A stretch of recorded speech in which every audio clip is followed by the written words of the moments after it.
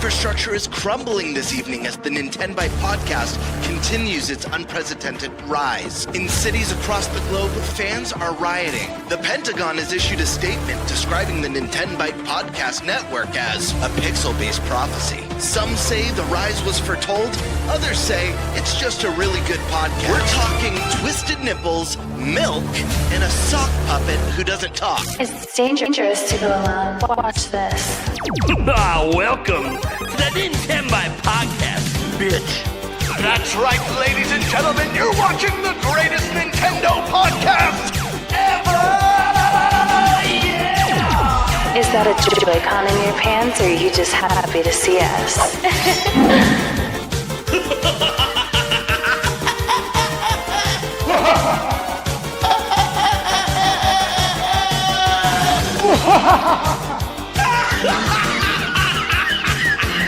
Shut up! Now feel the power. Everyone, do you feel that? Oh my god, I feel it! I feel it too, Gamer. What is it? It's the power of our podcast. I feel it! This is rad, Nintenbyte. So rad. Power.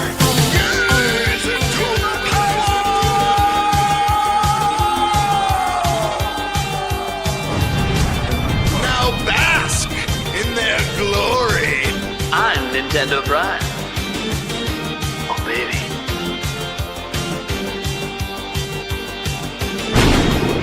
I'm ThunderStash.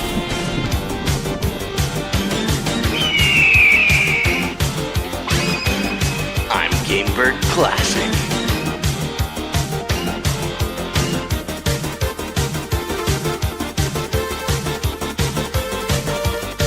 Nintenbyte rules.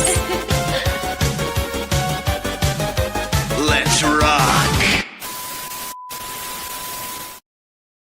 Hey everyone, welcome to the Nintenbyte Podcast Season 3, Episode 35. We call this the episode where we're flying by the seat of our pants because it's technically only 2 topics, but somehow there'll be 4. Don't ask me how, it'll just happen.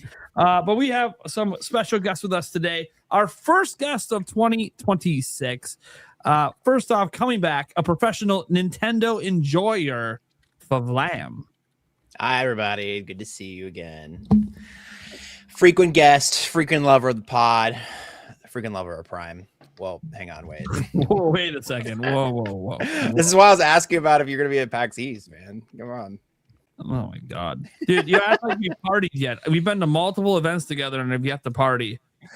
I know. Well, I got a creator badge to East this year, so if you're going to be at East, I'll pull up. If I got one for both coasts now, so I'm chilling. Well, let's see what happens at the next Direct. Let's see if Nintendo is actually going to show up at PAX East, which they rarely do, but when they do, sometimes they have the goods. We'll see. They really don't like PAX East. It's incredible. Oh, the past 4 years I've been there. Anyways, so yeah, he's back. Get used to seeing his face. He's coming on a ton over the next few months. As he told me privately, I'm in a podcasty mood. I hope that continues for months here. I was just like, you know what? I'm trying to lock in on the YouTube career tour stuff. So I was like, you know what? It can only help. So let's lock in. I'm here. There you go. And you won't find links to his channel or Kiwi Talks down below because I got this podcast set up 2 minutes before it was supposed to go live.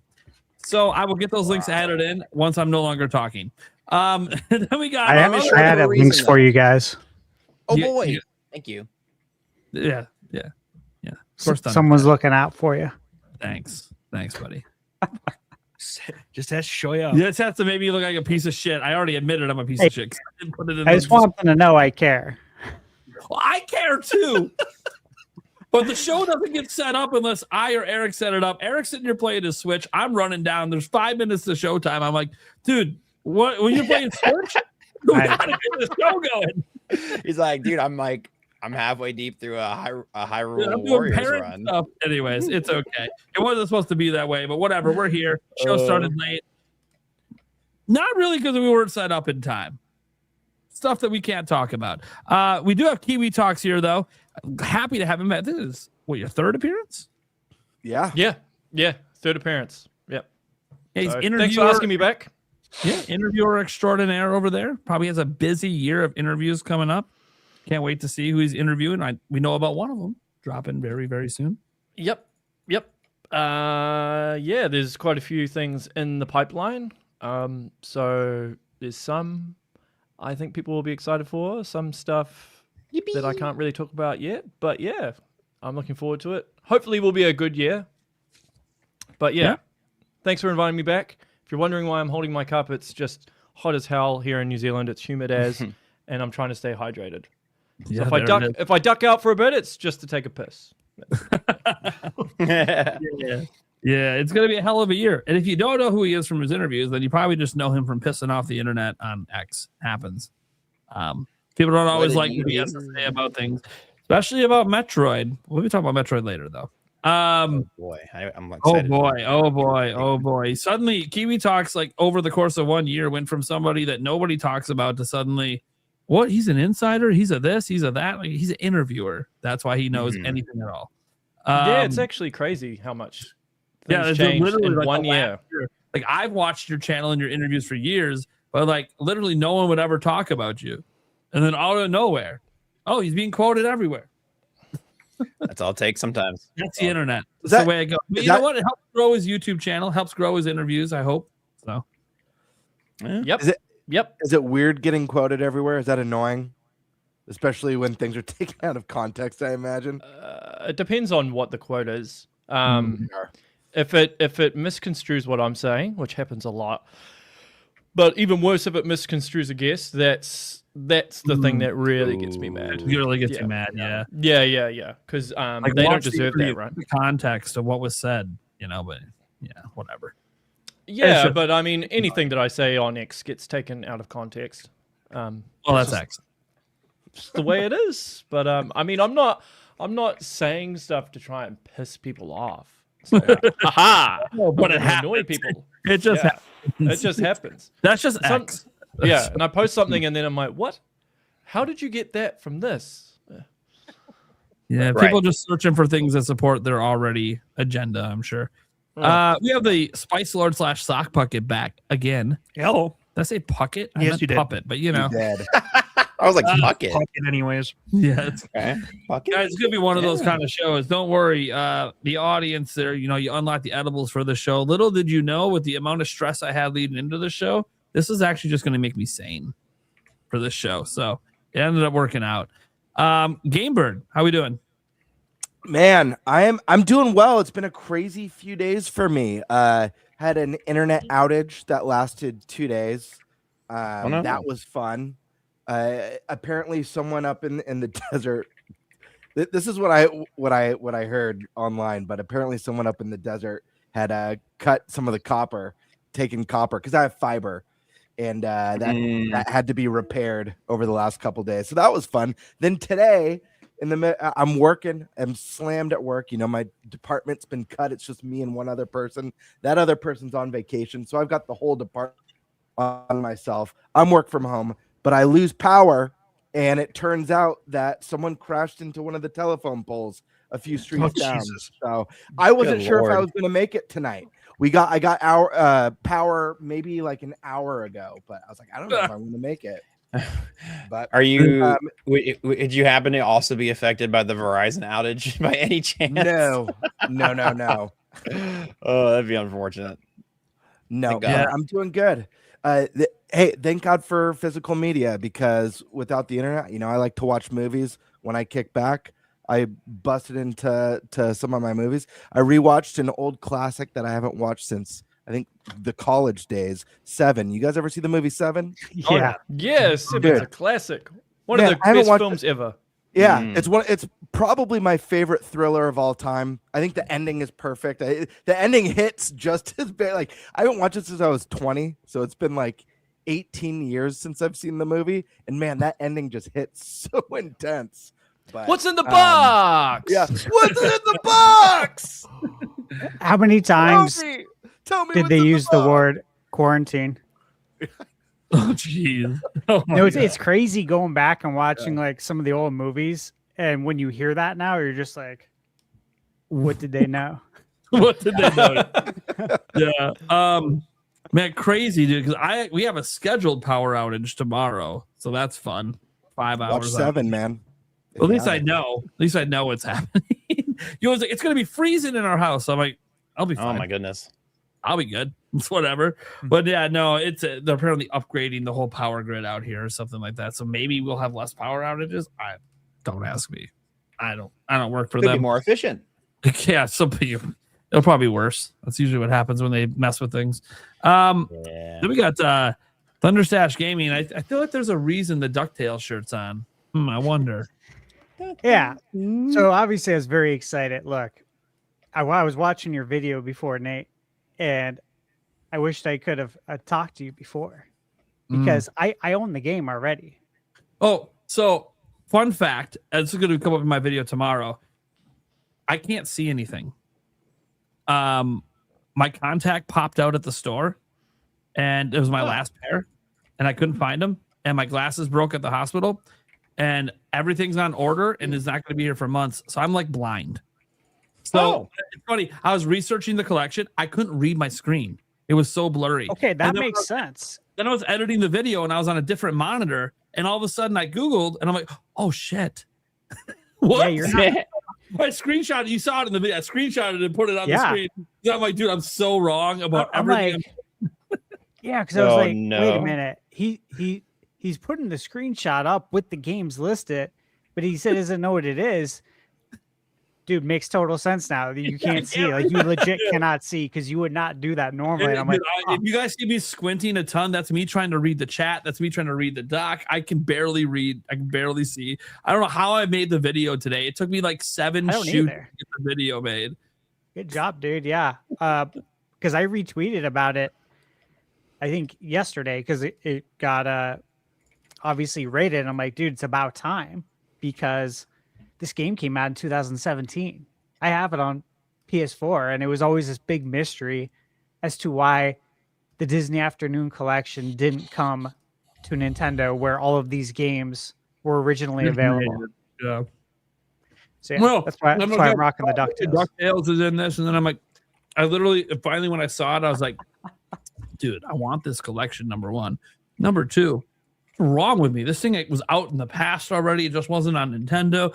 Like, I felt so stupid editing the video. I'm like, I should reshoot this. You know what? No, that was my 7th shoot. We're not doing an 8th. It's okay. You know, the good thing is that you can at least count on people to tell you in the comments. True. And then it's engagement based. It's like, well, I obviously figured it out. The screenshot was on screen. I obviously realized it while editing. It's just, yeah. Damn it. You know what? I think we might get a physical. I'm going to reach out, though, to my contacts at Atari because they didn't hold the license for this before. They weren't publishing it before. Yeah, they bought in 2023 is when they got out. Yeah. Yeah. And they've been doing a lot of physicals with limited runs, so I wouldn't be surprised if we get it. I bring my phone up to my face like this to read. So that's how I did all my research today. I was trying to read everything. Like, when I would hit the button to switch over to the article on my screen, I would have it on my phone and I'd be like super zoomed in trying to read it on. Oh my God. This is how I have to make videos though until dude. I hope they come in. Glasses, you understand? Like, if you don't have your stuff, it makes like so much difficult. And even my glasses broke, my contacts are gone. Yeah, and then if you squint hard all day at a computer screen with no glasses, it hurts. You're gonna have a headache. Yeah. Well, hang in there, dude. I'm doing the best I can. Anyways. So as for me, just staying busy with reviews.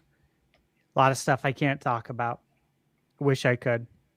Everybody's so secretive. Oh my goodness. Yeah. No, I know. NDAs. The joys of NDAs. See, and here's the joy. I'm under no NDAs. Except I have a friend NDA with some people, which of course, you gotta keep that kosher so you don't lose contacts. But yeah. Well, especially your contacts. Today, dude, there was a story like today about Joseph Ferris and EA. I know people there. And I'm like, well, I can tell you that like his experience with EA is not everyone's experience working at EA. 100%. I know exactly what you're talking about. I literally cannot give you the details. I don't have permission, but I can just say beyond a doubt, he's very lucky because that's not the way it goes with everyone else. I can't speak for everyone at EA. Of course, there's probably other people that are happy there as well, but a lot of it has to do with who's managing who, and it's a mess. But I can't really say much more than that. All right, cool. I'm obviously Nintendo Prime. What's up? I'm back to making news. Feels good. You know what felt really good? I read one comment today before the show where someone said, "You know, I didn't really realize how much I liked you until you were gone."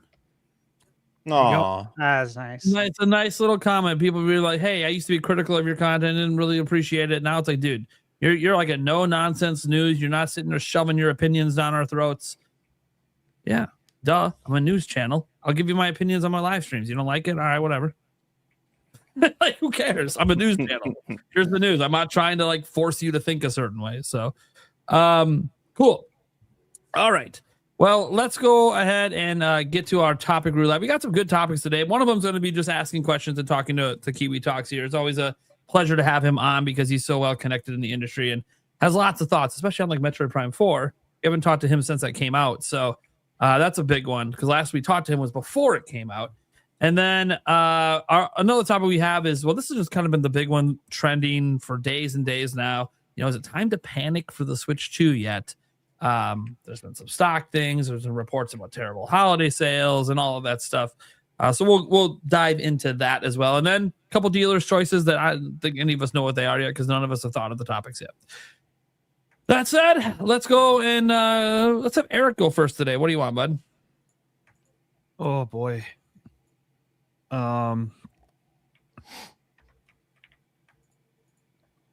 That's it, the Jeopardy music going? Yeah, no. I was like, take a breath. It's okay. I'm going to take a dealer's choice because one of the viewers in my chat actually suggested a topic idea, and I didn't even ask for one. And it's a good topic. So I'll take that. Okay, so Stash, take a dealer's choice. My brain isn't functioning. I'll take the questions for. So the easy one. Talk, yeah, the easy one. Sorry, everyone else asks questions. I all of a sudden, right before the podcast here started, as the intro was going, all of a sudden, just a massive headache. So, no, it all kicks in here soon, and that's why I put on my blue light glasses too, because all of a sudden I was like, "Oh boy, my head's just a spinning." So, hopefully, it calms down here soon. And so, I need some fresh air. Does that ever help you? Yeah, I walked outside to get the Tylenol. Yeah, no. Sometimes I sit out there for like 5 minutes and just breathe that cold air. I would say that cold air wake you up real. That's for sure. Some of Eric and I after the show have had conversations outside for 2 or 3 hours after the podcast because we're standing outside in the cold and can't sleep. Yep. Wow. All right, cool. Then let's go to the Birdman. Let's go in order here. All right. I was thinking about doing a dealer's choice, but I won't complain. Like I'm stuck coming up with. Well, here's the thing.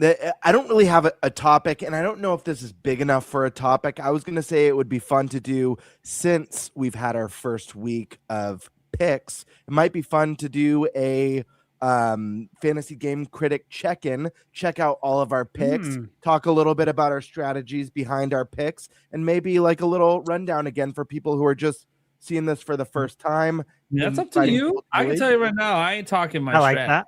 That's how I win. You can't know what I'm thinking.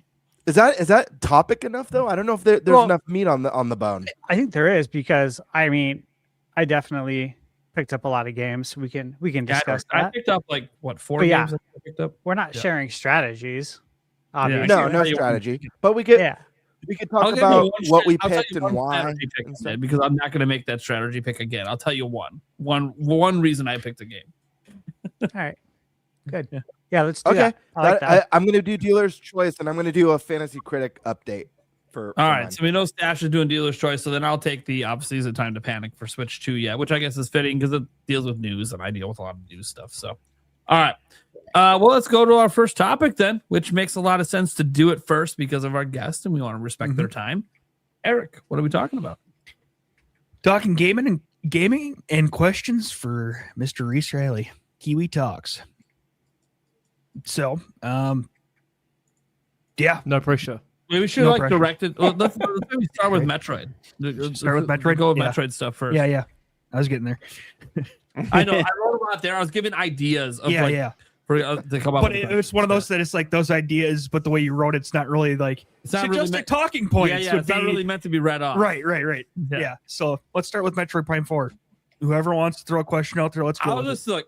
I know you put your thoughts out already on X, but for the audience, what are your overall thoughts on Metroid Prime 4? And let's just get that out of the way. Okay. I think it's good, but it's not great. I think personally it's the weakest Metroid Prime game.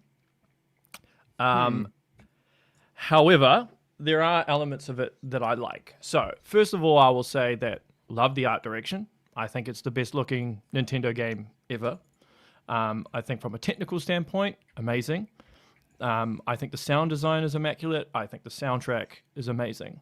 Where the game falls apart is in its level design.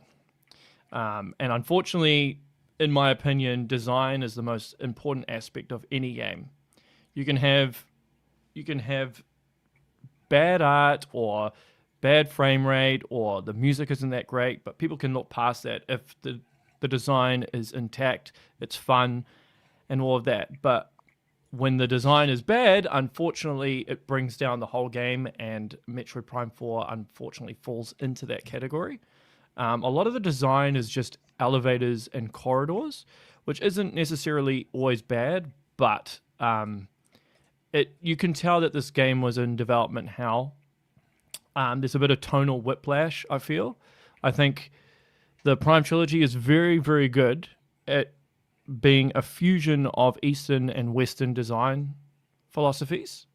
I think they walk that line very, very well. But with this game, there's a lot of tonal whiplash. They don't really know what they want the game to be. Sometimes it feels Metroid, sometimes it feels Zelda, sometimes it feels Halo. And the biggest, I suppose, sin is the desert, Soul Valley. It's just not fun for the most part. And you can see the ambition and you can see what they were attempting to do, but they couldn't quite execute it. And there might be various reasons for that. Technical constraints of Switch 1, they ran out of time, could be another. Or maybe the designers just didn't have any good ideas. But I mean, overall, I would probably give it a 7 out of 10. However, if they patch a few things, I would probably put it up to an 8. Yeah, personally. Well, we'll see. There could be patches coming at some point. You know, I hope they do patches. It definitely needs to be patched. There's some things that definitely need to be patched. Like there's some stuff that I've heard people say online. They're like, oh, they should patch this and patch that. But a lot of that stuff actually isn't viable. When you introduce patches, obviously the core design, the fundamental theme of what the game is staying intact. You're just kind of smoothing things out around the edges. So one of the things I'd like to see patched is they need to reduce the scanning by like a second, maybe 2 seconds. Takes too long to scan stuff compared to the original games. The crystal hunt, too much padding. They need to reduce that by about 25%. What's something else that they need to do? Add goddamn music to Soul Valley, man. Driving around on the motorcycle, the whole amiibo shit. No. What you could do is you could keep the whole jukebox thing as part of the amiibo, but just actually once you get the motorcycle, then have the viola track that plays when you're doing the certification sequence. Make that the default track when you're driving around the desert, and then when you get off, it then goes back to the ambient stuff, right? Imagine like sailing around Wind Waker, without the music.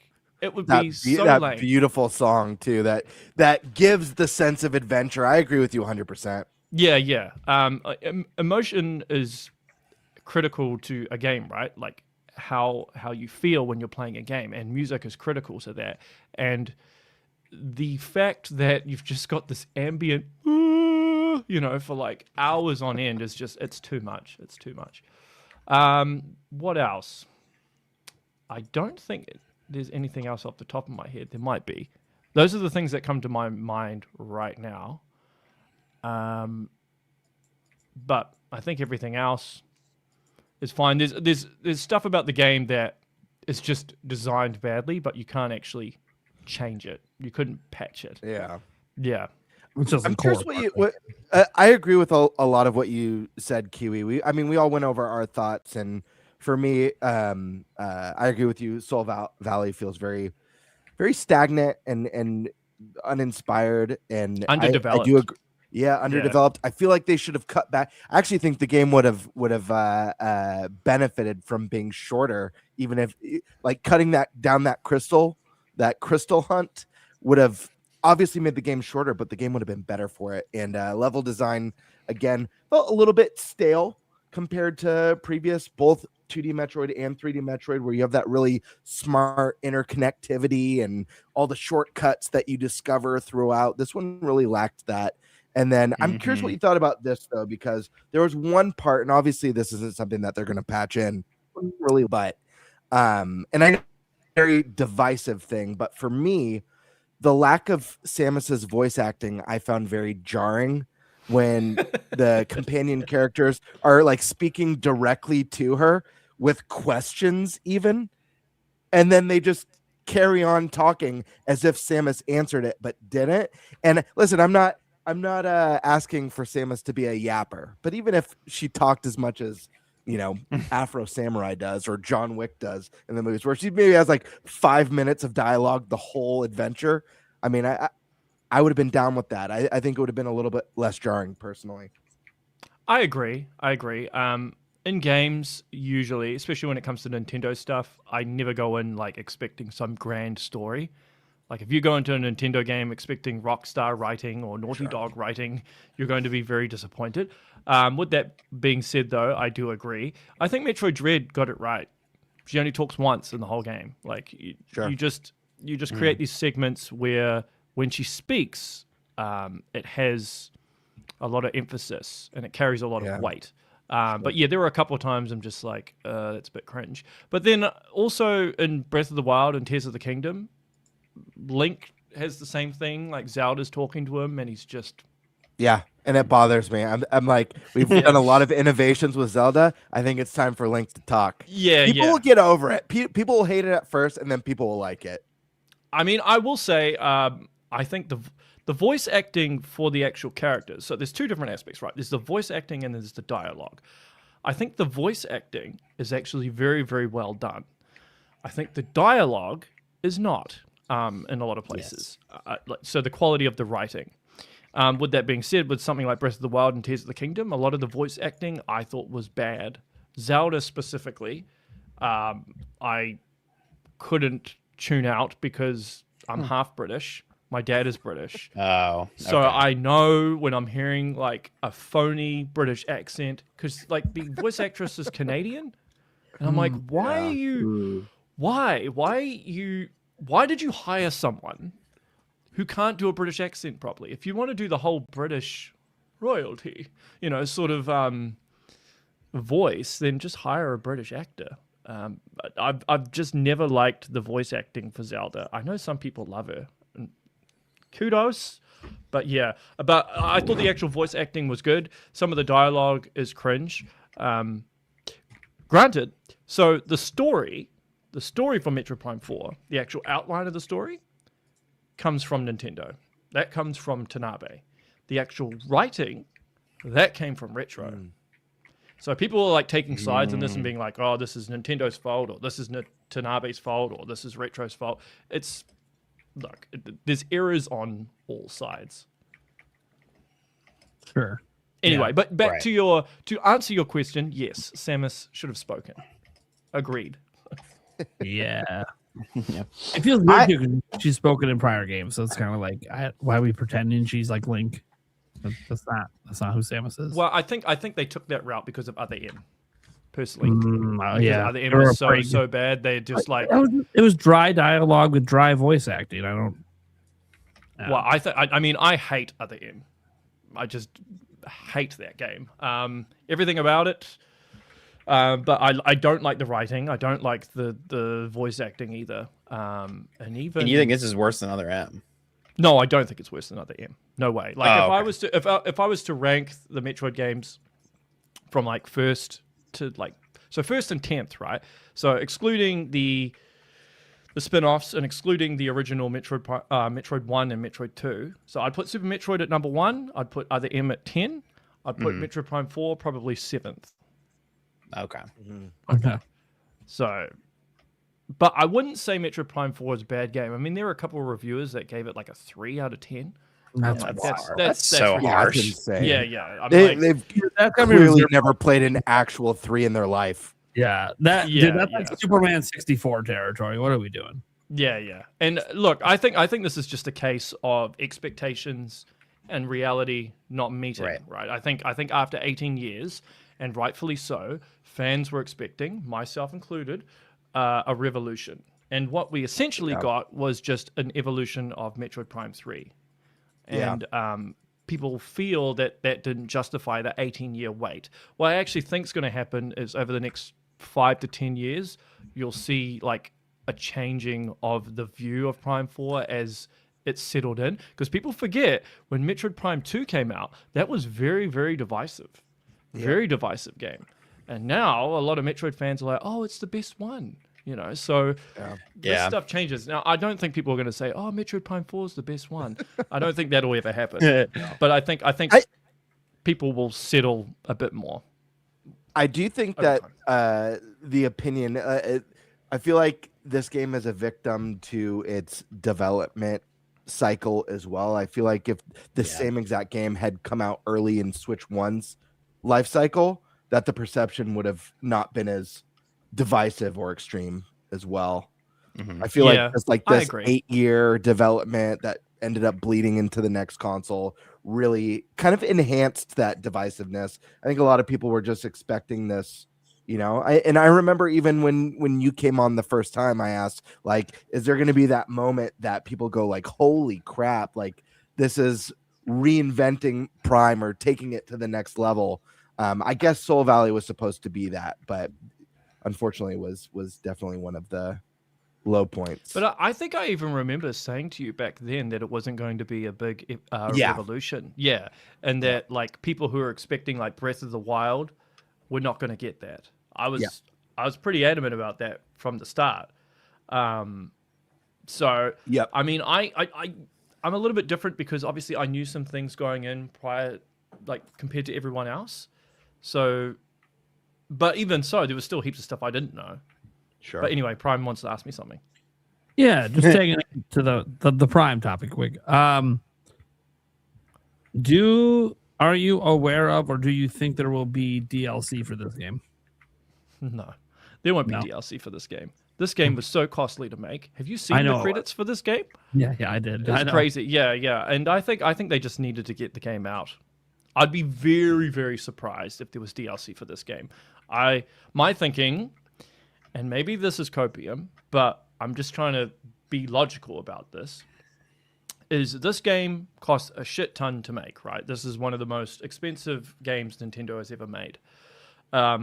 So they had to spend all this time and money essentially hiring new staff, training up new staff, not just new employees, but the old retro had to essentially learn how to make a Metroid game again. There was a ton of outsourcing that was done that basically built up this massive production pipeline in order to make Prime 4 work. So now that you've got this production pipeline in place, it makes sense to take that and use that to make the next game. So my thinking is they are going to do a Metroid Prime 5. They are going to do Metroid Prime 2 Remastered, and you're going to see a Switch 2 edition of Metroid Prime Remastered. So Prime 2 Remastered, Prime 1 Switch 2 edition, and Prime 5. That's my thinking. Now, I could be overly optimistic here, but I just think that's the most logical thing to do. Yeah. Sure. Right. I mean, I'd love to see a remake of 2. People would be very happy if that's what happens, I think. Yeah, I heard that on a podcast. So there was a podcast last year that talked about that a bunch of times. I think there was one in one of the co-hosts. Oh my I think there was one in 2024 actually, when I said there would be Switch 2 editions of games, and people were like, "No way, they're going to do that. They're not going to do Switch 2 editions." I actually remember think that, and I remember when you brought that up, and I'm just like, that sounds so stupid that Nintendo's gonna do it. I'm like, it sounds like something they would totally do, and here we are. That's their way of giving the Wii U game treatment. Is hey, switch to it. They fill in their calendar gaps, man. I also remember a lot of people telling me that they would never call it Switch 2. That's a stupid name. I do too. Here we are. But I mean, I'm just trying to be logical about this, right? Because they want to get back their investment. Like getting Retro to pivot to Donkey Kong or some other IP isn't going to fully utilize the talent base that they've built up. And you got to remember, a lot of the core people on the team, like not on the design side, but on the engineering side, the art side, a lot of these people are very experienced when it comes to first-person games, especially on the engineering side, right? So getting them to move over to Donkey Kong or something else, I don't see happening. But I think the core game of Prime 5 will be developed by Retro, but Prime 2 Remastered and Prime 1 Switch 2 edition, that'll be outsourced to one of the outsourcing teams that you saw in the credits for Prime 4, because Retro doesn't have the bandwidth to work on 3 games at once. No. And I this is just my personal thinking, and I don't want to digress too much, but I actually think this year is going to be quite a meh year from Nintendo. I think they'll be using a lot of Switch 2 editions to kind of pad out their releases. That's gonna make people so mad. Yeah, because I was talking to like Andreas asked me this, like whether I think there'll be 3D Mario, and I said it's possible. Like I know it exists. I've spoken about it on and it could be this year, it could be next year, but you have to take into account the elephant in the room, which is GTA 6 and how that plays into things and where they're going to put their releases in regards to that. Because if you put 3D Mario up against GTA 6, well, at least initially, you will lose sales. Here's my counter argument to that. Okay. Because I know that you stated publicly you have this one source that says GTA 6 is coming to Switch 2, but you're not very confident in that source, even though they've been right on some things. They're not right on everything, right? Cool. You don't think it's happening at least day one, especially not day one. Yeah. Let alone at all, but definitely not day one. The platforms it's already announced for, they're having a hell of a time getting this game out the door. So it's probably not going anywhere else besides what they've already promised, because they're having, we even just heard recent from like Jason Schreier saying it's not even a content complete game yet. So like that making people think it might even get delayed again, just based on how long QA is going to take for a game of this size. That said, assuming it does come out, my argument is, who cares? If it's not on Nintendo, it has zero impact on Nintendo. They need a big game to make people want to play Nintendo. They can't just do nothing and let everyone else dominate while Switch 2 just falls to the wayside. They would have to release a big game to counter a GTA 6. The only game will be Pokemon. That would be the only game. Yeah, like my counter argument to your counter argument is that the people that are buying Nintendo Switches and Nintendo Switch 2s now, it's a different demographic. It's not just younger players anymore. No. But Mario's evergreen. So what are we worried about? They don't need all their sales day one. No, they don't. But you'd want sales day one anyway. You would get sales day one. You would, but you would lose. You would lose potential sales, and it's not just sales as well. It's the attention that you lose. So you think there's a huge crossover of GTA players and Mario? They're way different games, like way different. Yes. Well, but there's a lot of parents that buy their kids GTA, even though they're like 12. I'm not worried about the parents. I'm not worried about the parents. No, but like it's. But what I mean is, there's a lot of kids that play Mario, right? There's a lot of kids that play Mario. Sure, that's like its biggest audience, and I mean, I don't understand why parents are buying their kids GTA, but it does happen. I think that's a bit irresponsible, personally. By the way, I'm not saying it doesn't happen. I'm saying that as a parent, obviously, I'm not buying my kids GTA, but even parents I know that are like excited for it, they're like, well, I'm not buying my kid a whole console and $100 game day one. Like, I'll buy GTA 3 years from now when it's 50% off. I'll say this. I do think now more than ever, GTA would affect a big Nintendo game, even though it's a wildly different audience. I'm saying that because look at the holiday that we just had and the record low numbers across the industry. There's economic issues. People are worried about what they're spending. So people are going to be making decisions. I mean, I don't see anything in the near future that's going to change and things are suddenly going to be a lot more affordable, especially in the games industry. That looks like it's going to get more expensive going forward. So I do think people are going to be making more so next holiday than even this past one of like, okay, well, we can get one game. Grand Theft Auto is the big one that everyone's talking about, or do we get the Mario? And I do think it could affect it. I don't know how much. I do agree with you, Prime. They need a holiday game. Like, yeah, I don't think you go in with Pokemon. I don't think they do. I think that's a mistake to go in with just Pokemon. Well, here's the thing with Pokemon. It's massive in Japan, right? Sure. GTA is not big in Japan. Pokemon is massive in Japan. But, I mean, GTA 6, whether you hate it, whether you love it, it's going to be the biggest entertainment product launch of all time. I don't disagree with that. I just don't think if it's not coming to a certain platform, that platform should be worried about it. Because they're not even trying to get the same audience as PlayStation. So I don't understand. It's not just the sales in themselves, but it's the attention and the marketing aspect of it, because GTA 6 is going to swallow up all the attention. All the streamers will be playing GTA 6. All the publications will be writing and talking about GTA 6. If Mario will just get buried, at least initially. I'm not saying that Mario would bomb and it would flop. I'm just saying those initial sales, which, you know, stockholders and all that stuff, they'll be looking at that stuff.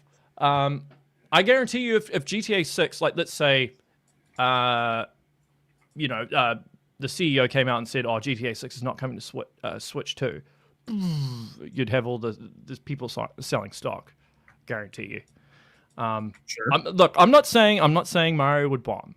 I'm just saying that if you were going to release 3D Mario, you wouldn't put it in November. That's for sure. Like, I would do it early October. Like, you wouldn't want to launch a game right in November against GTA. I think Pokemon would be okay. But what I find really interesting is, like, I know GTA is massive, right? It's like literally the biggest game there is, besides like maybe Minecraft or something. It's up there for 200 million copies plus of GTA 5 sold. Incredible, mostly due to the online mode. That's what really took GTA 5 to a level way beyond GTA 4. Yeah. And then they obviously kept that going for a decade plus. So, like, you know, people buy GTA 6, they think they're playing it for the next decade, and they might be. That's how long it took to make GTA 6. So, and they'll be playing it a lot longer than a decade. Yeah, and they don't being a 2-decade game. Sure. Either way, the point is they don't just make GTA either. They make other games as well. So they'll have other projects to work on, and they'll continue to make content for the online. What I find interesting is, like, you know, I've been talking to different developers and stuff, just asking them in general, like, are you guys afraid of GTA? And pretty much everyone's afraid of GTA, which is understandable, especially when you're a third-party multi-platform developer, because people are going to put all their time into that game when it comes out. Yeah. But I always sit back and I always go, yeah, but GTA might get delayed again. Like, at some point, you can't just keep making your business decisions based around GTA. And for Nintendo, a company that's never relied on GTA in any meaningful way on their platforms, even though they've had GTA games, they've never really been anything for them in terms of major sales. They might just go, who cares? We can't control them. We have big titles, and our titles are evergreen. GTA is also evergreen. Absolutely. I mean, come on. There's no doubt that GTA is an evergreen game. But why are we worried about it? We got to put out the best lineup we can do, because if we act afraid, we're just costing ourselves sales of our system again for no reason. But I'm not saying they don't release a Mario. Q4 You're game. saying, like, I'm just saying that they're not October. going to release it in November. They would release it in October, like a summer or something. Yeah. Yeah. Or, like, I think if you release a game a month before or a month after GTA 6, especially a month after, I think you're putting yourself in very, very dangerous territory. It depends on what their game is, though. Like if it is 3D Mario, like Andrea seems to think it might be Luigi's Mansion. If it's Luigi's Mansion, they would do that in October anyway, because that makes sense because of Halloween. Right. But like if you release Luigi's Mansion 4 up against GTA 6, bruh. Yeah. But here's the thing. Luigi Sweet. I'm gonna be honest. I still don't think that impacts Luigi's Mansion. I think that we're too stuck on this like GTA dominates everything. No, GTA dominates through the online. It's the online multiplayer. A lot of people that buy Nintendo games are single player gamers.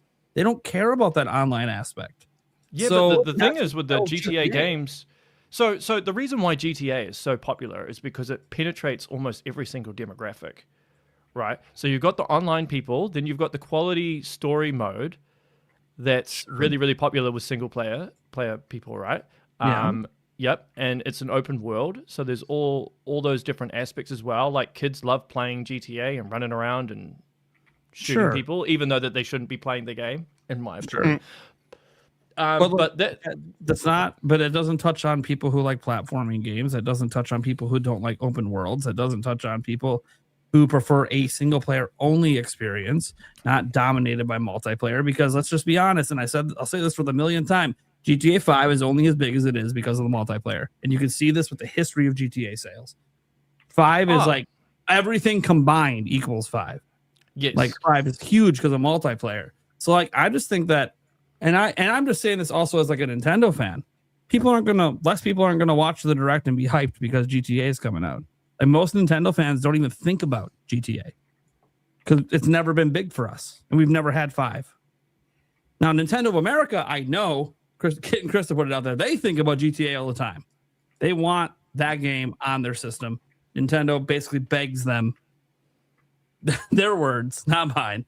Yeah, they're like, we need this thing. Nintendo of America basically begs them to put GTA on Nintendo, but they haven't really done it in a meaningful way besides the trilogy that was offshooted and wasn't great.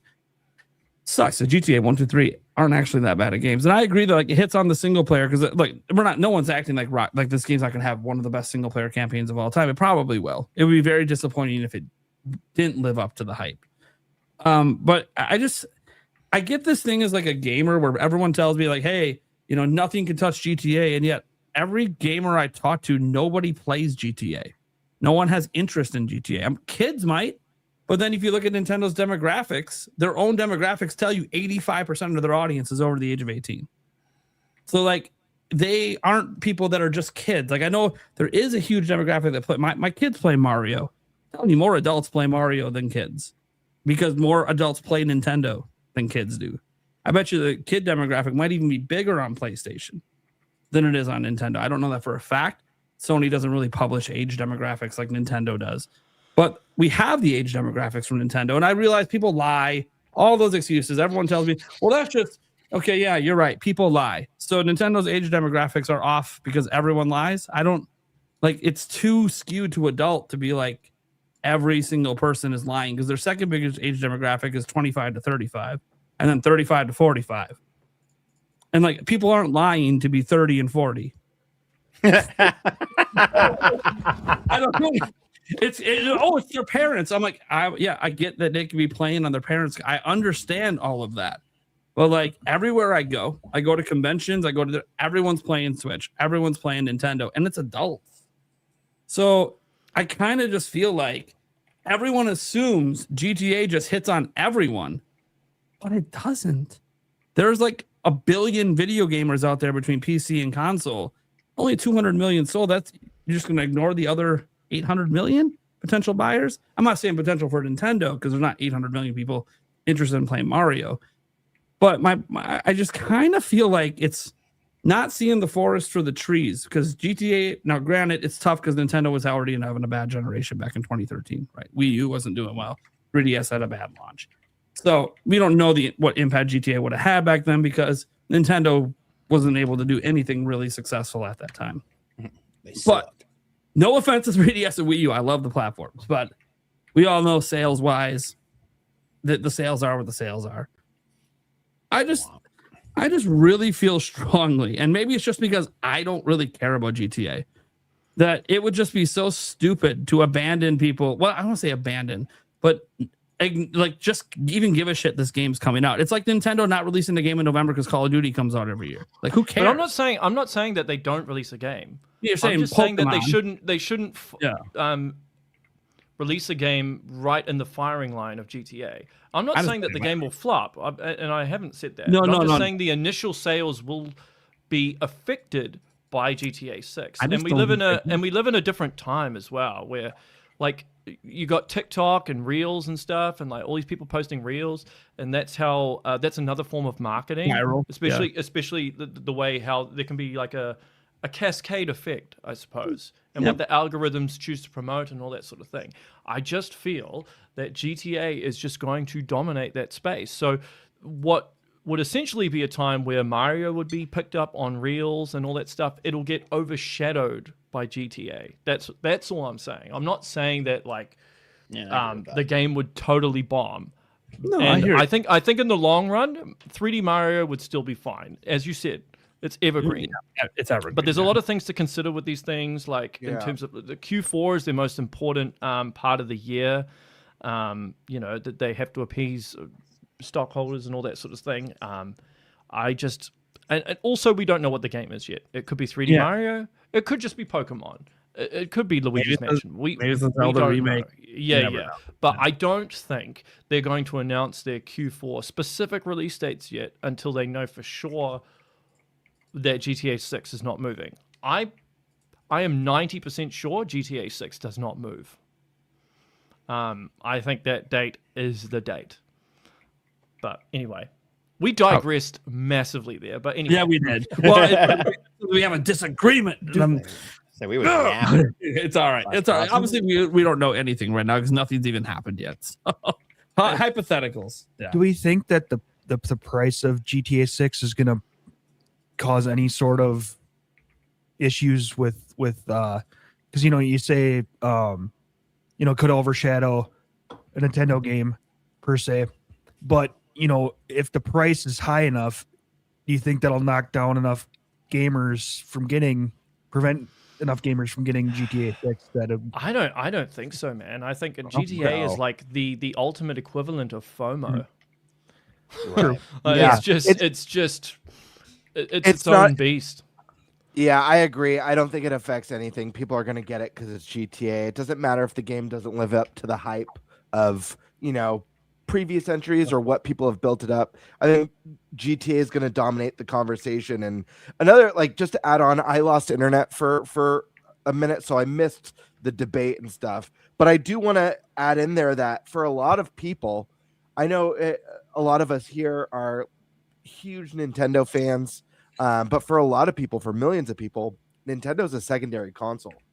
Yep. So you have to keep that in mind, especially with increase in prices, like I mentioned before, in tough economic times, that if you're a Switch 2 owner and Nintendo's a secondary console for you and you have the choice, chances are, especially on a budget with a more expensive, likely game, you're going to go with Grand Theft Auto. And that's not to say anything about Mario, but I do think Pokemon does seem like that game, like you said, Reese, that it's like the following is just so insane and the game will do so well in Japan that it wouldn't even matter. But yeah, I don't know. I think they could still get away with launching Mario, but I do think I don't necessarily know that it's the smartest launch window for your first big juggernaut on the console if it was Mario. Yeah, and depending on the quality of the Mario title, right? Yeah, it would have to be like Breath of the Wild-esque Mario as opposed to Sunshine.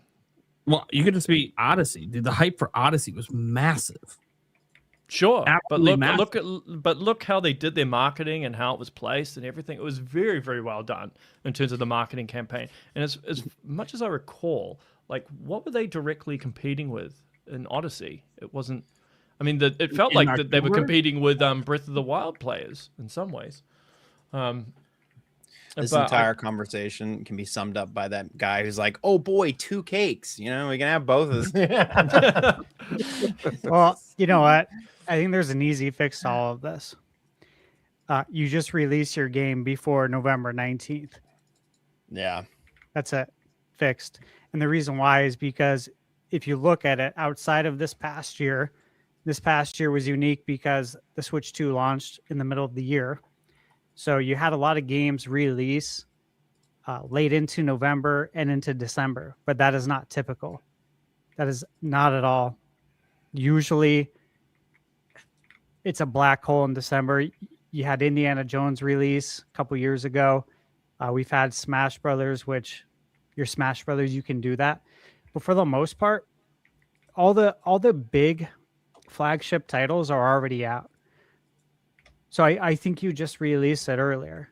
This is like the movies, don't go head to head with the big summer blockbuster. Release it before that or release it after that. But again, if you go after, then you're going into that December territory, which can be dangerous. So just get your games out the first week in November. Earlier. Yeah, easy, done, fixed. Yeah, I agree. And granted, I mean, I agree I with just want that. to say, like, just given what I do, I have to try and be as objective as possible with these things. Yeah. And that's why I say this stuff. Like, look, GTA is not my favorite franchise, right? Metroid is. But I just try to look at this stuff and be like, okay, if we consider the market and what's happening, I'm like, is that the smartest thing? And I try to put myself in marketing shoes. Like, I imagine Nintendo of America is having discussions about this with Japan and their lineup for this year and where they're going to launch things. And GTA 6 will be discussed for sure. But we'll see. We'll see. Maybe I'm wrong, and maybe I have to take the L and send Prime a DM and be like, bruh. Well, yeah. Listen, you won't be wrong because Prime is convinced that we're not getting Mario till 2028. So I don't think we are till 2028. But I'm not even like my statement's not even about Mario. It's just I don't think they should be afraid of putting anything up against GTA.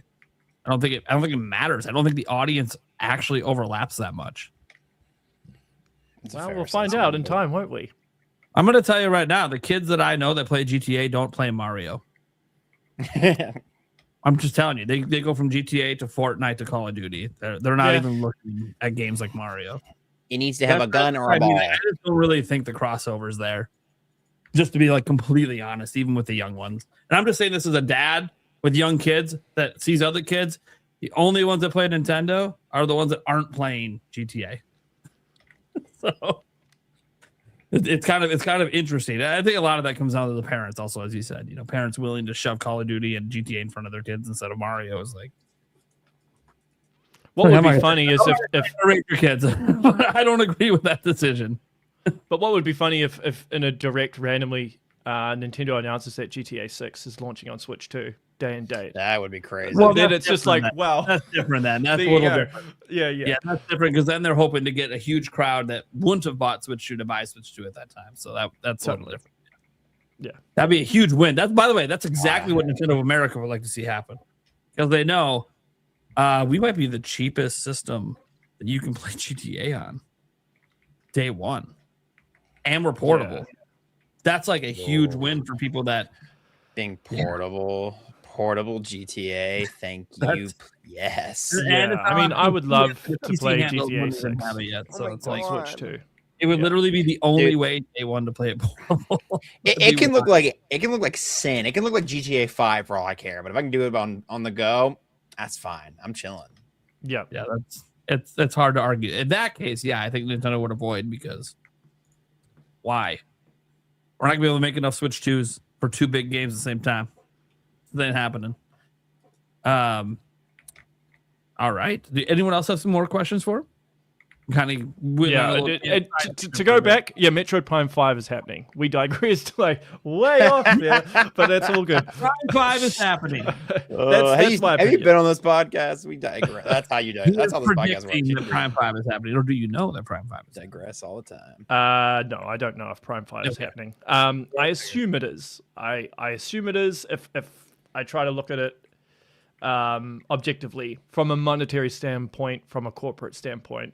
I mean, because what else can Retro make? Getting Retro to make another Donkey Kong seems a waste of time personally, and they've got way too many platformers. The whole point is to diversify your game lineup. Yeah, and we just had a 3D Donkey Kong, so I just, I don't think they're pushing for a new DK right now. Yep. Interesting. Yeah, I mean, the only thing would be maybe letting them make a new IP, but then that sounds like they already tried to do that. That was an epic very fail. well. Yeah, and anyone who thinks that's not a real thing, the files leaked out there. People made playable versions. It happened. They were trying to make a new IP. Yeah, it's interesting. Stash, you got any questions for her? I don't think Stash has asked one yet. Yeah, just third-party stuff, Here it comes. I mean, he's like, I know what I tweeted. Here it comes. Yeah, just what can you tell us without telling us anything? What can I tell you without telling you?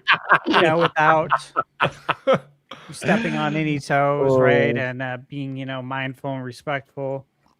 Obviously, is there, any kind of clues you can give for us to chew on without telling us? Obviously. Well, I've already said that the floodgates will open pretty much with 2026. Yeah. And from what I understand, that still seems to be the case. I think a lot of the issues that they were having with Unreal Engine 5, specifically Microsoft, as far as I'm aware, they've been resolved. So that says to me that a lot of the Microsoft games that haven't made it over yet will end up on the system at some point. Yeah. I kind of already... Yeah. Just to interrupt for a moment, it sounds like in the Unreal Engine case, I just covered this the other day, the update 5.7 they dropped seems to specifically be for Switch 2 because it improved GPU performance by 40%. Only on Switch.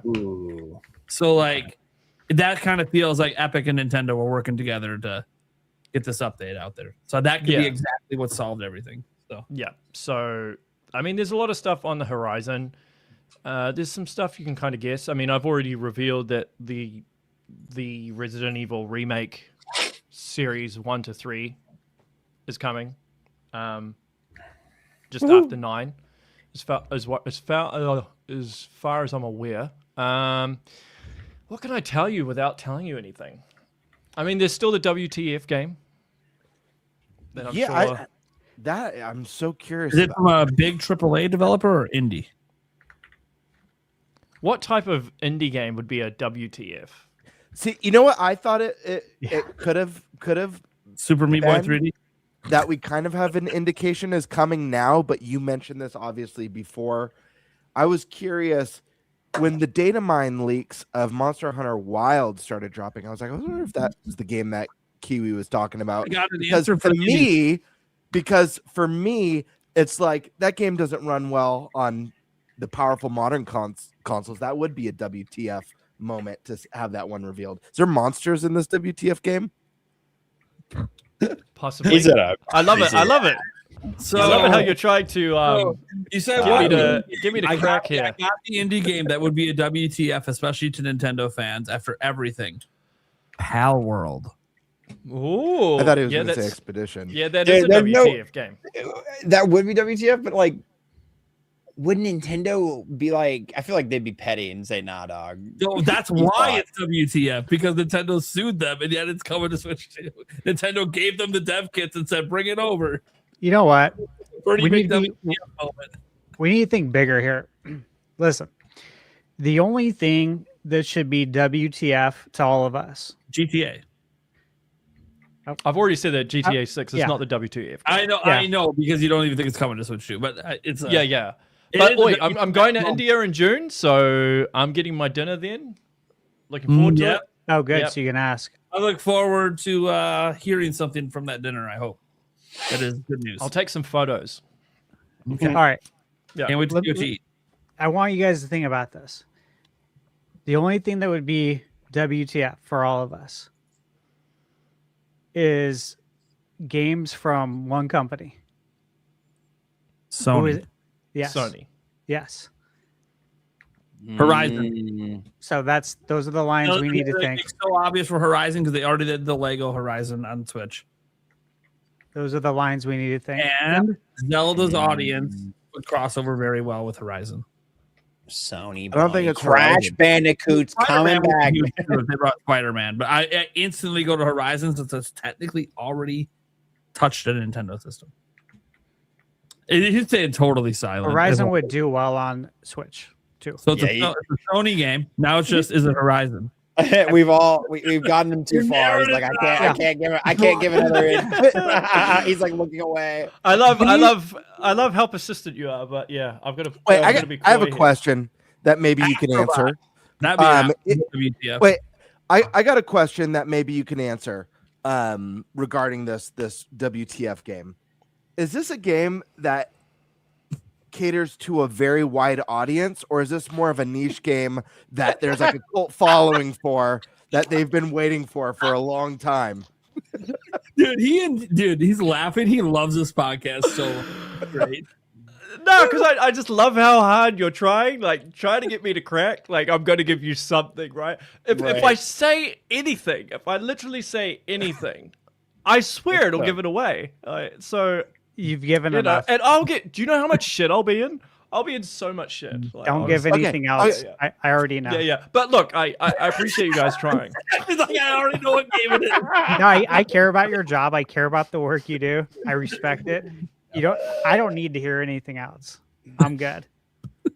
Do you play as a character with legs in this game? All right, now you're like the Twitter account that's like really obvious, like, oh, Deltarin's gonna have gameplay. Look, are the legs potentially made of metal or human flesh? So, sorry, you said the player has legs or the NPCs have legs? The player. Does the player have legs? It's Raymond. He doesn't have legs. You heard it here first, chat. Is this a game that you can jump in? Do we have like other topics? Every game ever today in the modern, can you jump in this game? Right. This is so funny. This is going to be funny to look back on when it releases. When it releases, yeah. And we're having discussions about did the player have legs? Do you have legs as a player? Especially if we're just way off base with all of it. We're like, oh well, shit. Yeah. Mind you, this is kind of my fault because I brought it up, right? I brought it up in the conversation. Yeah, you actually and then you guys were like, oh yeah. So now that I think about it, I'm like, yeah, I shouldn't have said that. But anyway. Put down the shovel. Well, see, if you think we should have said that, that means we hit pretty close to home on something. See, that's what I'm saying. Yeah, pretty sure it was. Well, I know what you're doing, Prime, because of the fact that I revealed Fallout 4 on here, and you were looking at my face. I know you're looking at my face and trying to work out. Okay, even if you don't say it out loud, I might just know just by looking. Yeah. I've got a pretty good poker face, I must say. But hey, to be fair, that was the one thing that got revealed on our show from you, and that's the one story that nobody else talked about. I know. It's great. So this show's a safe space, as you clearly see. Mainstream media don't care about it. Yeah. It's a little bit risky.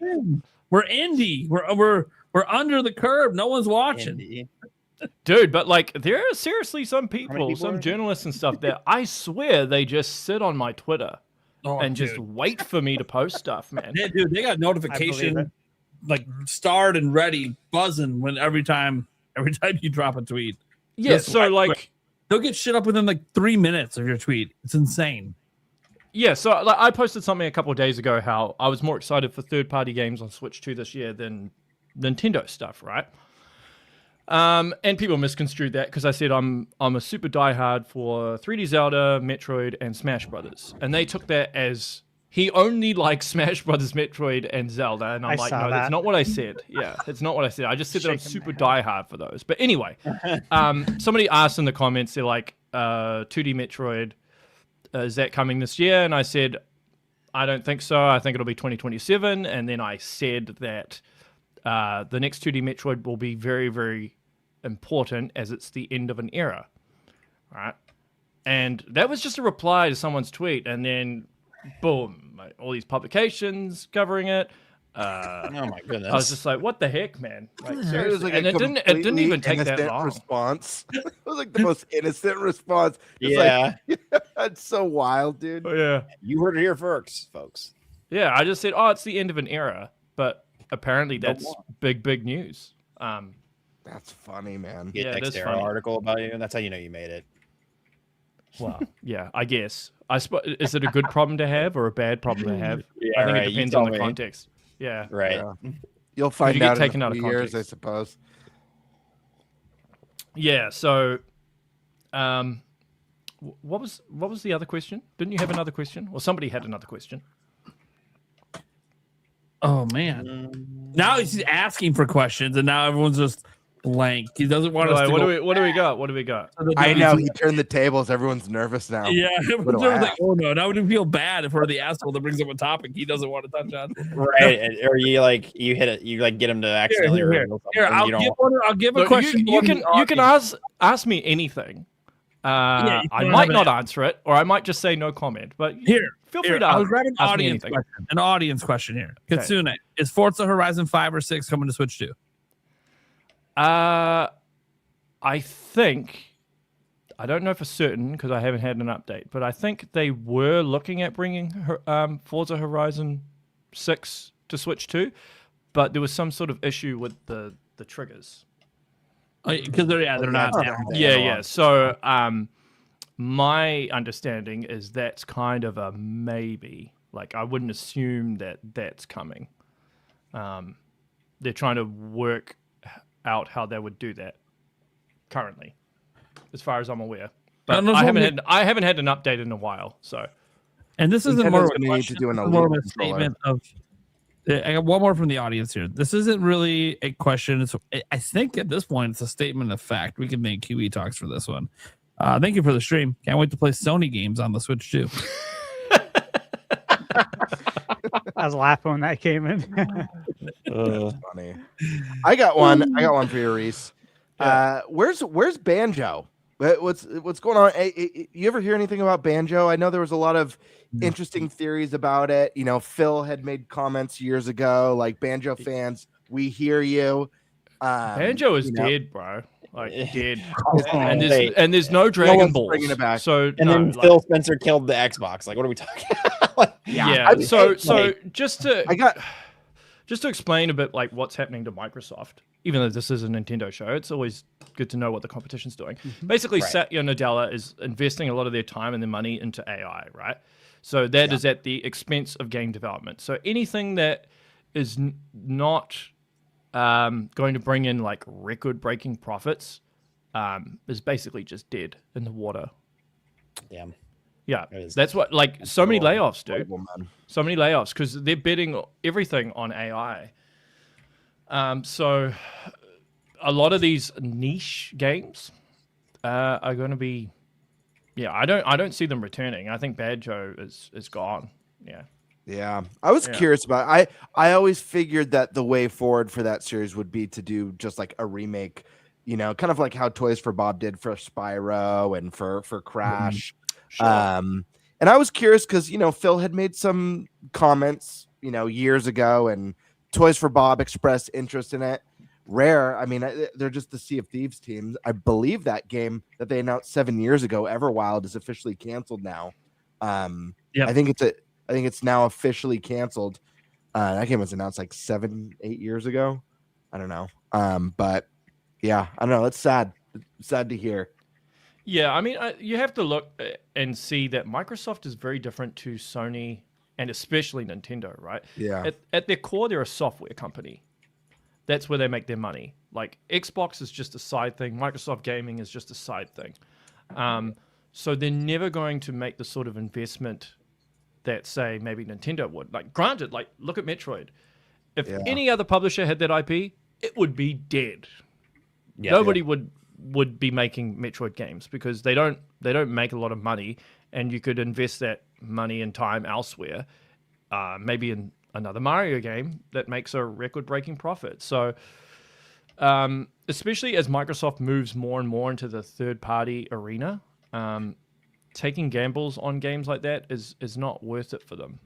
and they'll be sitting on data, right? They'll be looking at data to see how viable it would be to bring back Banjo. But they might just look at it as like, well, we'll just keep them in Smash and make money that way. But I mean, they had that Perfect Dark game that was almost done, and they're just like, nope, gone. Dude, so lame. That's so upsetting. That's so upsetting. Yeah. So, it's unfortunate what's happening. I mean, the industry is in a very, very bad place. A lot of devs that I speak to are really, really nervous. Very, very nervous, because usually in the past when there's been bad, I suppose, seasons in the industry, you come out of it. But this has just been going on for so long now, and it looks like it's about to get worse. Yeah. So, like, I know devs that have worked at places like Naughty Dog and Rockstar, even some of the retro studios guys. They can't find work. Yeah. Like one of the devs, I won't mention who worked at Retro Studios. He's been unemployed for like a year, and this is a guy that worked on like Prime 2, like Tropical Freeze. Like, can't find work. That's insane. Wow. Yeah. So you think of the caliber, like there's people that I know at Rockstar, right, that worked on GTA 5 and Red Dead 2, can't find work. So Yeah, wow. if it's that bad, like that puts into perspective how it is for like a newbie, like someone that's just come out of university or something trying to get into the industry. It's bad, man. Like what I'm saying doesn't actually begin to fully articulate how bad the industry is, particularly in the West. Like Japan's okay because their cultural model seems to work very well with game development, because they keep the same staff there the whole time. They spend their whole life at the company. They pass their expertise, their knowledge, everything down to the younger devs. So there's a smooth transition of a knowledge base, right? And also because of the way Nintendo operates, there's kind of overlap in a lot of different areas. And the CEO isn't earning like $50 million a year, and isn't trying to appease shareholders all the time to get their bonus of another $50 million a year. You know, just stupid stuff like that. So like Japan will be fine. Nintendo will be fine. Capcom will be fine. Square Enix will be fine now that they're moving away from the whole exclusive thing, because that was actually self-sabotage. That was just dumb. But yeah, the West is in a bad place, both in North America and in Europe. It's really bad. Yeah, it feels like a train that's derailed and is heading for a cliff. That's what it feels like. Here's a train I want to know. Have you, or can you reveal if Half-Life 3 exists?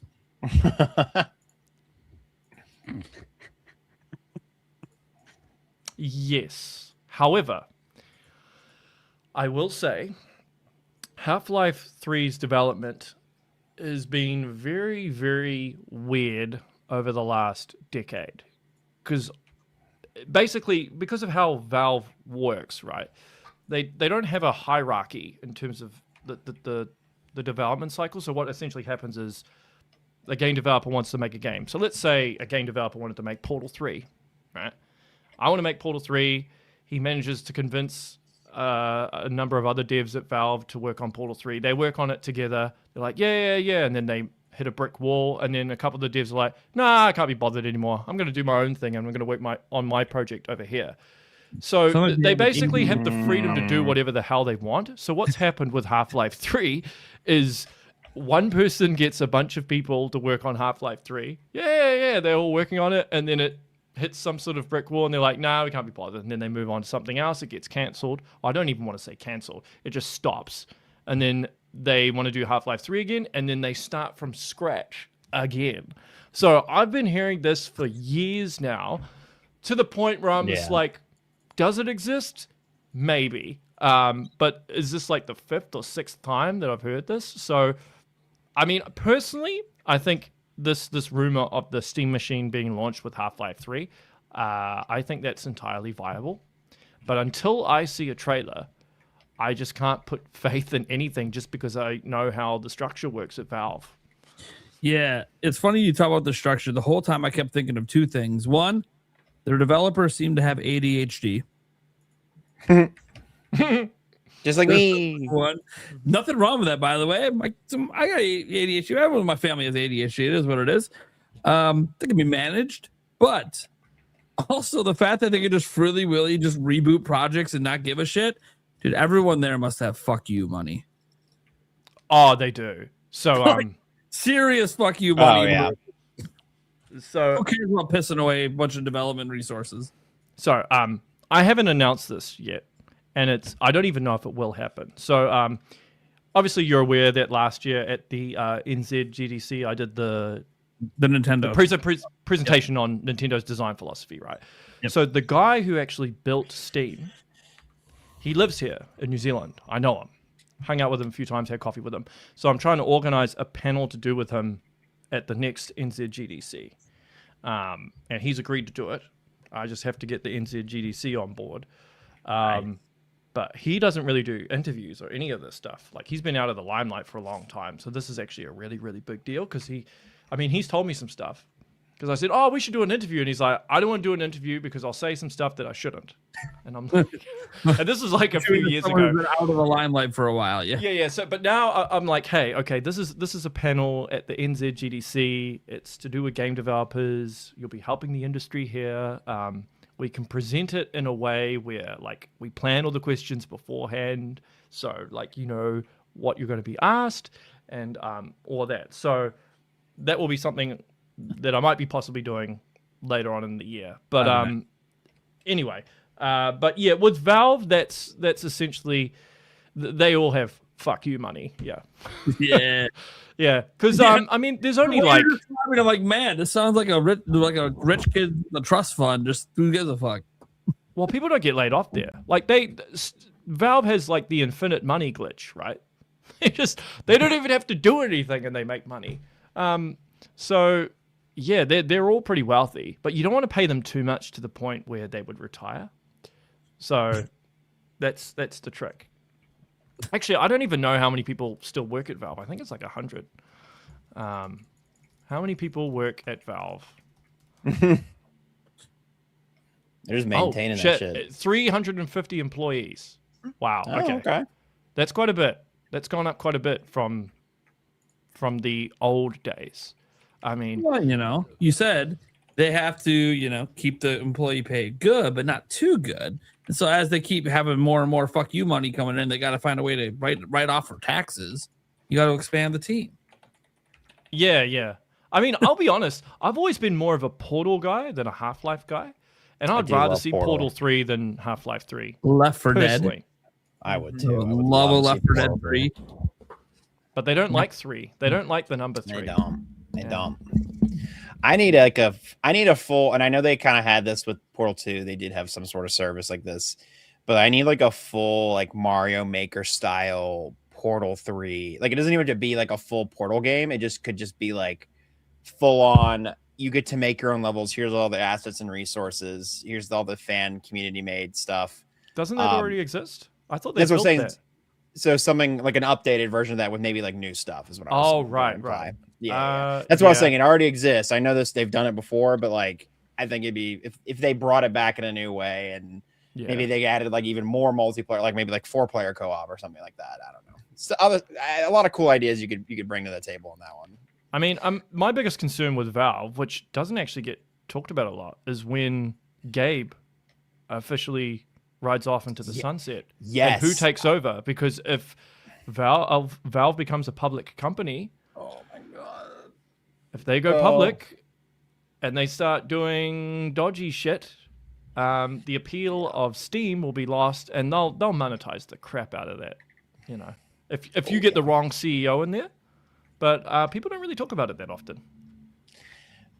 Yeah, I was watching a TikTok about that. It was like a 1-minute video, video essay TikTok. Yet they're not innocent of their business practices. Don't get me wrong, but in terms of the industry and what's going on, it's impressive how much they could abuse and they don't, and how sustainable they've decided to go with long-term stability and sustainability with their company model rather than just milking the crap out of gamers like they could. So, yeah, it's but I agree with you. It is scary. Just what happens when Mr. Gavin is gone. I don't know. Somebody kind of greedy might come in, but it could also be okay. They could be, grooming somebody that it would be, they have the same philosophies and whatnot. So fingers crossed. You know what would actually be really funny is if they leaned into the joke of the not liking the number 3 and they just skipped right to number 4. That would actually be pretty funny because it's a way of trolling the community in a way. Right. But yet everybody would love it. And that's where the 4-player co-op comes into play. That's we brought it all together. We tied it all together. I just saw a comment here about how someone's never played a Metroid game before and they love Metroid Prime 4. And I didn't mention that. I actually think Metroid Prime 4 is a good game for noobs that want to get into a Metroid game. I think it's very much designed with new players in mind. And I would suggest to anyone who has never played a Metroid Prime game before, play Prime 4 before Prime 1. I've never been able to get my nieces and nephews into the Metroid series because they find the game design too intimidating. I haven't given them Prime 4 yet, but I'm hoping because it's a lot more streamlined that'll help. But yeah. Anyway, that just prompted me to say that. I really wanted. I hate to jump on Prime 4 again, but it just reminded me of. Well, we digressed from it majorly onto GTA 6, so it's good to circle back. I had been hoping pre-release, I guess, before we started getting like the big looks at what the game was going to be, that there was one staple that they started putting in the 2D Metroids that would make its way into a Prime game, because I do think it would work well. I don't know what you guys all think about it. I may have talked about this on a podcast episode before, actually. Something like Mr. X and Nemesis. I mean, we got that in Fusion, we got that in Dread with the Emmys, but I loved when we found out that like this game was going to have Silex. I loved the idea of kind of the hunter and the hunted again happening, and you being in scenarios where it's like you just got to get the hell out of there. We didn't get that with this, but I feel like something like that could work in a fun and interesting way in a Prime game. I mean, it could work. I suppose it all depends on whether that's a road SPD would want to go down.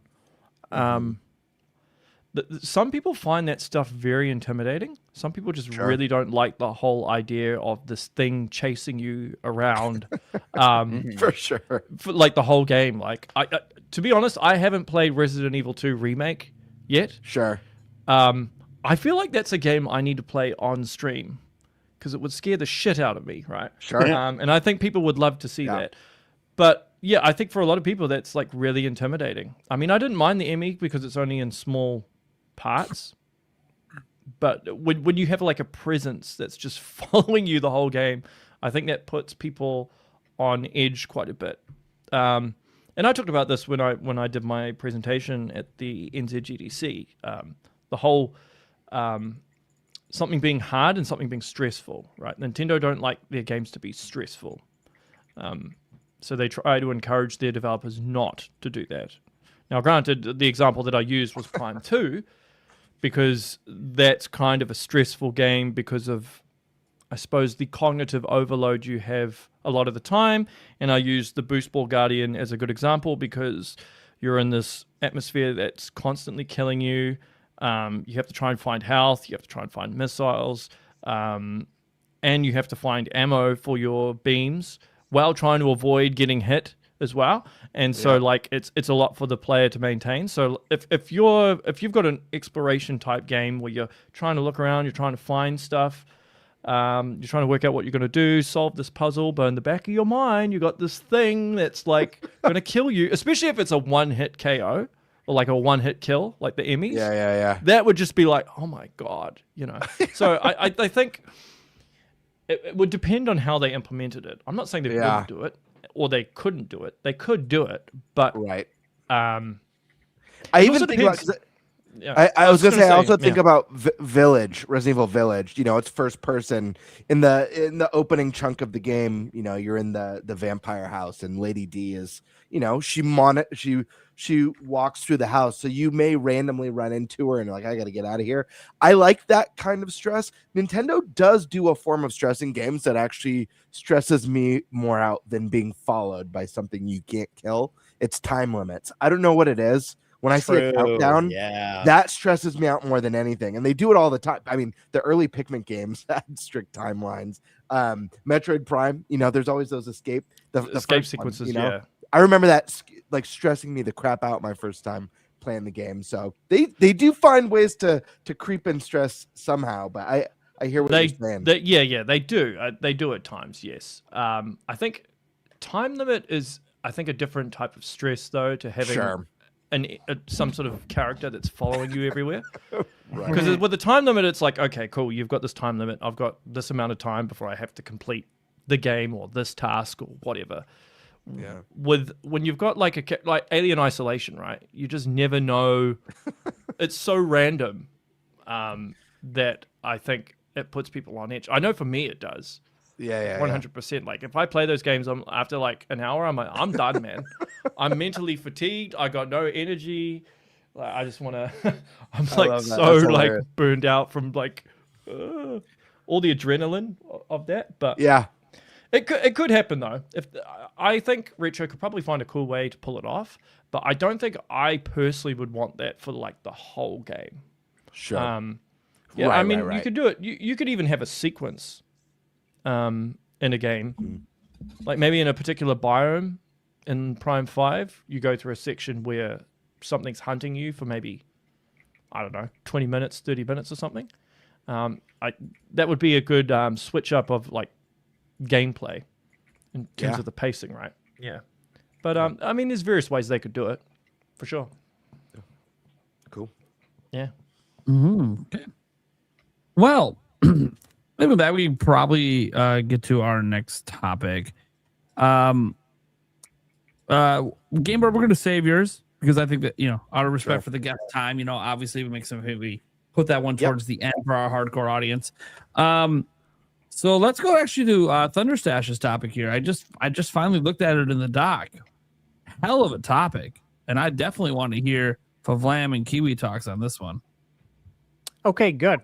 Well, you guys can kick us off then. So this is about our gaming plans for 2026.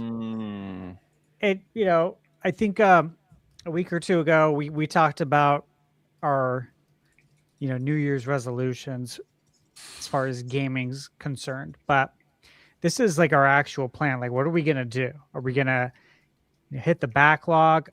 We're going to try to play one game at a time until we beat that game without moving on to something else. We're going to maybe dive into a new IP that we've never played, like Prime. You were talking about diving into Dragon Quest this year. Yep. And, you know, what better time than 40th anniversary? It's going to be a lot of fun stuff going on.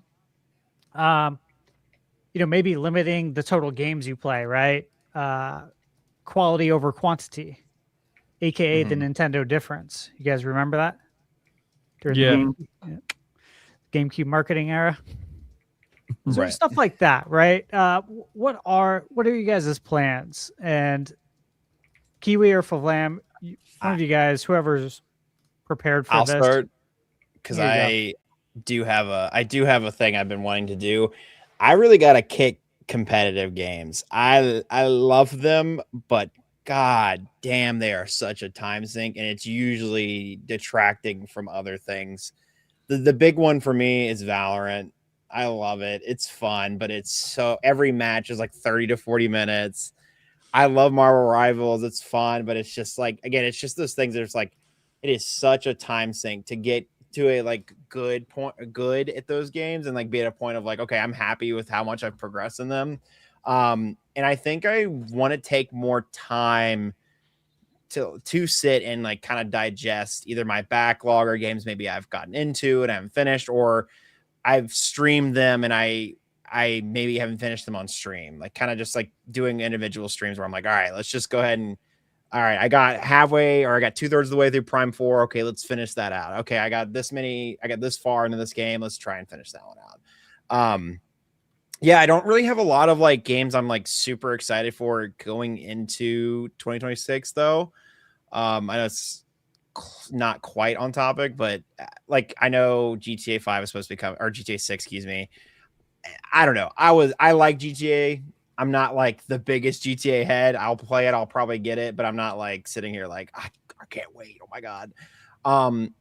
Hopefully maybe a 3D Mario, but yeah. Otherwise, it's just kind of like rolling with what comes out and trying to grab what's on my Switch too, and seeing how many more games I can kind of just play a little bit before I go to bed and pop it on my Switch too. It's a good game plan, man. Yeah. I don't know if anybody else has that problem with competitive games and being just kind of addicted to them. Yeah, that's why I don't really do it anymore. Right. I just can't afford to time-wise. Yeah. You know, like I want to play NBA 2K like I used to. Right. Actually, before I reviewed games, when I was still a director at Lone Depot, I'd be on 2K like all weekend playing online. And is very fun.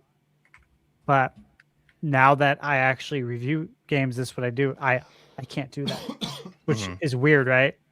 Right. You'd think I'd be able to play it more now, but that's definitely not the case. So that's why I stay away. I stay away from that. I stay away from Animal Crossing. I downloaded the update for Michaela. I reminded her that at 10 p.m.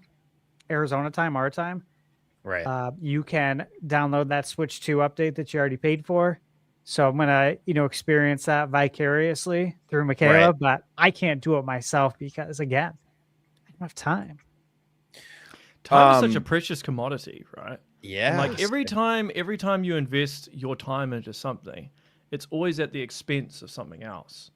So it actually Always. comes with a lot of sacrifice, right? So if you get into some hardcore competitive game, that you're going to be sacrificing something else to make that happen. Like a lot of people don't realize these gaming journalists and these people that have to do reviews.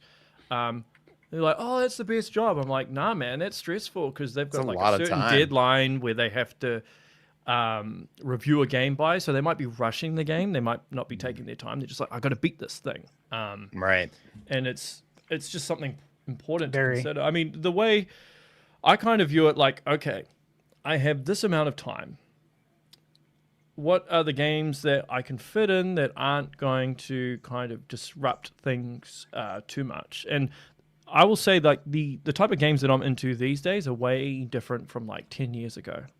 Right. Because one of the problems I have, especially with story-oriented games, is I can play it, right? I can get like 7 hours in, and then I don't get back to it for like 2.5 weeks. And by the time I get back to it, I'm like, wait, what's the story again? Who's this Right. character? What are they doing? I'm I have finding I'm to having start that from the problem. beginning. Yeah, When yeah. that happens to me, I won't even continue. Yeah. And it's very, very frustrating. Which is part of the reason, and ThunderStash, you'll be happy about this, because I've mentioned before I've never played a Final Fantasy game, right? Yeah. So because I'm looking to do Japanese interviews, and a lot of game devs are reaching out to me. There's like some potential sponsors that want to sponsor the interviews. They're like, oh, we really want you to do an interview with like some Final Fantasy developers. And I'm like, okay, I'm going to have to play these games then. Like, there's no escape. Yes. I just have to Right. do it now. Right. So, I mean, I downloaded the demo of Final Fantasy VII Remake. And I was Yeah. like, this is pretty good. Okay, Yeah. I might have to play it. But I'm already worried because I'm like, okay, I do not have the time to play every single Final Fantasy game. So, Stash, you can give me an opinion of which are the best games to play to kind of get the idea of everything, because I will have to go down the rabbit hole somewhat. Because if these interviews do happen, and I'm not sure if they will, but I have to be prepared, right? I do not want to go into an interview blindsided and have no idea. I mean, I'd be as prepared as possible, but it's different when you're like watching a gameplay It video, is. like a walkthrough or playthrough, as opposed to playing it yourself. Two completely different things. I would suggest for the 2D games, Final Fantasy 2 and 3 on SNES, which some people will say it's 4 and 6. Yeah, it's got the weird which naming conventions. It is. They're both the same thing, but 2 and 3, 7, no doubt that is my favorite one. Many people's favorite. I would go with the remake ones. Obviously, there's remake on Switch 2, and then Rebirth is already Rebirth out. will be coming. Yep. Yeah, I put I think about 250 hours into Rebirth, and it was worth every minute of it. And I don't do that. I don't do that. And by the way, you do not need to play it that long. Yeah, no. I was going for the platinum, the 100%. I think there's like in the Switch 2 version, and it's probably the same with Xbox as well. There's like a new version or like a story version which condenses everything down so you can get the gist of the story, but like you're maxed out on health or something.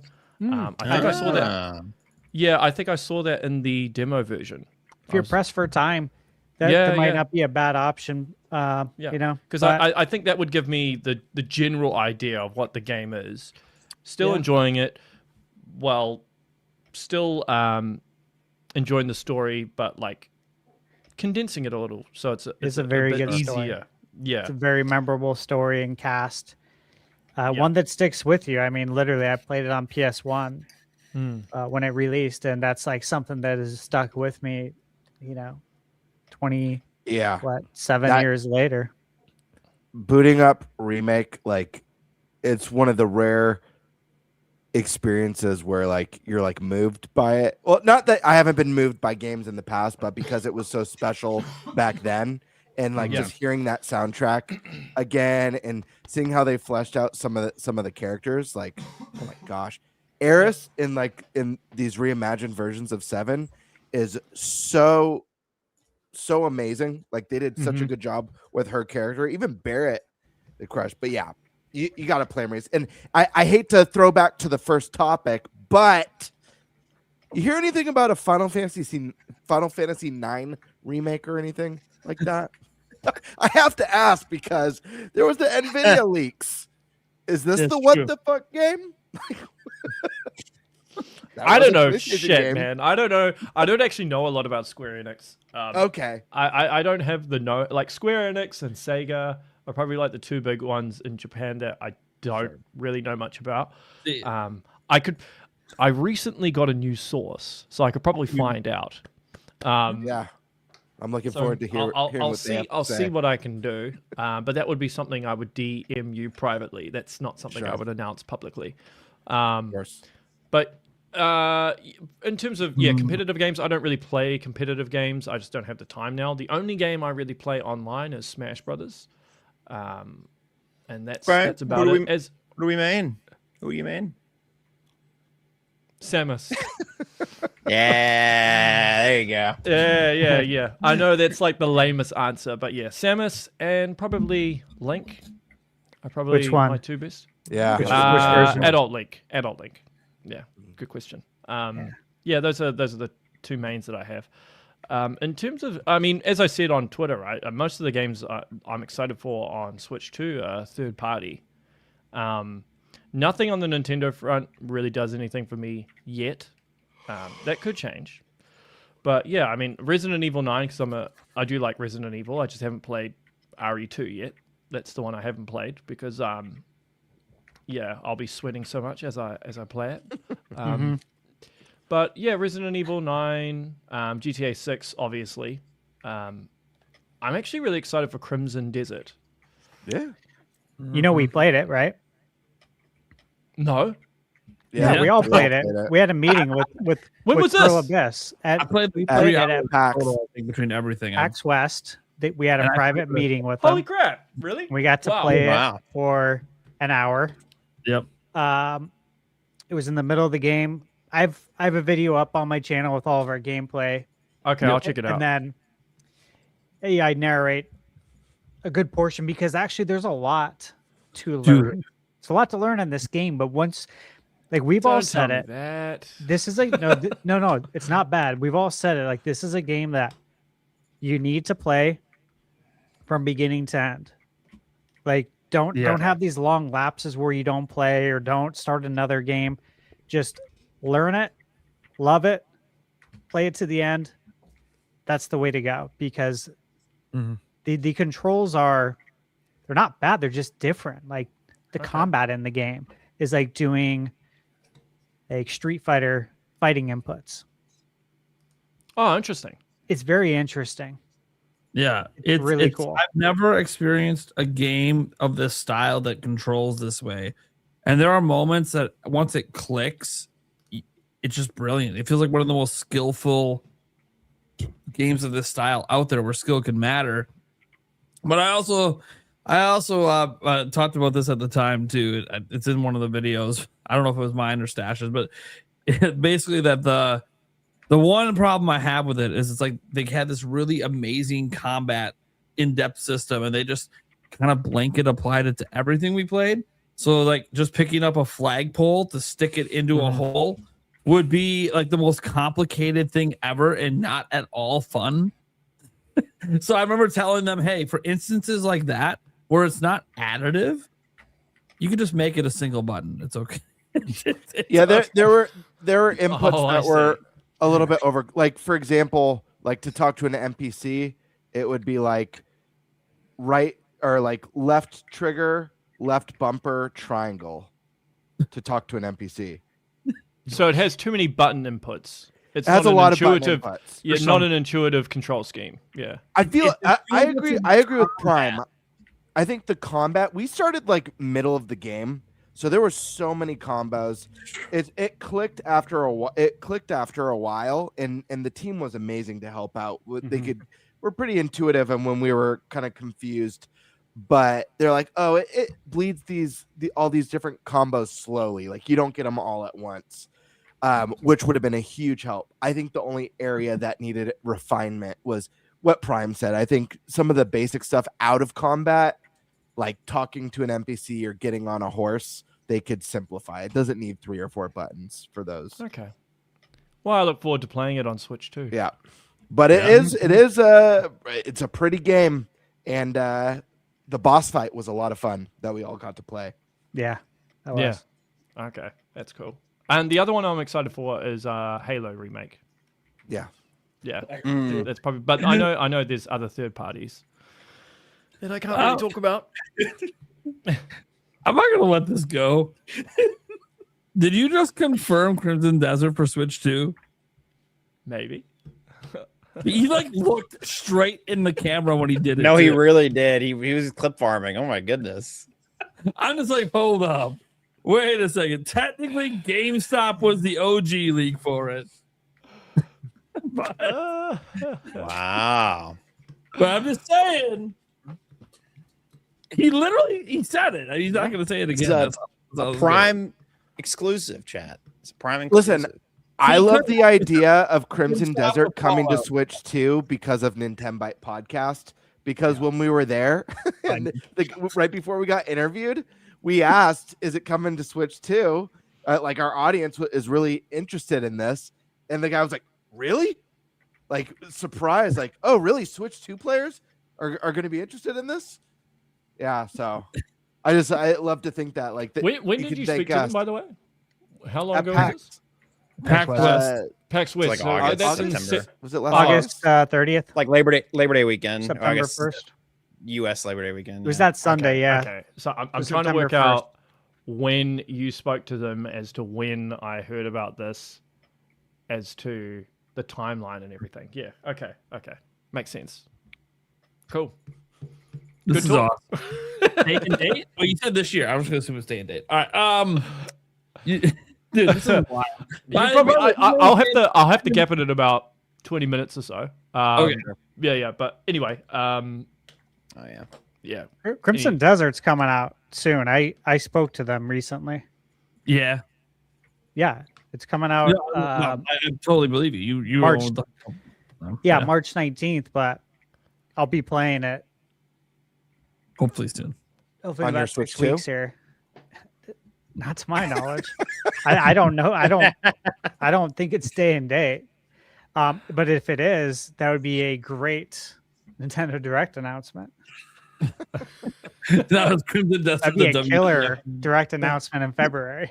Well, I'll tell you this. I'll say this, that depending on the publisher, Nintendo sometimes likes to announce certain third-party games in their directs, as opposed to getting the publisher to announce them themselves.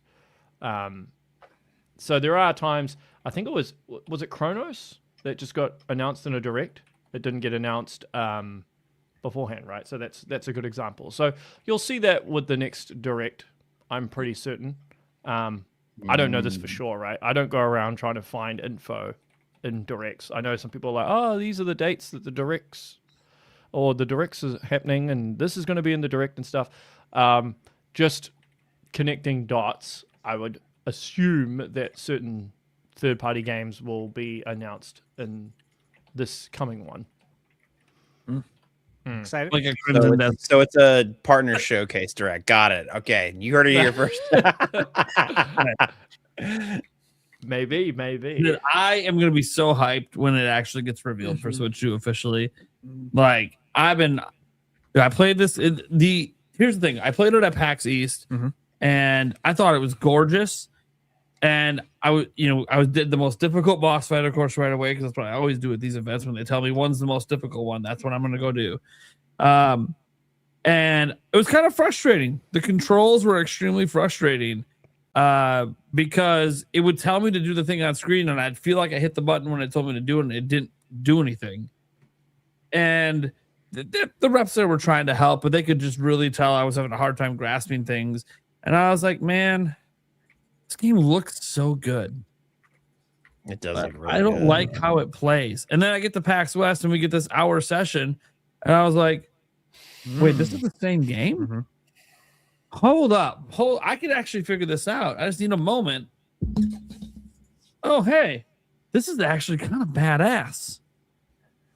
If the game is fundamentally sound, like if most of the design and everything's intact, changing the control scheme is probably one of the easier things to do towards the end.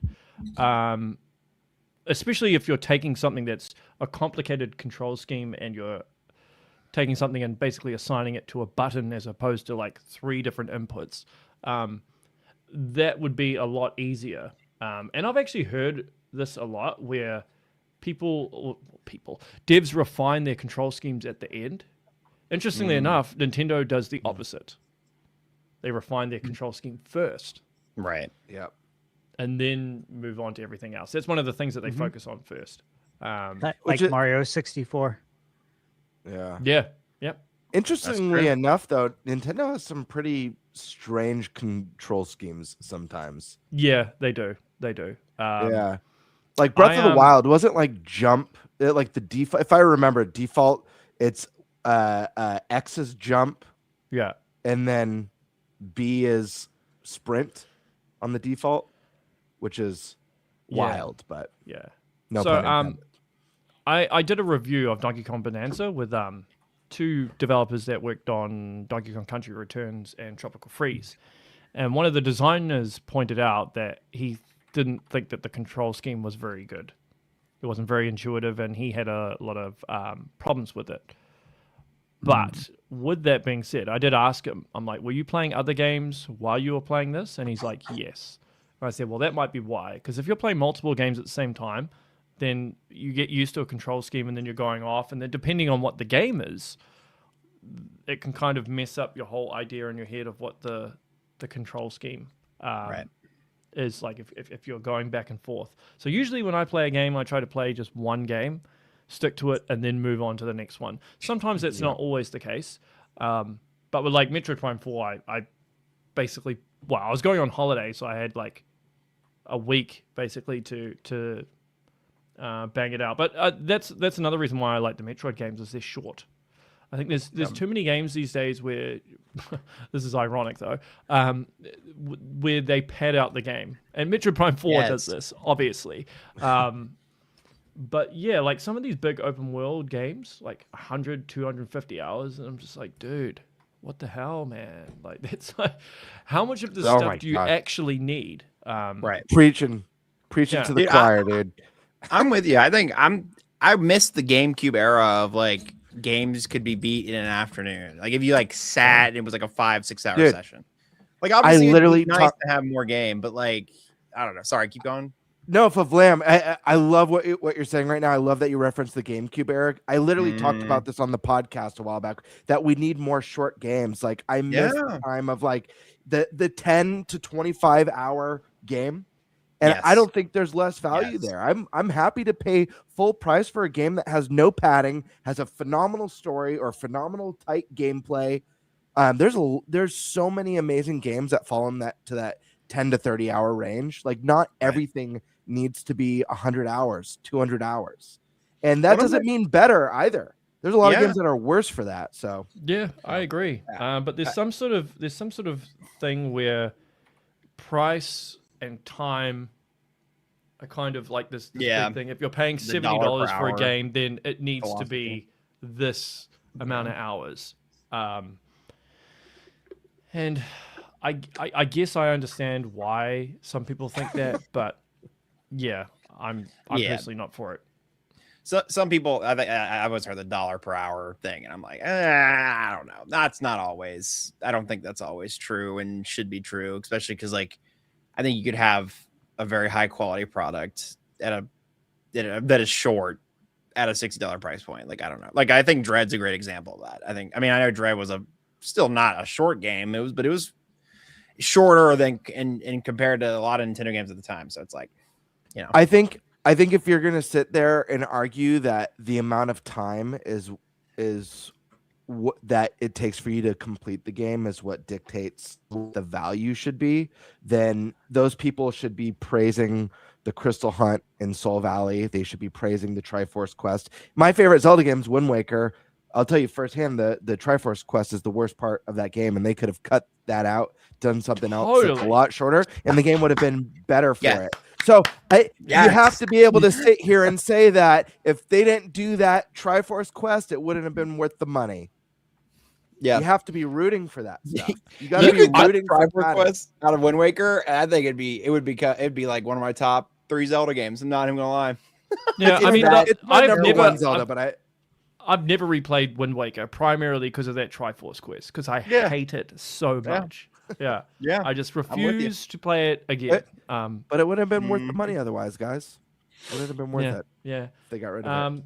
I mean, I guess maybe these game studios sit on a lot of data, and they look at the data and then they try to correlate that, I suppose, into some sort of pricing model. I know Strauss Zelnick, the CEO of Take-Two, he said that games should be charged per hour, so like $1. Yeah, that philosophy, which is $1 an hour. Not a fan. Yeah, but I mean, if you had a 200-hour game, then it would be a $200 game. I think it's nuanced because it's like, I don't know. That's also saying like let's apply that to any other medium, right? It's like if I'm gonna get a TV show, I should have a bajillion seasons of The Office if I'm gonna do whatever. But then you could also watch one season of Pluribus and it's like just as good, if not better. You know what I'm saying? Like it's like you could still make a quality thing in less time, or even like a movie, right? It's like, okay, a movie. There are a million movies that are better than TV shows and TV shows just take up the amount of time. So at that point, you're just making content, not making art, in my opinion. But that's I'm going to say something controversial here. Say it. I don't think over the last year, a lot of these Nintendo games that are like $70 now, I don't think they are $70 games. Like, I don't think like the newest Yoshi game should be $70. Like a lot of these B tier Nintendo games should be $70. Breath of the Wild, Tears of the Kingdom, 100%. Right. I don't even think Prime 4 should be $70, to be honest. No. I can't believe the tennis game's 70. Can I say that? I can't believe Tennis Fever is going to be 70 bones. It looks like a great game. It looks like they finally listened to us. It looks like it's going to be a good sports game. $50 max, man. Come on. I'm not spending $70 on a tennis game. I don't know. That's just me. Sorry. I thought it was in line with what you're saying. Well, yeah. I mean, they just have this idea that every game is $70 or possibly $80 in the case of Mario Kart. Right. and I'm just not. I don't know, man. I mean, it feels like Nintendo haven't.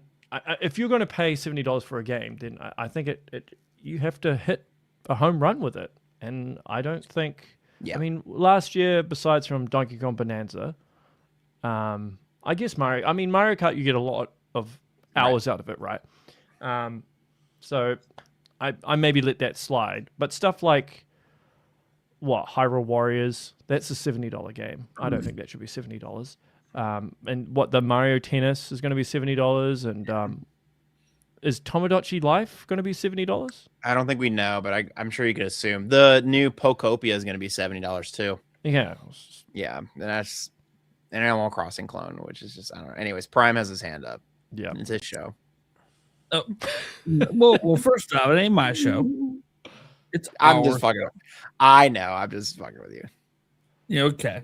That being said, what I wanted to point out, I'm gonna put my Furukawa hat on, and just go with this when it comes to how we price games here at Nintendo. You see, no one complained when we were doing $60 games on GameCube, Wii, etc. Back when we were only paying a few $1 million to make a game. Then the industry decided, hey, that's not enough money to spend on games. Let's make that 15 million, 50 million, 100 million. And still charge the same price that we previously were charging for games we only spent a few million to make. Why do we need to follow the industry trends? We're actually doing the same thing. We're spending more on games today and charging less. Not necessarily, though, because you now have to pay for online. You pay for Amiibo now that went around during the GameCube and Wii era, and they're locking things behind Amiibo. Sure, yeah. That's a way of compensating for the fact we should be charging more for our games. But also, they have their own digital storefront where they make 100% of the profit on the game anyway. So that kind of offsets the cost. I understand what you're saying, but I still don't think that completely justifies it. Well, cost is associated to value. And if we value our IP the same way we've always valued them, why should it matter what we spent to make the game? Well, what is it? Pokemon cost $10 million, and that's like a $70 million game, and then you've got like Metro Prime 4 that's like $100 million, and it's still $70. Yeah. But I mean, this is just my personal opinion. I think Metroid would be a much bigger IP if it was cheaper. They need to get people. I think but blowing money on Metroid, I agree. Cut the budget. I think like Dread is a great game, but I know there are a lot of people out there that are like, I am not paying like $60 for a 10-hour 2D game when for like what $20 or $30 I can get Hollow Knight that's like 20 to 30 hours and this is what people are saying is a better game or more refined game. Yeah. And like that's just the way the industry is. I mean, look, the fact that they charged $80 for Mario Kart because they knew that they could. And not to circle back to GTA 6, but I imagine that like if GTA 6 launches at $80 or $90, the industry is going to get the wrong idea from this, and then everything will become like that. And I also think that's a case of self-sabotage if you go too high, particularly when we're living in an economic crisis, cost of living and everything. I just think you worsen your potential sales, particularly in Nintendo's case, because they do have a younger base and parents aren't going to be able to afford this necessarily. There are games like Mario and Pokemon. Yeah. I mean, they'll just sell no matter what. But I think some of their other IPs suffer as a result of that. I don't think it's a one size fits all. Yeah, I agree. I think more of that, even though it causes confusion, that variable pricing. I was hoping that, a game that Favlam brought up, Mario Tennis, would be an example of variable pricing and maybe would come in more, at least like $60 would have been nice. Because I think this one looks really good. I think it looks really fun. I think the hope is that this is the one that they're kind of back in the game and making a good Mario sports game again. But history has shown at least the last few entries have been a bit lackluster. So I think just putting it at that premium price point, people are going to look at like maybe Mario Tennis Aces and be like, yeah, I'm not spending 70, even if it's better, even if it offers more. Like, I agree with the way that they don't drop their prices. I actually think that's a good model to have, because then you end up in the spot that Ubisoft is in, where people don't buy their games day one because they know in like 3 months it's going to be like 40% off, right? And you can just wait. So, and they're in a pickle now because they've trained their consumers to wait, right? So, but I think having a normal price from day one, like I think Metroid Prime Remastered was reasonably priced. Do you think? Sure. Yeah. Oh, yeah. Prime, Yep. I think it was priced well. I don't like that they shadow dropped a game like that. I think that's madness. Yeah, that was weird. Yeah, I agree. But Nintendo and Metroid, when it comes to marketing, has always been bad. Prime 4 just continued that trend. Yeah, true. I want to build on the point you made about, like, I think when you have such a premium ticket price on so many of these things, the console itself, the games, whatever, you start to see the smaller games or the IPs that aren't like system movers per se. You start to see people cut those from their library. And I, as a streamer, and also a lot of my peers in the streaming space, who would do a lot of like Mario Kart lobbies, like on the Switch one with Mario Kart 8 Deluxe, right? A lot of people, you would fill that lobby up, it'd be great, whatever. So we get Mario Kart World day one, we played it. It's like a lot of creators have it, but not a lot of a lot of our just regular chatters have it, right? And we noticed over the months, like some people got it, but there's still a big chunk of folks. It's not a common thing to have Switch 2 and to have, like, it hasn't been selling it like gangbusters right now. And it was even more apparent with Kirby Air Riders. A lot of people are passing on Air Riders because even if they did have a Switch 2, they're saying, well, I have Mario Kart already. I already spent $80 on that one. And then I've just noticed this, that like the more and more of these games, I think people are getting kind of fatigued at these big ticket prices. And it's like people are sacrificing. They're saying, well, I got the big titles already. I'm not spending the extra dough on the tennis game and the other side ones that would be very fun, but they're not the big Donkey Kong. They're not the big Mario Kart, So yeah, something I've noticed in my space. I mean, what was it? Donkey Kong Country Returns HD, and that was like full price. Yeah, insanity. It's like, come on, man, that's a game from 2010. Right. Yeah. Galaxy 1 and 2, I could at least understand a bit because they're like some of the best games of all time ever. Yeah. But even then, I'm like, at least put them up for like at least six. Just do 60. I don't know, but stuff like that. Anyways, but on that note, I'm gonna. Oh, go ahead. You want to continue? I was just gonna say, like, Reggie was the one that convinced Iwata and Japan to include Wii Sports as a pack and right, because they wanted to charge that separately. I think if Reggie was still at NOA, some of this stuff would have been discussed heavily and the pricing would have been different. What is it? Welcome Tour?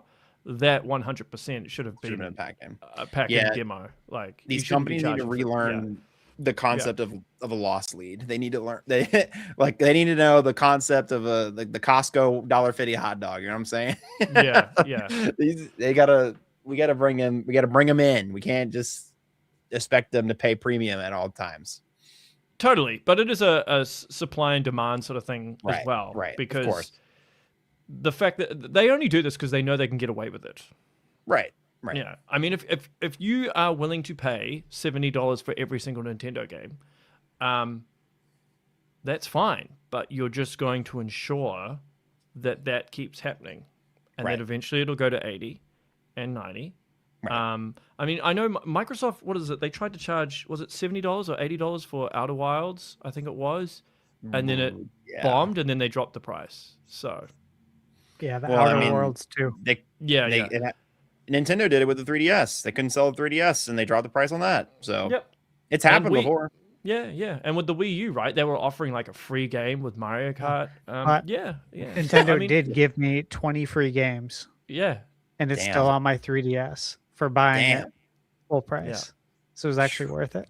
So, I mean, at the end of the day, all these companies are the same. All they care about is money.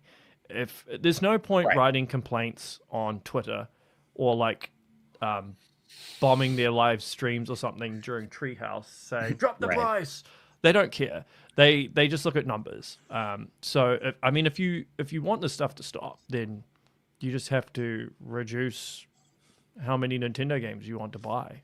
Really, that's the only way to do it. Because that's all they care about. But you yourself will not make a difference. Exactly. I agree. Yeah. Yeah. And that's just that's a personal decision. Sorry. Yeah. I haven't bought Mario Kart yet because I'm like, no, I'm not paying $80 for Mario Kart. I don't think it's you didn't get the bundle? No, because I didn't want it. I look after I don't actually play Mario Kart that much. The only time I play Mario Kart is when I'm playing with people. My wife and I actually look after a lot of international students, predominantly from Japan. So we'll have like students from Osaka or Kyoto or something, and they come and live with us for like a month. And a lot of the time they can't speak English. But you mentioned Nintendo, and they're like, oh, Nintendo, yeah. You like Mario Kart? Oh, Mario Kart. So there's like a universal language there because you can put on Mario Kart and play with them. So that's a good way of bonding with them.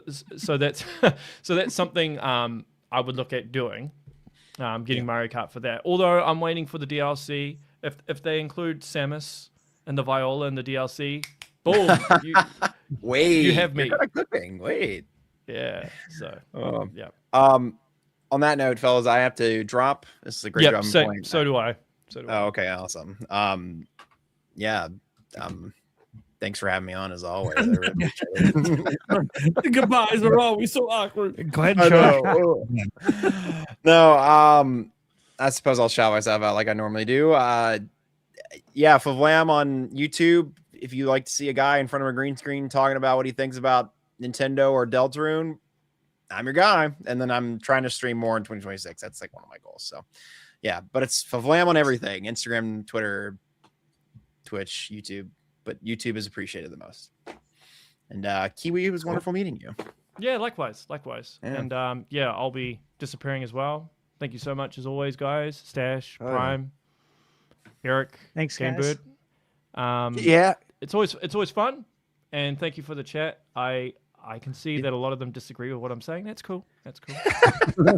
Yeah, what do they know? It's all good. Yeah. It's all good. What does this industry expert know? Whatever. Yeah. I feel like I'm back on X again. No, but it's all love. Just a couple of things before I go. I will be doing a review of Metroid Prime 4 with the OG Prime devs at some point. I'm just waiting for them to finish the game. That's gonna be so cool. I've got interview, possibly 3 hours, with the lead designer of Eternal Darkness. So that's coming. I'm looking to do a review of the Super Mario Galaxy film with some Nintendo developers that actually worked on Mario. Besides from that, I don't think there's anything else Nintendo related at this stage. But yeah, there's some cool things I have on the horizon. And yeah. Hell yeah, man. Hey, if you ever want to interview the Game Bird, I'm here, man. I'm always down. I'm sure you've been dying to get me over there. I'm sure you have some crazy questions for me. I'm sure. Well, I'm supposed to appear on your show, aren't I? What's happening with that? I think that's true. Yeah, that is true. Yeah. We'll make it happen. We'll make it happen. Cool. All right. Well, much love, guys. Vlad, nice meeting you as well. Yeah. All right. Thanks for being Thanks, gentlemen. See you around. Thanks, guys. Have a good night. Cool. Who's next for gaming game plan? I know it devolved, but I think that was good just because the time tangent was great because he desperately wanted to throw Crimson Desert out there. You could, he's like, look, I did Fallout last time. I got one more. Let's see what happens. Yeah, he's so fun to have on. He's a good time, Kiwi. So you guys know my headliner tomorrow. You're right. The Nintenbyte exclusive. Okay. It is kind of neat though. He did do that 2 times in a row, this time quite intentionally. So all right. But for real, gaming game plan. Who's going next? I could go. Yeah, I mean, I briefly mentioned this last time on the pod, but this is something that man, my backlog it eats at me. I'm always thinking about it. So I do want to have a better game plan this year. And I think really what that is, it's nothing too complicated, but it's just committing myself to certain series that I've wanted to play or that I've started but haven't finished, and being a little bit more conscious about what I play and what I don't play, because I definitely, guys, I love video games. At my core, I'm a Nintendo fan first, but I love all video games. And so I hate the FOMO. I hate missing out on the big games, and the games are getting bigger and bigger and bigger, and the time between releases is getting smaller and smaller. I mean, we're in the first couple weeks of January, and we're going to be looking at our draft picks.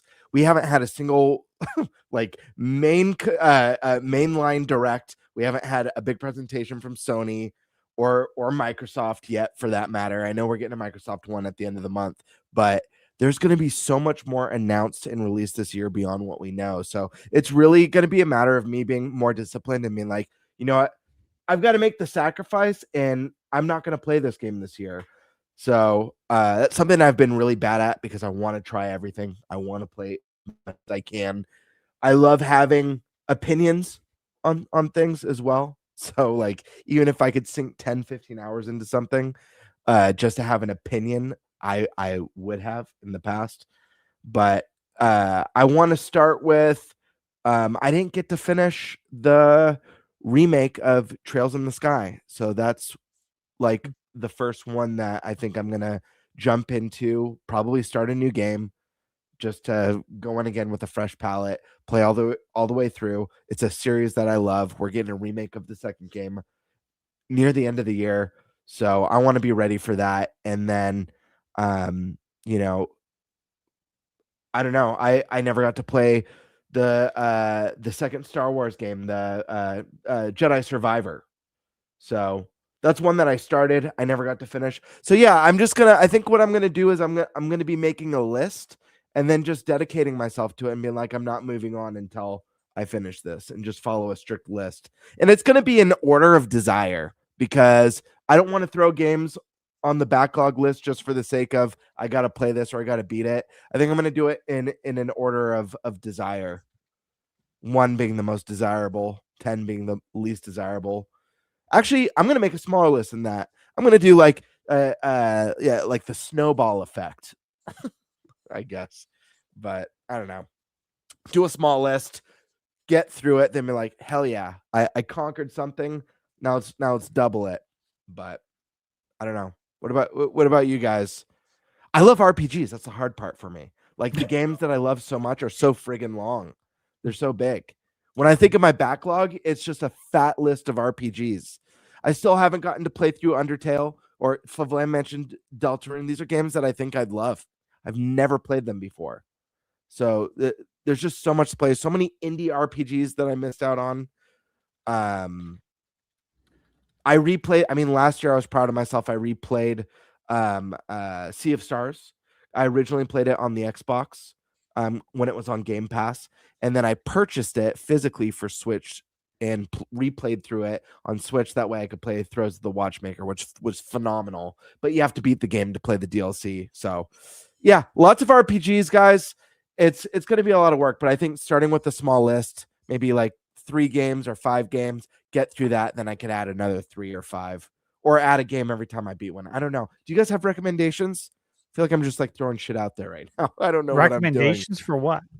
For like good habits to work on the backlog. Yeah, of course. Play the game and beat it. I need help. I'm in crisis. Yeah, just play it and beat it. Yeah. Yeah, no, play it and beat it before you move on. I do agree with what you said. Like I was shaking my head when you said it, which is play by desire. Yeah. What do you desire most? But also don't go into analysis paralysis, because when you have a big backlog, that can Yeah. happen, and then you Yep. don't play anything. Yeah, you just stare. You just stare. Stare. And then the time goes by, then you're on social media, and before you know it, It's your window bedtime. of opportunity is closed. So you have to know what you're gonna play and attack it like relentlessly, Yeah. and don't start something else until you're done. Yeah. That's the discipline I need. It's discipline. Really, it's just discipline. It is. Thank God for the Switch. I will say thank God for Switch and Switch 2, because it really makes gaming easier for me as an adult. You know, everyone knows I'm a family man. I've got a wife and 3 kids. I work 2 jobs. One of them's a full-time job and the other's a part-time job. I'm a busy dude. My time is limited, and you better believe that there's 3 kids fighting for the TV in the living room constantly. The Switch and the Switch 2 are a godsend for me. It's literally a match made in heaven. It allows me to let the kids have TV time, me be able to hang out on the couch and game with them and game in my room and get into the backlog. The hard part is, because I love RPGs, you know, there's a lot of chatting and yapping in the house. And you know, when it's a story-based game, it could be like, you know what, maybe I'll put this down and play later. Yeah. That makes sense. That'd be tough. What about you, Nate? Me? Well, yeah, you. Obviously. God damn it. Look, I was glancing at this earlier, and I was like, man, this is actually pretty good stuff in here. This entire topic. You know, so I was kind of go a little piece by piece. You know, one of the things that Stash put in here says, you know, the backlog reality check. Because I mean, let's just be real. People keep adding games to their backlog. Some people are just never going to get to it, and sometimes just face the music. You're just not going to get to that backlog. Or do you have any plan for the backlog? And I'll be honest, I don't go to the backlog often. I'm usually a play it, beat it, done kind of person. But there's always games that you miss. There's always games you wish you had time to play at the time that you haven't. Like Final Fantasy VII was a big one for me that I wish I would have played and never did. Just never found the time to get back to it ever, until obviously Remake came along. So I would say, you know, right now, obviously, big one for me is that I already own Dragon Quest 3 and 1 and 2 2DHG, and haven't played them yet because I've never played a Dragon Quest yet because I just haven't gotten to it yet, even though it's been a while since Dragon Quest 3 2DHG came out, because that's the one I'm going to start with. So I definitely have a plan for that. I'm going to be starting that one this month. I don't know about when I'm going to get to 1 and 2. We'll see as the year progresses right now, because Final Fantasy VII Remake Integrate coming up here, and obviously, you know, we have Mario Tennis Fever, which I am buying at $70. I don't really care. Talking about $10, I bought Aces at $60. I'm not that concerned about 10 buckaroos. That said, it gets to this point of like, I think my goal is not to expand my backlog anymore. So don't buy anything that I don't think I'm actually going to play anytime soon. Because then I'll probably just never get to it. Because I'm always someone that, even in someone covers news, I'm always excited for like the next thing. And as Gamebird talked about in a prior topic, there's always that little bit of FOMO sometimes if you're not with the audience at launch. Because one of my favorite aspects of gaming has been community. And when you play a lot of single player games, especially, like you're only getting that, like that launch weekend, that launch week. And then it kind of goes away because it's single player, you know, you play it and people move on. You want to be a part of the conversation the weekend that it's happening. Yeah. So that's my goal, is not to really add anything new to the backlog where I've pre-bought. I can always be like, oh, maybe if I ever get back to it one day. Let's just be real. I probably won't. Maybe when it comes back around as a remaster, because that's the era we live in, where everything gets remastered one day. Maybe I'll get to it then. So that's kind of how I'm going to handle that aspect. There was a question. Everybody said, what's the biggest backlog killer? New releases, review obligations, or FOMO? Obviously, for me, I don't have review obligations anymore, so it doesn't matter. Because I reviewed a few games last gen and decided that's not for me. I didn't like how I was playing video games to hit deadlines. Not how I play games. It's just not. I like to play at my time, at my leisure, not the leisure of a deadline. Now, it's weird because I'll have that mindset when I'm playing demos. I want to get as deep into that demo as I possibly can, find every little thing, but that's at a demo, and it's always a shorter session. So I don't, I just try to make the maximum use of that session. But then, this next thing I like how Stash labeled that part 2, one game at a time versus a game hopper life. Let me read what he wrote here. Are we committing to finishing games or bouncing between titles? Does one game at a time improve enjoyment or make gaming feel like work? Who here is most guilty of starting 12 games and finishing 2? Can I jump in really quick? Because I should have looked at the notes before jumping on this topic. I love this, Stash. This is amazing how you broke everything down. And Nate, thank you for going through this because I missed it. I just want to jump in real quick because what I was trying to describe was I've been living the game hopper life. It's exactly what I've been living. My goal is the series playthroughs. That's what I was trying to, describe through, starting with Trails 1. Trails 2 is going to be coming out. There's other games, Undertale and Deltarune. So I want to do a little bit more of the series guidelines, but this is really awesome. Yeah, game hopper. That's what I've been. Thank you for wording it that way. It makes perfect sense. Yeah. So this is the thing. Like, I'm not going to commit to either or because for me, it varies per game. So, like when a new Zelda comes out, that's all I'm playing, right? I'm one game at a time there. The new Mario comes, that's all I'm playing until I'm done with that game. But that's not how it is with everything. Like, I'm still technically playing Donkey Kong Bonanza right now while playing Age of Imprisonment. And the reason is, you talk about that grind life. I don't ever feel like I'm grinding, but I do feel like I have just a wide breadth of taste that I don't always want the same flavor nonstop. Like you get vanilla ice cream, it's delicious, and you always love it. But maybe today I want some chocolate instead. You want something a little different that particular day for whatever mood you're in or whatever stresses are going on. Because as you guys might know, there's quite a lot of stress, at least in my life. So sure, your guys' life too. So sometimes, hey, I'd rather just go play a Fortnite sesh with Yulia and chill for a couple hours and just not care and just have fun. Trash talking kids on the internet, apparently. No, to be fair, we're not actually talking to them. We mute the mics, but we're talking trash to them to each other. It's hilarious. So sometimes that's the kind of vibe I'm in.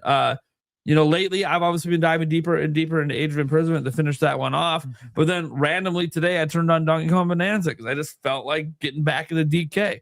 So the reason I think I could do both is when I talk about the game hopper life, it's only ever a few games. I can't throw a fourth, a fifth, a sixth in. It's just too much. But it's only ever a few games, so because it's so limited and they're usually different types of games, I can kind of get away with that. But again, then the one game comes and I'll set all that other shit aside until I'm done with that one game. And so, yeah, I don't really feel like I need to do too much to change that because it's kind of been working for me. Stopping the backlog and adding to the backlog was more of a bigger one. And then eventually, if there's not enough games, I usually just throw a backlog game in that I have still. No, I don't have any plans for the next one was like series playthroughs, talking about like franchise marathons. Not really. I've never been one of those people that goes on like marathons before new games come out. That's usually when a lot of people like to do that. They like to go on a marathon of whatever games to the sequel coming out or something. Nah, I've never really been that kind of person, but this goes back to my varied taste. I can't just marathon. I want to play something different, some days. Then, obviously, are we doing these for fun or content? This is the quite interesting thing because I used to, and I still say sometimes to this day, that my job is to cover games, not play games. But then we have this podcast. Now on this podcast, we always do a review discussion a week after a game comes out from Nintendo, which also means I need to be able to actually say something about that game a week later. So I am kind of pseudo doing reviews and now kind of playing games because we're going to be talking about it on the podcast. So now it's kind of become part of the job, I suppose, in some ways. So I would say there are definitely games I bought because we're going to be talking about them.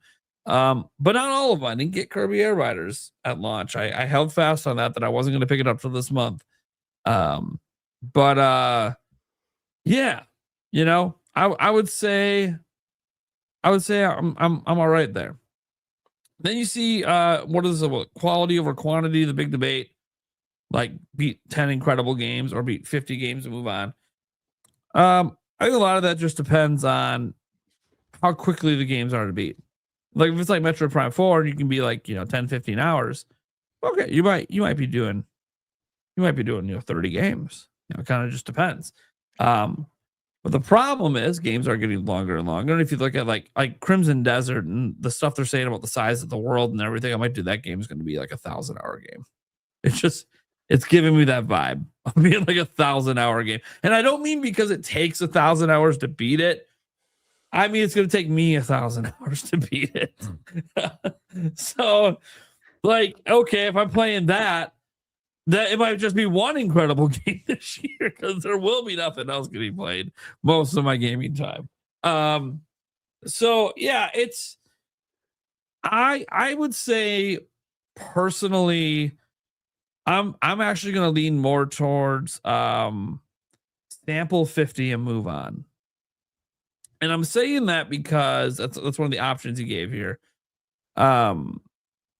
Is I don't know what I'm going to enjoy until I sample a wide variety of games. And that will usually lead me to the handful that I'm going to beat that year. But if I didn't do the sampling, I might not have found that handful. I don't always know everything I'm going to like. There are some games I'm now interested in from PAX West because I watched Stash play it and suggest it.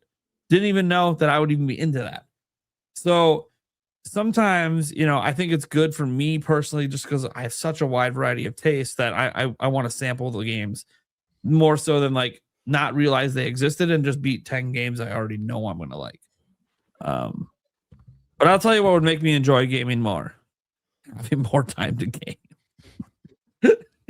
Yeah. That's the biggest thing for me. It's the only thing we can't buy more of. Mm-hmm. Yeah. And then a couple more points on here. You had point 5, time and lifestyle strategy. Where does gaming fit best in real life? Handheld at night, docked on weekends, short sessions long. So for me, I've been noticing lately that the most consistent time is short sessions, handheld at night in bed after I'm done with all my work stuff. Sometimes I can get an hour, a couple hours in, and that's all I'm going to get. I got to be realistic. I got to be up in the morning, got to deal with the kids, got to go back to work, all that stuff. So that's like the most consistent time that I can get it in. But there are times, of course, where I'll plan a little bit ahead. My kids are older, where I'm like, hey, this upcoming Sunday, I'm deciding I'm not making a video. So, Yulia's busy. You're going to do something? Cool. We're going to get a 6-hour session in. It's happening today. We're going for something good, something hardcore. That's where I get my JRPG time in, if I'm completely honest. I can never pick up and play a JRPG for an hour and be satisfied. It's not how it works with JRPGs in me. So that does still happen, but that's not most common. That's something I sometimes got to plan a little bit ahead to pull off. Multiple, especially when it's a 100-hour game and I'm trying to get like it actually beaten. I got to plan like multiple weekends of this, but it definitely does happen. I told Yulia 2 things the other day. Here's what I need to decompress from everything that happened. I need 12 hours where everyone leaves me alone and I just sleep. Okay, that's it. I just nothing but sleep. Then I need the following 12 hours immediately after that, where everyone leaves me the fuck alone and I just play video games. I'm probably not going to get either one of these things, but I keep hoping because that would really help me decompress. That said, so yeah, handheld at night. I would say I wish I got to play my Switch 2 docked more. I really don't get to do it as often as I'd like. This is a nice TV behind me. I'd love to dock on it and play. That's where the long sessions come in, and I don't get the long sessions very often. Sometimes there's dot play where I'm live streaming the games, but I don't really count that. Then there's the personal 2026 gaming rule. It says each host shares one rule they want to follow this year. Some of the examples were don't buy a game unless I'm playing it immediately. That's a pretty good rule. Finish what I start. Okay. Unless it's not truly fun. Got to throw in the I ain't gonna finish a game I hate. No more than 2 active games at a time. Well, that's a good rule. 1 retro game per month. I'll beat 5 games from my backlog before buying anything new. That's like a challenge right there. That's the backlog challenge. Man, a rule that I'm actually going to follow or want to follow. I mean, it says want, not going to, I suppose. I'm gonna treat it as going to follow. I want to make a challenge for myself here. All right.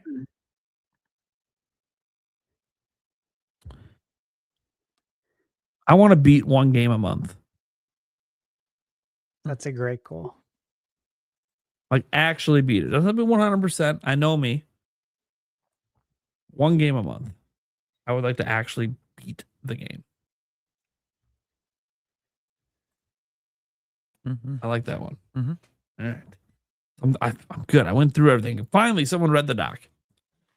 Yeah, very nice. Eric, you want to go? Yeah, no, basically, yeah, I'm just hoping to finish up a couple games that I'm currently in the middle of. I think I got 4 that I'm in the middle of, unfortunately. So I think that my next step is just kind of getting through those 4. I'm really close to completing Age of Imprisonment. Then I think next one I'm gonna go back through DK and then back to Echoes of Wisdom and then possibly Pokemon. So I'm just kind of getting through kind of the games I'm kind of part way to halfway through already, and the Pokemon's really questionable, but if I have time, it'll be kind of the game I'm getting back to eventually. Yeah, I don't have anything on the horizon that like I'm absolutely needing to purchase. So it's going to give me a little bit more time to kind of clear my backlog a little bit of the games that I'm, at least partway through. So that'll be nice. They all the ones that I'm kind of partway through right now kind of all came out at the same time. It was like I started one, and then the next one came out, and I was like, ooh, okay, I want to play that game. Then it's like, okay, that one came out, and I want to play that one now, even though I was like halfway through all of them. So, it'll be nice to kind of give myself a little bit of time here because, like I said, there's not much that I'm absolutely having to purchase at this point. Yeah, that's kind of where I'm at. I think I'm kind of just road mapping that, and we'll see what actually gets announced over the next few months or so. Yeah. Hopefully, I'm able to stick to my roadmap. But yeah, I mean, yeah, that's kind of what I'm hoping for, is just kind of be able to get my at least 3 of those games fully completed, and then I can kind of look around to see what else I want to play. So, all right, that's good. It's a good game plan. I like it. Bird, do you want to run back through that and yeah, and then sure. I'll go. Cool. Yeah, sure. Let's see. Let me start from the check. Yes, I've accepted that as far as the reality check, I've accepted that a backlog's never going to end. It's always going to grow. It's a never-ending list. I'll always love video games unless unless like in this dystopian future, video games turn into just like permanent games of service slop. I'm always going to be a gamer. So I imagine my my optimism that the list is never ending. Let's see. One game at a time versus Hopper Life. I already talked about this. I've been living the game Hopper Life, but I'm really ready to get into the one game at a time, more disciplined approach, more committed to finishing games before jumping on to something new. Unless, of course, with the exception, I'm on a Nintendo podcast. Like Nate kind of mentioned, if a Zelda drops and I'm in the middle of something else, obviously I'm gonna jump on that Zelda. I'm gonna be discussing that Zelda or that 3D Mario on the podcast. I'm not gonna be like, I'm only halfway through Trails of the Sky Chapter 2, guys. Sorry.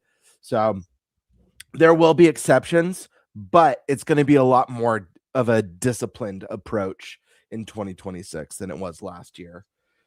Series playthroughs is going to be a theme for me.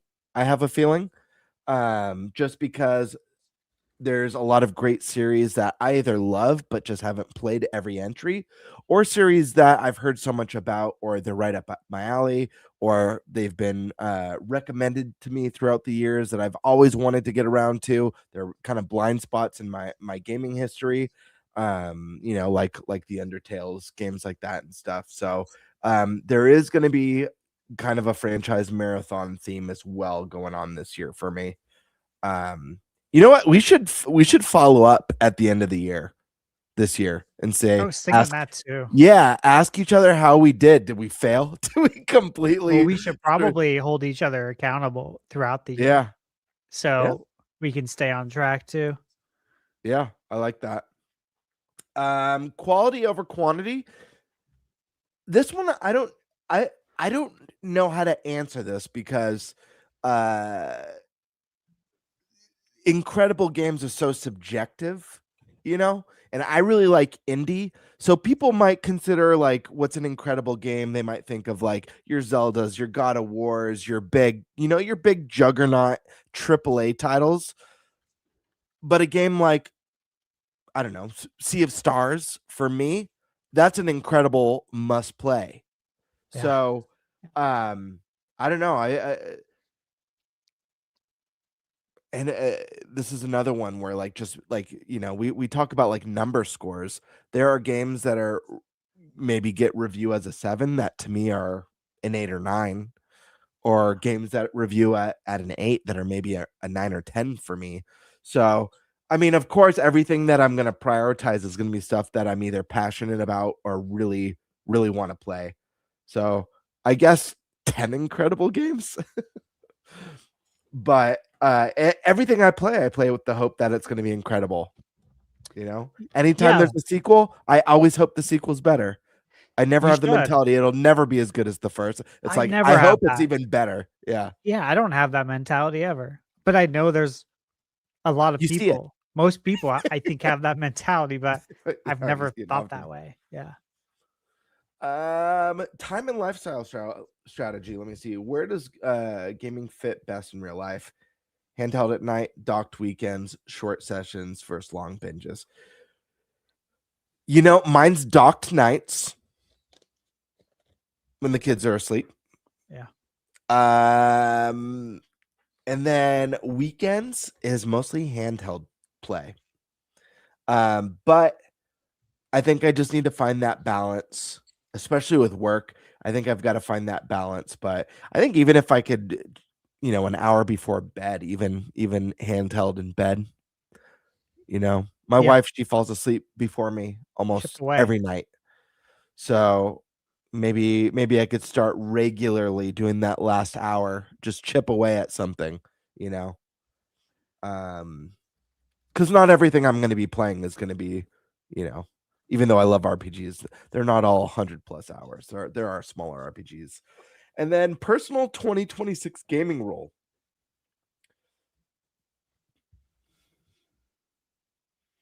Let me see. Don't play a game and listen, play it immediately. Oof.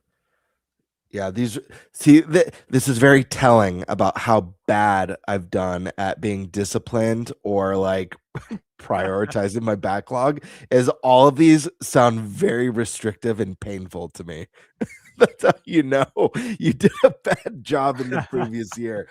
Oh man, I feel like finish what I start unless it's truly not fun.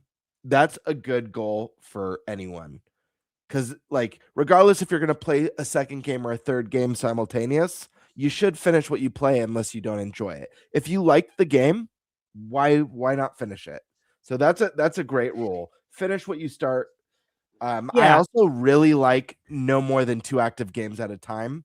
Yeah. Those are the 2 that I think I can adhere to the most.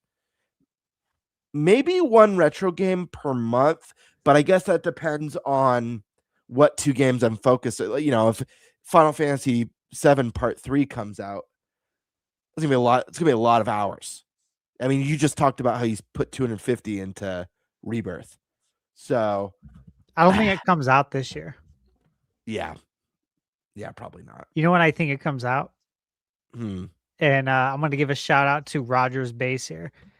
I was listening to his predictions on Monday. I was at the gym, had the headphones in. It was like over an hour long.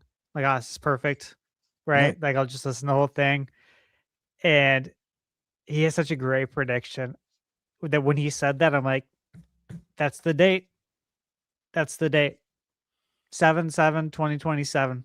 Done. Done deal. Done deal. Final Fantasy 7 Part 3 7/7/27. I'm like, Yeah, 3 7s in there. yeah, I I'm like that. that's got to be it. But please like keep that. going. I just had to share that.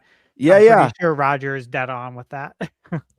So I think what I'm gonna set for my goal is finish what I start, no more than 2 active games at a time, and when possible, 1 retro game a month. But that's gonna be like the variable goal because that could change month to month depending on what I'm working on. And I will say, you know, Prime mentioned like buying a game and not playing it when you buy it. I think he mentioned that. I'll be honest. I actually, when he said that, I felt ashamed because you'd be surprised how many games are on my gaming multi-console. Like there's a PlayStation games and Nintendo games that are in my shelves that still have like the cellophane on them. Like more than I'm proud of. I mean, this is excluding like a collector's item that you bought just to have as a collector's item. You know, this is like those don't this is count. just like a right. This is like just like a game that I bought. You know, that's just like I've got a bunch of them. I hate that. Yeah. Because I don't buy anything that I don't want to play. Yeah, That's you know what? You shouldn't. You shouldn't. Right? Like there's been times where I've been asked, do I give bad reviews? And it's like, well, look, I'm not trying to play shitty games, dude. I'm not trying to waste my money. Like if you're craving pizza, do you try and find the worst pizza place? Yes. You know what I mean? Like, I think it says a lot about my eye for what is a good game. Yeah. Like it shows I'm batting like 1,000% because these reviews are obviously they're honest. I don't get paid for this. You know what I mean? So it's interesting that you bring that up because I feel like so many people play games and then they don't like them. They complain about them. It's like, don't you know what you like? Yeah. You know what I mean? Like, where's your judgment at? It's we're privileged because it's not like it was in the 90s where you had to base your purchase off the game cover and the description A few on the back. screenshots on the back.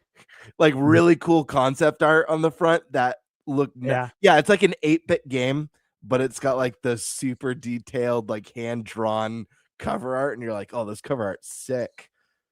It's got a ripped wizard on it.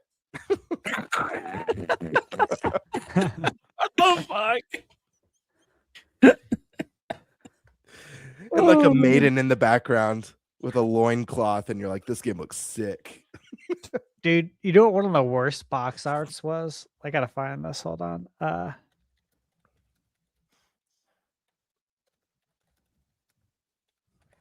Here, continue going. I'll find it. Oh, here it is. I found it. Oh, yeah. Yeah, that was pretty much it for me. All right, I gotta just show this real quick.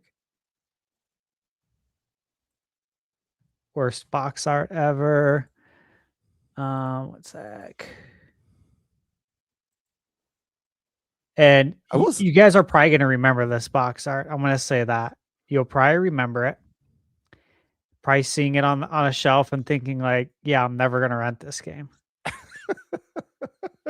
Yes, I remember that. Right? Like what?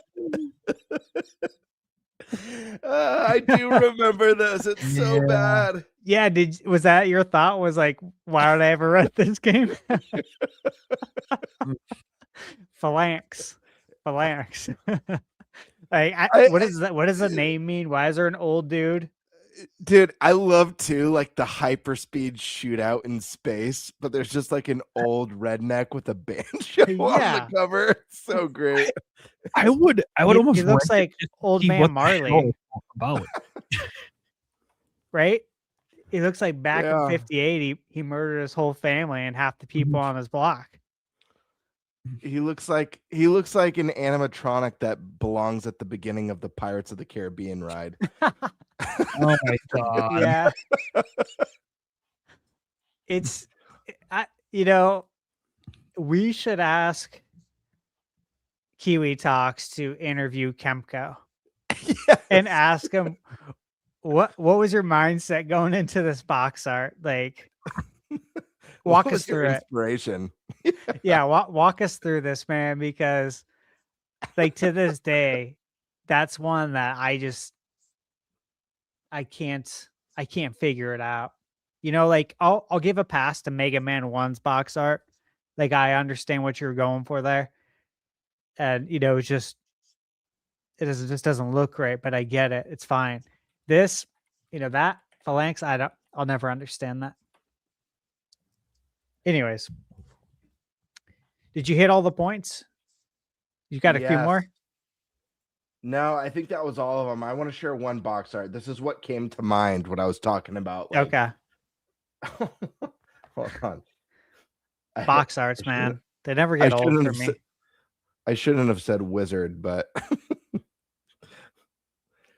but I'm very nostalgic for the days of going into like a Blockbuster or a Game Crazy and just like, or even like the EB Games and GameStops back in the day, and just like that was your way of seeing what's out, what's new, what's out there, and just like looking at all the box arts. Like, man. Before we had computers in our hands, right? Because, classic. Yeah, Golden like Axe.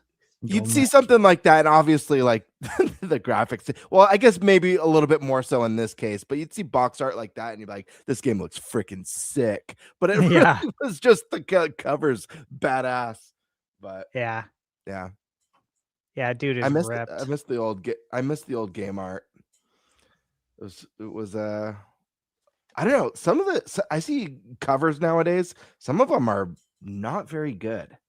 I'm like, No, and it makes it easy to spot the ones that are great, like the Dragon Quest 1, 2, and 3 HD 2D remakes. Oh yeah, those are beautiful. They went out of their way to hire this special illustrator. I remember reading an article on it from Square, and I'm like, yeah, dude, like that's awesome. That's what I want. We need more of that.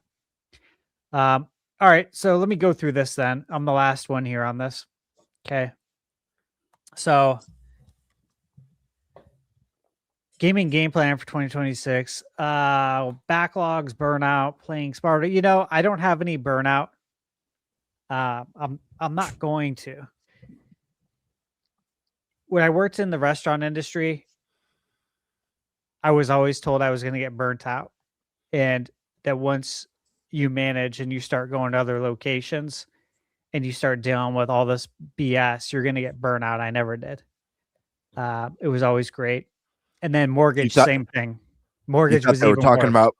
You thought they were talking about Burnout Paradise. Yeah, right. I'm like, sign me up. I love that game. But mortgage was the same thing. They said, you know, people who don't last long in the industry, you're lucky to last 2 years and you burn out. Now here we are. We're talking about video games, bro. Why would I stop? Like, I get to play video games. I get to do this. This isn't something I have to do. I get to do it. So burnout's never going to be a thing. Backlog's always going to be a thing. I'm not going to pretend it's not going to be a thing. I've joked about it before. I know it's a morbid joke, but a lot of that will be there when I die. And hopefully whoever I will it to, right now it'll probably be my godson. Hopefully he'll finish the job for me. Because there's gonna be a lot of unfinished files, right? That's just the reality of it. Obviously, I still do have plans for like backlog stuff. You know, I have an Excel sheet with the games that I received review codes for. I want to make good on those, obviously, because that's the right thing to do. Like, these are games I wanted to play. And so I want to get those games done. And I think I'll be able to. But at the same time, I think I have 5 or 6 games right now that I just got codes for in the last, I think, since Monday. So I'm just like, shit. I had a plan. What?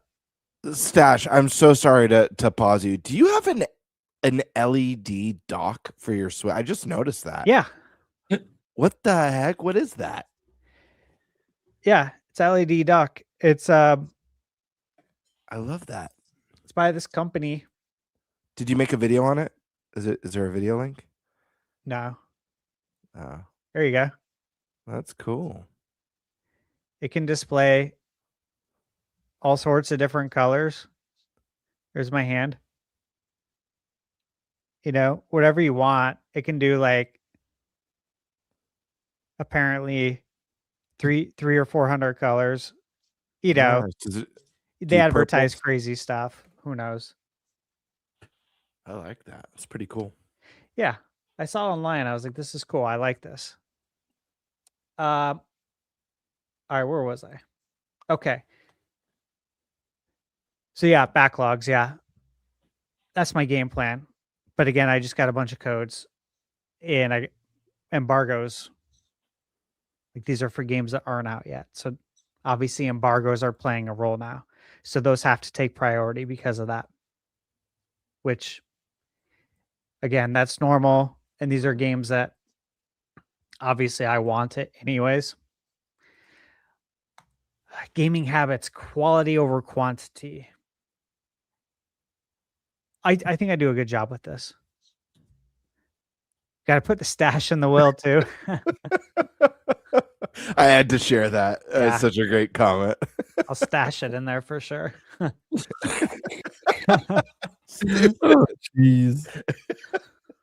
All right. So gaming habits, quality over quantity. Yeah. Look, guys, if you watch my most anticipated games of 2026, there's like 110 games in there. And then I talk about like some gaming anniversaries at the end and some things I expect.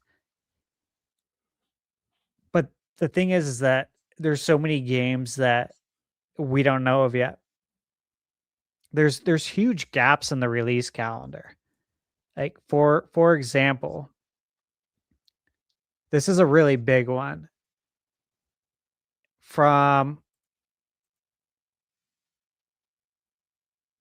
March 31st, we're getting Edge of Memories. It's by Midgar Studio. Midgar, Final Fantasy VII. Really high pedigree development studio as far as your staff there. Really excited for it. It comes out March 31st. Then we don't have a new game until Pragmata on April 24th. So 25 days go by with nothing. Obviously, that's not going to happen. Then we get Saros on April 30th. And then we don't have another game till May 27th.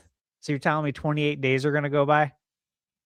Obviously not. You know, like there's my point is that even with the games we have dated, there's massive, almost like month-long gaps with nothing. And you know that's all going to be filled in. So I'm not only talking about like quarter 3 and 4, the second half of the year. There's stuff like there's almost month-long gaps in March, April, and May with no games. So it's nuts. So when you talk about quality over quantity, yeah, everything I'm shooting for quality on every shot. I'm trying to make every shot out here. That's the point. Is that I'll play the games and I'll tell you if they're worth it. And if you're going to like it or not based on what these games are similar to, right? Like I always do in my reviews. So yeah, that's the plan. I do have a plan for the backlog. The reality is though that it's always going to be there. It's always going to be there looking at you. Just have to deal with it. Just have to get over it mentally. Let's see. What's the biggest backlog killer? New releases, review obligations, or FOMO? New releases and review obligations for me. Because if it was FOMO, I would have played certain games already. But I haven't because of review obligations. And review obligations tied directly into, of course, new releases. One game at a time versus game hopper life. Yeah, I mean, I beat the games, but I have to hop around. And obviously, I can't be playing these multiplayer games that have no end. I can't be playing Animal Crossing. I can't be doing this stuff. I won't get nearly as much done. But Michaela, like I said, she'll be playing Animal Crossing. So I'll check in on her and see how she likes, and I'll keep trying to talk her into reviewing it. There's certain games she plays I don't have time for. I'm like, babe, I really need you to review these games on the channel. I'll walk you through the review process. We'll start doing this. I really want her to. Animal Crossing, Stardew Valley. You know, she's got the update. She was playing the game, obviously, before that. There's just a handful of games that she's played, and this would like be perfect for her. So I'm still working on that. It's going to happen. All right. Does one game at a time improve enjoyment or make gaming feel like work? I mean, that's how I always play anyways. Gaming will never feel like work. You cannot allow that to happen. You just can't. As soon as that thought enters your head, you have to cut it off. Remind yourself that you get to do this. That's the biggest thing. I've been asked that a lot too. If my outlook's changed on gaming now that I'm doing this, and now that I have like review crunch. Because like again, I just got hit with a boatload of game review codes, and I know of a couple more coming. And I was hoping I would have gotten some of them earlier. I really was. And some I did. Most I didn't. And I'm like, here we go again. It was like December 4th all over again. There was a handful of games I was working on during that time frame. Like Metroid, Octopath, Kingdoms of the Dome, handful of other games. Yeah, it sounds like that happens a lot.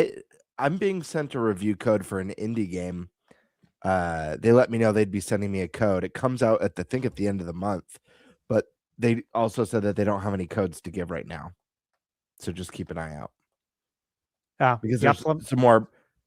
Huh? You have to let me know. Yeah, I'll let you know which game. I'm sure it's one that you're reviewing. It's on your video. I watched your most anticipated videos. It's on there. The game. Okay. Is it this month? It's this month. Okay, I know what it is. Yeah, it's soon, right? Mm-hmm. Yeah. Okay. I know what it is. All right. Let's see. Series playthroughs. Look, I don't have time to do that as much as I'd love to. I will say this. I got a review code for Trails in the Sky. I'd got one when it came out, and I haven't been able to get to it. It's like eating away at me. I've played a little bit, but like I have a lot to go. And I want to be on that path so I can hit the trail when part 2 comes out, which obviously is coming out in the fall. So I want to be already on that path to hit that trail. So I have to beat the game at some point. If any of these gaps in the calendar actually pan out, that'd be a great time to do it. But I doubt that's going to happen. They're going to get filled in. Let's see. Obviously my goal is to review more games this year, which by default, that means I'm going to play and beat more games.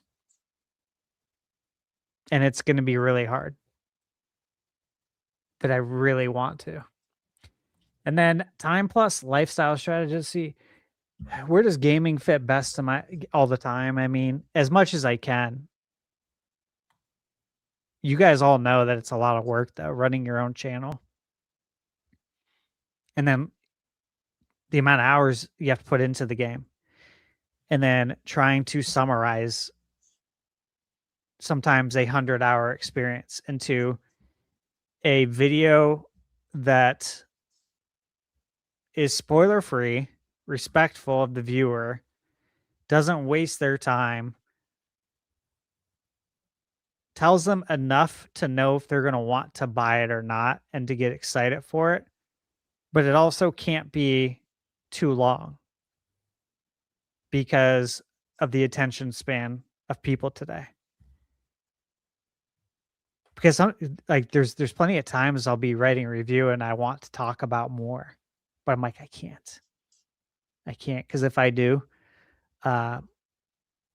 people will get scared. They'll see how long it is. If it's 14 or 15 minutes versus like 10 or 11, people are like, all right, I can do 10. They'll see 14 or 15. I can't do that. I can't do 15. I'm out. I'm sorry. I got to find a shorter review. Like literally that's how it works. And they'll scroll on by. So it's tough. That's a tough one. I want to play more handheld because doing so will help me chip away more at reviews. And I got the Steam Deck that came in today. So I got to get that all set up. But part of getting that was obviously a business choice. Which one did you get? Did you get the basic one? Did you get the OLED? I'm curious. OLED for sure. OLED 1 terabyte. And I got a 1 terabyte SD card. As well to put in that baby. So my buddy, Colinius Maximus, who was on the podcast last week, he got a Steam Deck when it was brand new. I've played a little bit of it at his place. I liked it, but it's a little bit I don't know. It doesn't feel as good in the hands as Switch or Switch 2 to me because it's a bit bulkier. And like the pad was weird, but I've been thinking about getting one, even though I've been apprehensive in the past based off of, I was hoping Steam Machine was going to be the one for me, especially for like reviews and stuff, because I know you know this, but at least as far as like review codes go on my end, I've only had a small handful sent my way. It's usually like Steam's the guarantee, and Yep. it's usually when I ask for a Nintendo code, it's we'll try, or we don't have any Nintendo codes, but we've got Facts. Steam. Yep. So I was hoping the Steam machine would be the device for me, but if it's anywhere near what it's going to be priced at, I'm thinking just for like time purposes and money purposes, maybe the Steam Deck is a better option. Let me know what you think of it, Stash, when you got some time on it. I'm really curious. I will, and I've researched stuff. Like I'll be installing Decky, which is a plugin, and I'll be installing the frame gen, which allows you to improve frame rate on games dramatically. I was talking about it in chat earlier, but I've probably seen at least 100 games on YouTube, like demonstrations of a game going from 30 to 35 frames per second to over 60 using the frame gen, and it's a free, or the Decky app is $6.99, I think, but that's it for lifetime. And the plugin is a frame gen plugin, and it looks simple to use, and to me it looks like the trade-off is totally worth it. You know, like the resolution may dip a little bit, but on that screen, it's like you don't even see it. You really don't even see it. And in turn, you're getting 60 FPS. I've seen 70, 80 frames. I'm like, this is good. This is good to see. I like this. I like having the control over that. So that is why I got it, though, because of the review codes as well. And also, you can get them considerably earlier on Steam. Sometimes weeks, month before the game even comes out. I have some that are like that right now. So I'm super excited. And I did get the refurbished model, which I was excited to get because one, when they come in stock, they sell out in like 2 or 3 minutes. And I just so happened to see when Wario64 posted on Twitter. And I'm like, it had been like 6 minutes on my timeline. I'm like, it's probably sold out. I'll click it anyways and see. And I'm like, oh my God, there's an OLED 1 terabyte. Like that's the one that sells out immediately. And so I jumped on it. I'm like, screw it. And I got it. So it's something I've been thinking about for a while. Are you getting the dock or the cable that whatever? I forget how Steam Deck allows you to dock to a TV. So I still have the BenQ GR10 that I reviewed, which is for Steam Deck. I used it for other means. But yeah, it's built for Steam Deck to do 4K 120, or it can do 1080p 360. I'm like, guys, that's great that you overspec this, but come on. That's not, no one's doing that. I'm not going to talk about this in the video. Frames per second. So stupid. Yeah, no, I know.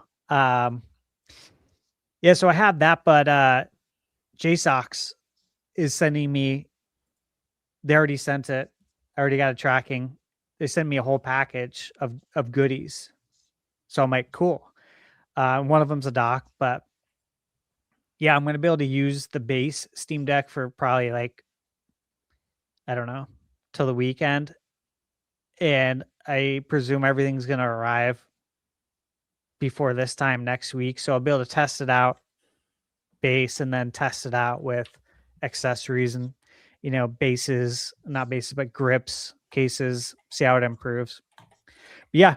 The OLED Steam Deck was obviously, since it's refurbished, it was less. And if you read on Valve's website, they're very clear in their wording that it's just as good as a brand new one. Oftentimes, it's better, the refurbished one, because of what they do to make it certified. I'm like, okay. And it's considerably cheaper. I'm totally in. So if you're gonna get one ever, that's what you want to do. Is I would probably say that. Just get a refurbished one for sure. It's like a couple $100 cheaper. All right. So outside of that, guys, let's see. How do we avoid gaming becoming a stress activity instead of fun? Yeah, I don't think that's ever going to happen. You just don't let it happen. That's how you avoid it. And then personal 2026 gaming rule. Let's see.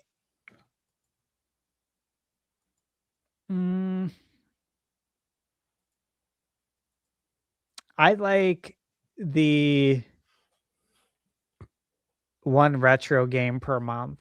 I like that. And I like don't buy a game unless I'm playing it immediately. I've been a lot better with that, actually. I can't do that because some games I like to get collectors or like the special editions. And if I don't get it right away, I might not be able to get it ever. I think At least that's at fair. retail. Yeah. I think excluding that would be the goal, right? Sure. Because if I'm not going to buy a game and just throw it in my backlog. I haven't been doing that for a while now. So a lot better there. But yeah, that's it. That's the topic. Okay. Gamer, we're going to talk about fantasy. Wait, we have one more topic. We have a topic first. I think one more topic. So before we get to the headline topic, the one we haven't touched on. If we need to save fantasy for next week, I'm cool with that too, based on time, whatever you guys are feeling. Well, let's get this topic going and we'll see what happens. Yep. So, guys, is it time to panic for Switch 2 yet?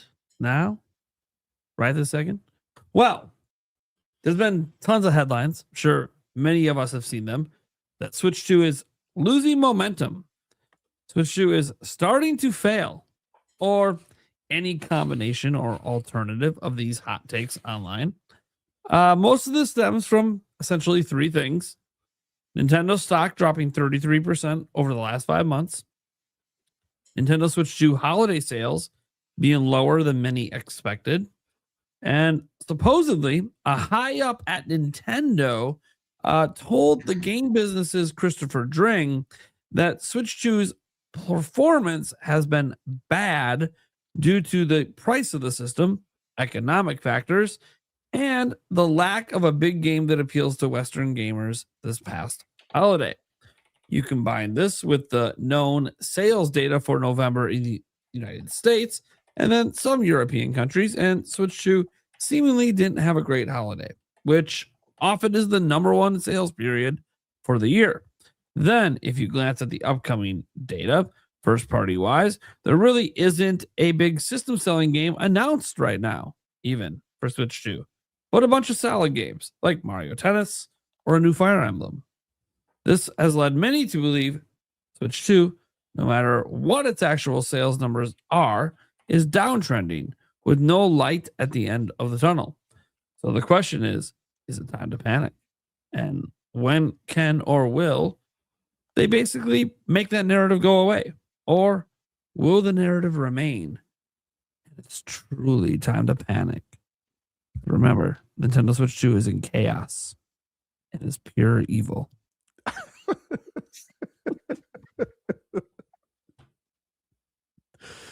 All right, Eric, are you panicking? No. It's we're what, 6 months in? 7 now. 7 now. Yep. So I mean, it's still plenty early. I'm not panicking. If you start seeing a trend of, over the next 3-4 months where it kind of, keeps dropping in sales, then yeah, maybe it's time. But until it actually becomes a full-on multi-month trend, then there's no reason to panic. There's games coming out. I think we'll be okay. Even if it's not Nintendo games, there's third-party games that'll sell systems. So I'm not panicking. No. Birdman. It's interesting because I have to be fair to something I said in the past. Well, personally, I'm not panicking. However, early on when Switch 2 was released, and we're getting like some of the early sales speculation, and there was a lot of negative videos coming out. We had a discussion about this, like, should we be panicked about Switch 2 sales? You can find them everywhere in store. And I made a comment that it's way too early and that Nintendo had major stock. I said, however, if the Switch 2 bombs in sales over the holiday, then that's a reasonable time to have a conversation. That's when you could actually discuss it. No point of discussing it prior to that. Now, they did not have a very good holiday. That being said, the industry didn't as a whole. It was a very tough holiday for the industry. I think part of this makes a lot of sense that Switch 2 did not have a big holiday game. This was something that I speculated on the whole year on the podcast. I made videos of it on my channel. What's Nintendo's big holiday game? The holiday game is generally the biggest. So whatever they've got planned has to be bigger than Mario Kart and bigger than Donkey Kong. There wasn't a big holiday title, unfortunately. And I do think that hurts console sales because I think what happened is, and I'm not an expert on this, guys, by the way, so I just, I'm going on gut and feelings. But I feel like Nintendo launched their system with a killer app, Mario Kart, with the soon promised Donkey Kong Bonanza shortly after. 2 huge games. And they provided so much stock to ensure that there would be no droughts and everyone who wanted one would get one. I think all the early adopters showed up from the get-go out the gate. What they missed out on, excluding any of the video game industry hardships and the economy, I think what they missed out on is people who aren't those day one early adopters, the big game, the big holiday game, to draw in the people who maybe, need more than just Mario Kart and DK. But I'm not worried. I think I've said this a million times on the pod already. A console lives and dies by its software. I think if Nintendo can keep up the momentum as well as have those at least one big juggernaut release a year, they're going to be in good shape. They have to keep up the momentum, though.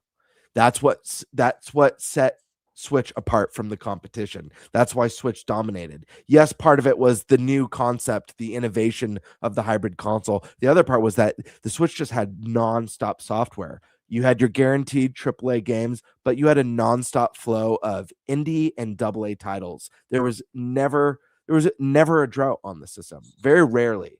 So if they can keep up that momentum with Switch 3, I think they're going to be just fine. Time will obviously tell. The fact of the matter is that it's still the fastest selling console of all time right now. The fact of the matter is they still had to raise their projections compared to their first projections for sales. I don't know if they're going to hit that 19 million. I'm not sure what the speculation of where we're at is, if Paul's updated that. But I think I had predicted when Switch 2 was about to launch, we had done some first year predictions, and I think I had guessed around 16 million. I think that's a huge win if they hit that. If they go over that, then that's going to be unbelievable. We're going to have to wait and see, but I think it's basically going to be software. I don't know. I think it will be scary if we end up in a scenario, depending on, there's a lot of speculation with chip costs going up, what Switch 2 might cost soon this year if they have to raise the price. I think if they raise it to 500, I think that they can get away with that, especially if they offer more bundles or more permanent bundles that are steadily in stock. If this goes up more than that, if this goes up to 550 or 600, I think that's where we're going to start to be in hot water. And it might be advantageous for the company to take maybe more of a loss on the hardware, even though that's not something that they generally do. But right now, I don't have any reason to panic other than I'm panicked for the industry as a whole because, it's obviously hurting. AI is not making things better. The economic times aren't making things better. These companies, chips. Am I freezing? Can you guys hear me? Mhm. Sorry, my internet. Yeah, is hear like you. But your bugging video's out. freezing a little bit. It's not terrible. You're good. As I say that, and I'm he's good. frozen. Okay. Oh, wait. I'm good. Yeah. But yeah, so I think it's just scary times for the industry. I'm worried to see how rough it gets in 2026. That goes for everyone, not Nintendo. That includes Nintendo, Sony, and Xbox. But I feel good about the Switch too. I think their first 6 months on the market was really strong. I think they had a steady flow of releases, more than I've ever seen for any console in its first 6 months. It was wild. There was something every month. So again, we do have a list of games that we know are coming from Nintendo to Switch 2 soon. None of them are that massive juggernaut title, although I would argue that Fire Emblem is one of those, and it is a series that's getting bigger and bigger and more popular. But we're what, a month away from the next Nintendo Direct. There's a lot of surprises in store. I hope Reese is wrong. Reese said earlier tonight that he feels like it's probably going to be a very meh year for Nintendo. I hope that's not the case because I feel like we're going to have a big holiday game like we were lacking last year. I think if Gen 10 comes out, if we get some sort of a Zelda remake this year and whatever, we're already getting Fire Emblem. I think this could be a really good year. Nintendo just needs to keep up the momentum, and I hope they've planned for that. So, yeah. Cool. All right. Stash. Well, you guys probably shouldn't be surprised with my answer. He's 100% panicking. Zero. This industry is fucked. Zero concern. We're fucked. My career is over. And I don't have any concern. I really don't. The numbers are the numbers. My feelings towards them don't matter. My attitude doesn't matter. Nothing matters. Nothing I think, say, or do will change the numbers. The numbers are the numbers. Yep. There's nothing more to it. But since we are on a podcast, I will say that the numbers they're better. Like than the Switch 1. It is the fastest selling console, right? It still is, right? Yep. As far as we're aware. So I don't know why everyone's acting like Panic and Skywalker. Come on. You know what I mean? Though, like for real. Look, the stocks go up and down. That's what they do. They've always been like that. I think if you look at Nintendo's stock history, I believe the same can be said for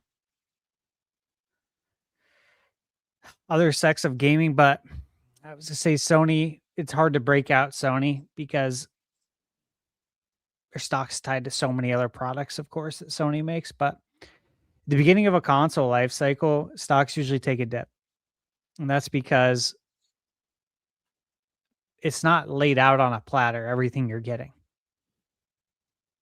Even though like Nintendo has the historical precedents to go off of, like, hey, look what we did with Switch. You're only as good as the last thing you did. That's how it generally works in the stock market. People aren't putting their money in based on faith and faith alone. But as a fan, I can go based off of that. As a fan of the industry, as a fan of Nintendo, PlayStation, Xbox, all of it. Square Enix, fan of them. Ubisoft, not a fan of everything they do. I am a fan of their games though, and and their IP. Not all the time, but I'm a fan of them. I think they're going to work out fine. So I'm not concerned about this stock dropping 33% over the last 5 months. People just want to see games. The shareholders want to see games. And been following Nintendo long enough to know they're gonna show games. This is what they do. And I'm sure we're gonna find out in February with the Direct. And then some. And honestly, I think the people who sold their shares are gonna be pissed that they sold. Because if they don't think the Mario movie is going to drive that stock upwards, maybe they're smoking crack. I don't know. But between that and Zelda next year, things are only going to go up from here. I don't think they're looking at the big picture. I don't think they're factoring in the theme park stuff. Obviously, the economy. We're not even going to get into that. I follow things closely there, though. I could probably have a channel on that stuff. But I don't want to talk about it.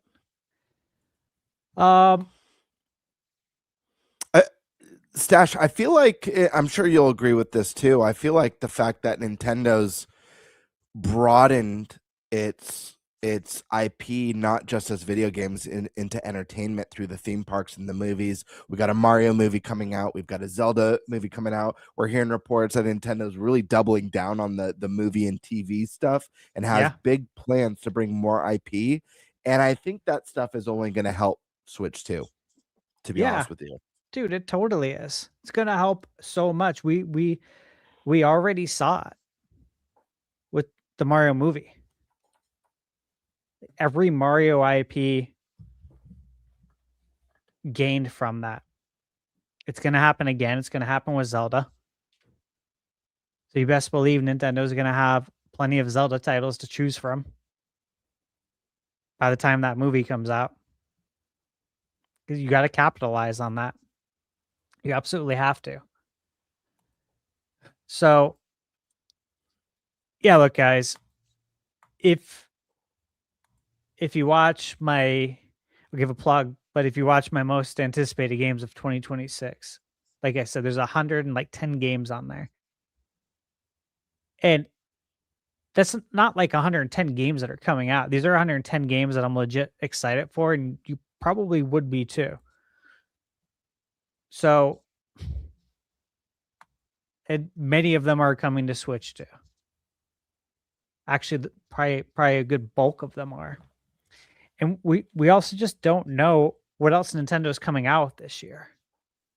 You know, we have our predictions, right? That we did, last week? And yeah, I'm confident on the predictions. And one of them was Baldur's Gate 3. And just because of the recent news that came out, that doesn't mean it's not coming. Because money unites people, companies especially. They're going to figure out a way to get it on Switch too. Because there's money involved and people will get richer. So they'll figure that out. They'll put their petty differences aside, whatever it is. I'm sure it's petty. So yeah. Again, there's more games than I have enough time to play coming to Switch 2. I don't know what's not to like about that. I really don't. Because I've been on the other side of that. Right? Nintendo 64 era. Just staring at your watch, staring at the calendar, waiting for games to come out, waiting for something new to hit the shelf at Blockbuster. That happens so many times, even GameCube era. So many times you just go through these massive droughts of no games from Nintendo, crappy third-party games. We've seen this happen plenty of times, right, throughout the years. And the only way you could kind of avoid a drought is if you were all in on the console and the handheld from Nintendo. That's the only way you could kind of like make sure you're always getting fed, is if you had both and you played both. Like you actually played both, because then you could, you didn't have the droughts weren't as bad when it was like that. And that's because Nintendo had to, of course, release games on 2 different devices. We don't have to do that anymore. So we're eating really good. My plate's very full. So yeah, I don't have any concerns, guys. I think the movie's going to help it a lot. This is its first full year on the market. I think we're going to find out a lot of really cool stuff at the directs. I think Nintendo is definitely holding off on some announcements to make this year. And I think things are looking very much up for next year too, with the Zelda movie. And once that's out, we're going to be finding out about the next movie. We might know about the next movie. Like we might know this time next year that the movie after Zelda is going to be Donkey Kong. Right? We're probably going to know other movies or shows by then. So yeah, that's my answer. Okay. Well, I don't think anyone's going to be too surprised by my take, although there's a caveat to it that I'm going to add that might fit some people that are concerned. So overall, no, I'm not concerned with anything going on with Switch 2 at this exact moment. Yeah, there's all the economic factors on why it didn't have a fantastic holiday, but let's just be completely honest. That supposed Nintendo rep said it, and I felt it heading into the holidays. There was no big exclusive game for Switch 2. There wasn't a single system selling exclusive game for Switch 2 this past holiday that was new. You had to go back to Donkey Kong Bonanza from July to find a system selling exclusive game.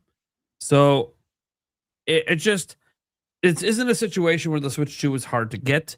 This isn't a situation, I mean, outside of Japan, Japan, obviously there's been some shortages, but here in the United States, of course, in Europe, there hasn't been a shortage of getting it. So it wasn't a situation like with Switch where, outside of the fact that it had a much more consistent and better library that first year in 2017, it also was basically impossible to walk into a store and buy one until holiday 2017. That wasn't the case with Switch 2, which meant sales were more front-loaded and more spread out because it was easier to obtain it. And the reason I bring this up isn't because there's not a legit problem with not having a system seller during the holidays or that the system is expensive compared to what was going on with Switch in 2017. I think we also have to remember with sales spread out more, when people talk about like the stock market, right? Using the stock market as a big point right now. I was kind of saying this back then that I thought it was really weird the stock was spiking so damn much because they were basing it off analyst projections and future projecting Nintendo and not basing it off of Nintendo themselves. They told us before the system ever came out, their goal was like 15 million sales this fiscal year. That's it. That's what you base your investments on. Is what Nintendo says. Not off what these armchair analysts, and I know they do it for a living, but they're wrong about Nintendo all the time because Nintendo is one of the hardest companies to project because Nintendo doesn't operate like the rest of the industry does.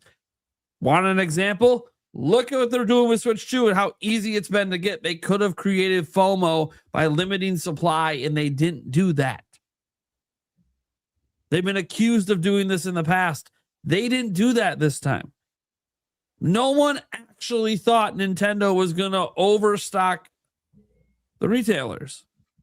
No one thought they were going to do that because no one has ever dared to do that. Mm-hmm. Yep. And they are doing it because they said, you know what? Screw it. And you know what's really cool about them doing that? This fear people have about the RAM prices. Nintendo's ahead on making Switch 2s.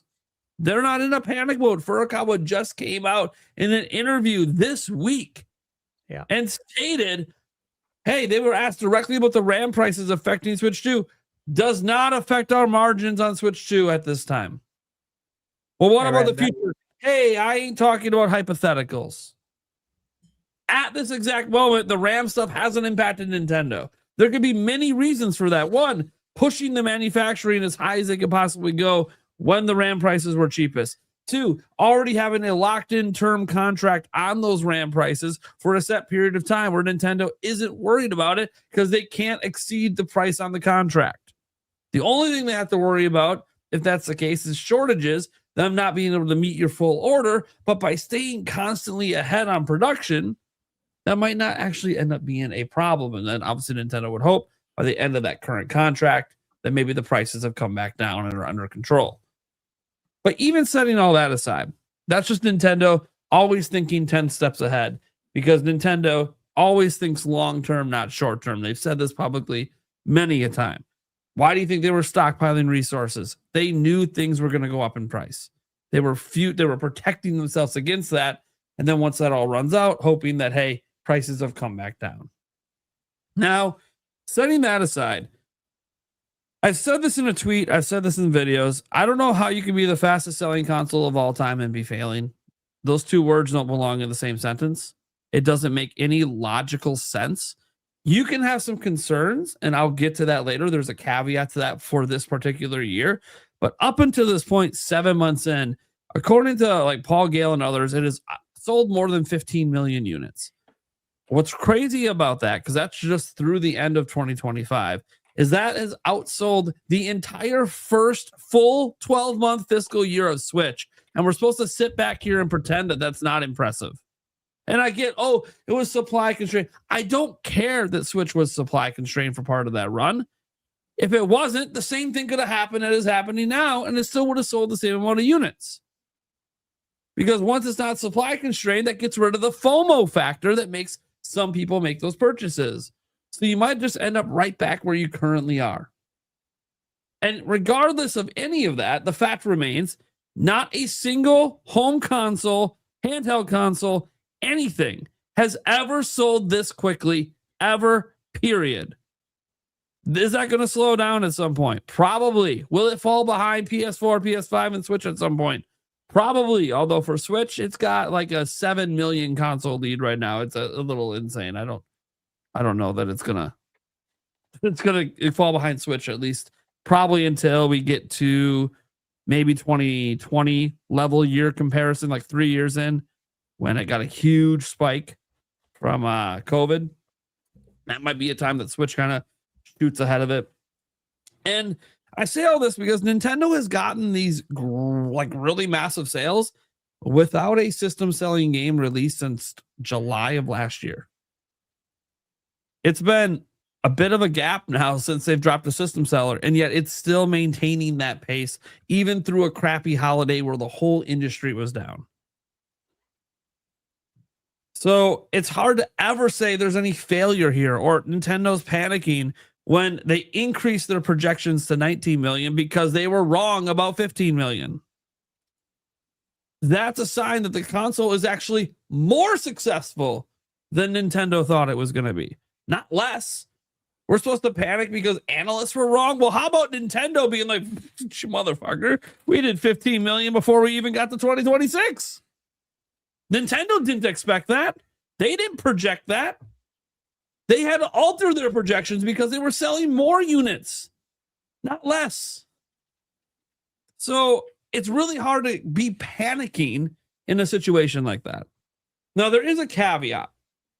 And the caveat is, well, that's what's already happened. What about this year? It was a bad sales season for everyone. Okay, fine. But what if the bad sales season doesn't stop at the holidays? It keeps going. Okay, the fourth quarter can make excuses for these first 3 months, right? Because, hey, the fourth quarter for Nintendo's fiscal year is always their least selling quarter for games and consoles. It's the period, the first 3 months right after Christmas. Okay, yeah. People will make an excuse, obviously, to dismiss potentially low sales this quarter. Let's say it's at 16.5 million now. we end at 17.5 for the fiscal year, which would mean only 1 million units sold over 3 months. That would be not great, but you can write it off as that. What about the second, the first quarter of the next fiscal year, the second quarter, the rest of 2026? And that is where I throw the caveat out there that, yeah, we need some big games announced. We need some big games announced to maintain any momentum there currently is. Because I don't think that if you leave February and let's say Gen 10 isn't announced, or even it not being exclusive, I think would be a blow to Switch 2. I think Nintendo needs that to be an exclusive Switch 2 title. But we don't even know if it's an exclusive because there's some of that leak out there showed they had worked at one point on it on Switch, on the original Switch. So we can't even guarantee right now that Gen 10's exclusive. And right now, what's the biggest exclusive game they have announced? Well, the game that's probably going to sell the most is Mario Tennis. Might sell 4 or 5 million. And that's lifetime. So that's not like selling necessarily this year. And then Fire Emblem. Now, Fire Emblem, I think, has potential, especially if it's going 3-house style, to be a fairly decent seller. But that's what you're banking on? 2 of your B-tier franchises? One's a spinoff? No, obviously they have to have more. And we know it's Zelda's 40th, and we suspect there might be a remake, but okay, it's a remake. It's not a new game. Where's the new games? I think there's 1 or 2 coming. 1 or 2 Nintendo hasn't told us about. And I'm not just talking about Dustbloods. I think Dustbloods could be a sleeper for them. But I say a sleeper because it's a non-traditional game compared to what Nintendo usually offers. So I don't really know how it's going to perform, regardless of how good or bad the game is. I'm suspecting it's going to be fantastic based on who's making it, but we'll see. So I do have the caveat that I'm not panicking now, nor would I be panicking. How can you? Literally, it's outselling Nintendo's own projections. There's no world where that's bad for Nintendo. But for the rest of 2026, I do think momentum could continue to downtrend if they don't get some big, exciting, this is why you want a Switch 2 game revealed. It doesn't even need to come out. And I think that's going to happen actually multiple times this year. While I'm not on board with a 3D Mario coming out this year, could it be shown? Maybe. But I think it's more likely they tease the next Zelda. It's the 40th anniversary. It's probably coming out in 2028. And they always tease Zelda a couple years early. What a great way to let people know, hey, here's this game we couldn't do on Switch. And look at how amazing this looks on Switch 2. Even just the promise would get people to feel confident in spending $450 on a system in 2026. And that's just that game. That's future projecting. They still obviously need some big ones for this year. So whether it's, some people always bring up Monolith Soft, but like they don't make system selling games. They just make really, really, really, really, really fucking good games. They don't tend to be system selling level. So you got to get some system seller out, whether it's Smash. Think about how huge a brand new Smash game could be. However, Smash could run the risk, like the Mario Kart World did, of the last one was so peak. This one might not be as good. The risk you run following up what is considered the peak of the franchise. So that could be a thing too. People are going to think that too after Mario Kart World. I think there's potential for games that haven't been system sellers to move the needle with Switch 2.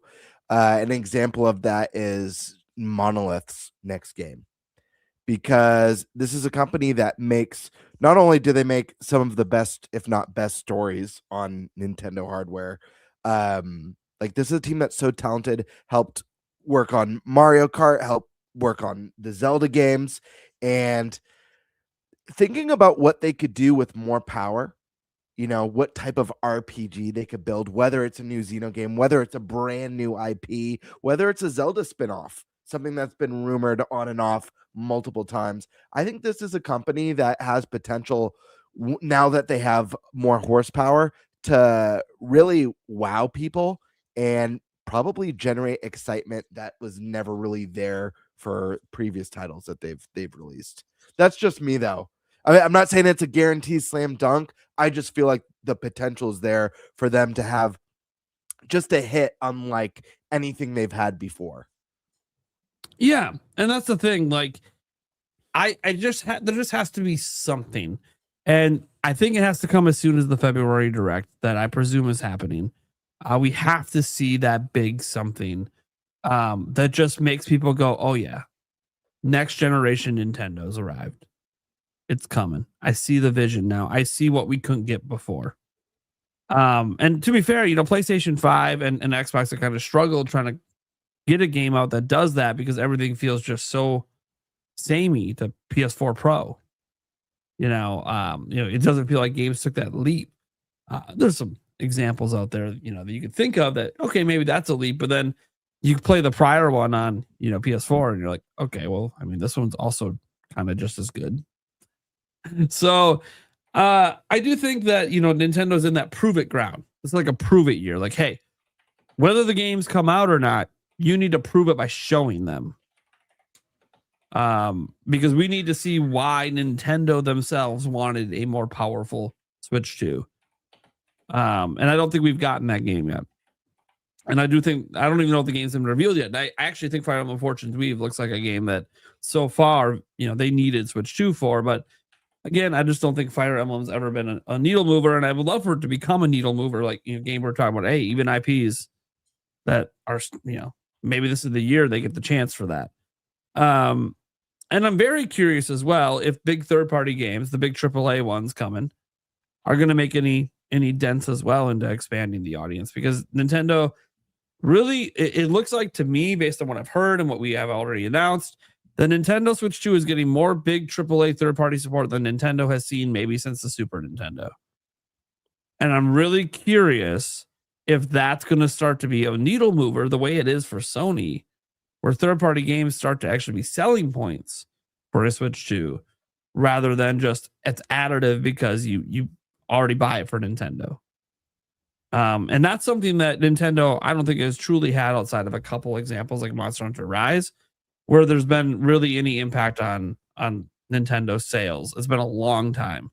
So that's a factor that could come into play. I think that's a great point.